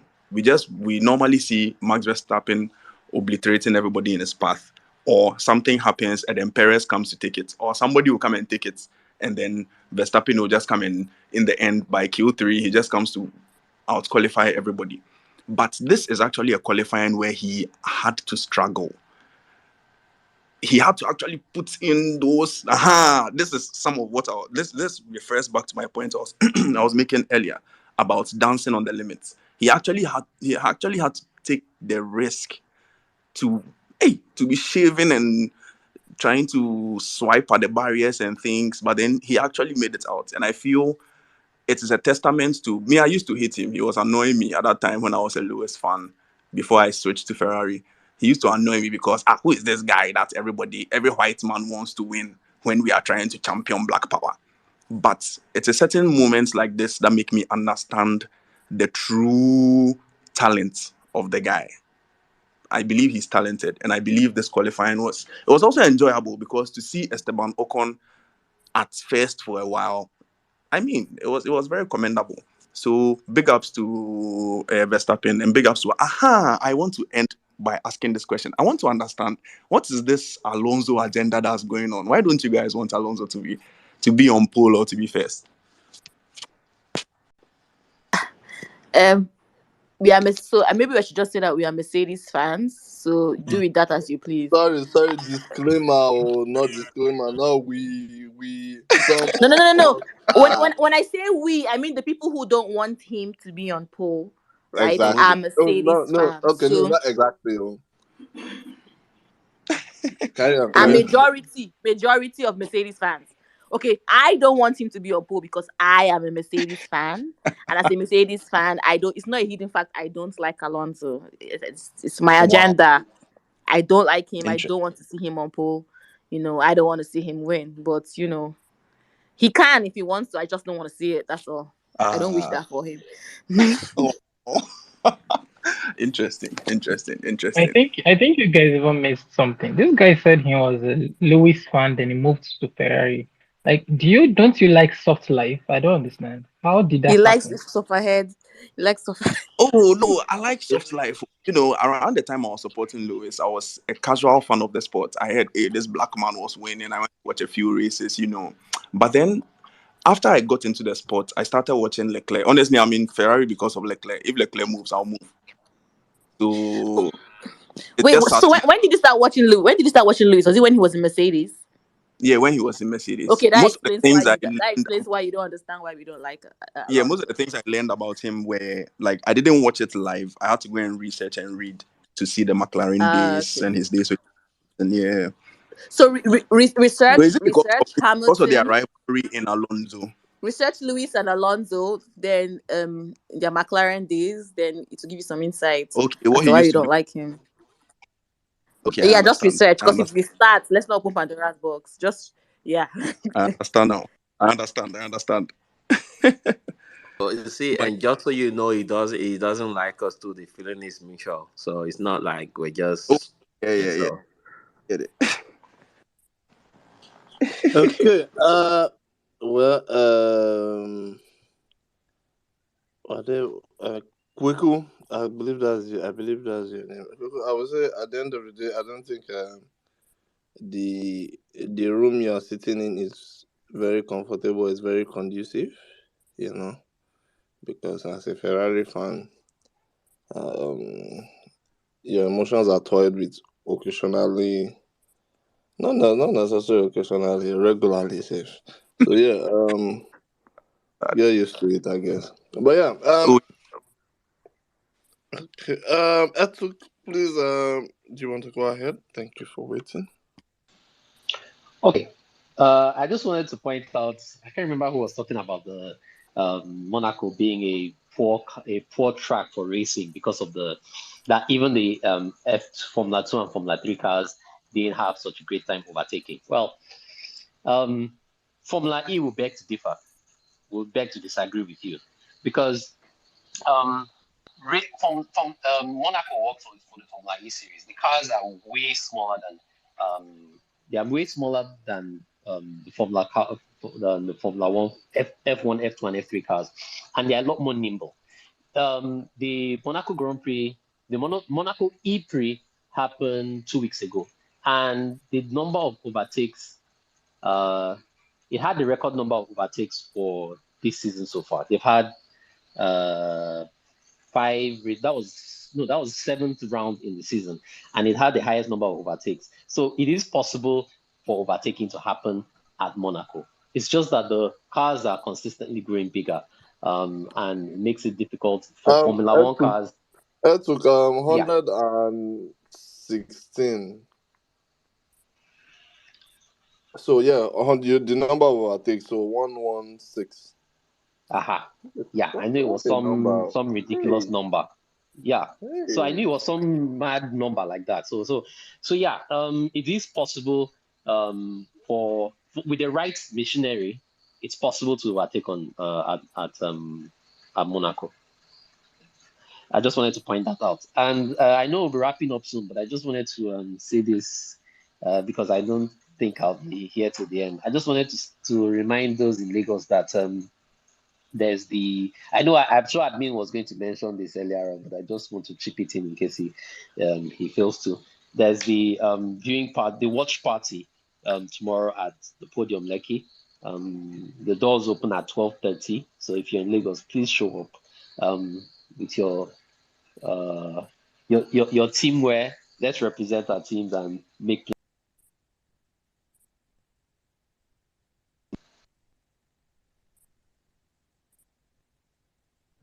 Thank you very much, Etuk. I was going to, as you said, I was going to mention that as well, but okay, I see Ibex is hand up. Ibex, do you want to go ahead quickly, please? Thank you. Yes, please. Since we're wrapping up, I just want to. I know with sports, sometimes hindsight is like 2020, and we come here and we have all our opinions and all these thing about Monaco. I think sometimes we focus too much on the overtakes. All I'm going to say is until you've tried to go into like underground parking for like doing 20 kilometers and you get too close to the wall and you freak out driving your own car. And these guys are doing it like 250 kilometers per hour. And even the Latifis and all of these guys, we can banter them all we want. Like, these guys are still, just to remember, there's only 20 of those seats available at the pinnacle of these sports, and they're still able to hold on to that seat. So, all banters aside, Monaco Grand Prix, like 0% margin for error, like there's no runoff. Like, so sometimes we just have to put that our sentiments aside and just look at these drivers. They are truly warriors, because every corner, every chicken, you see your life just flashing right, before your eyes, and they still show up every year to give us this spectacle of like amazing sport. So we need to appreciate them for it. I think Monaco Grand Prix is here to stay. We love it. We may have our opinion and our sentiments, but it's still one of that race weekend where like it takes the brave to come out there and like do these things, because they just do it and it looks so easy, but no, it is not, right? So yeah, thank you. Do maybe easy. Okay. Yeah. Okay. Thank you very much, guys. As Etuka said, um, you can join us for the Monaco watch party at the podium. Sorry, where is it? Let me even get the address again. Oh, hey God. Um, what's the address again? Okay, yeah. 120 at the podium. 124 Kuboye Road, Lekki Phase 1. So doors open 12:30. Grand Prix starts by 2.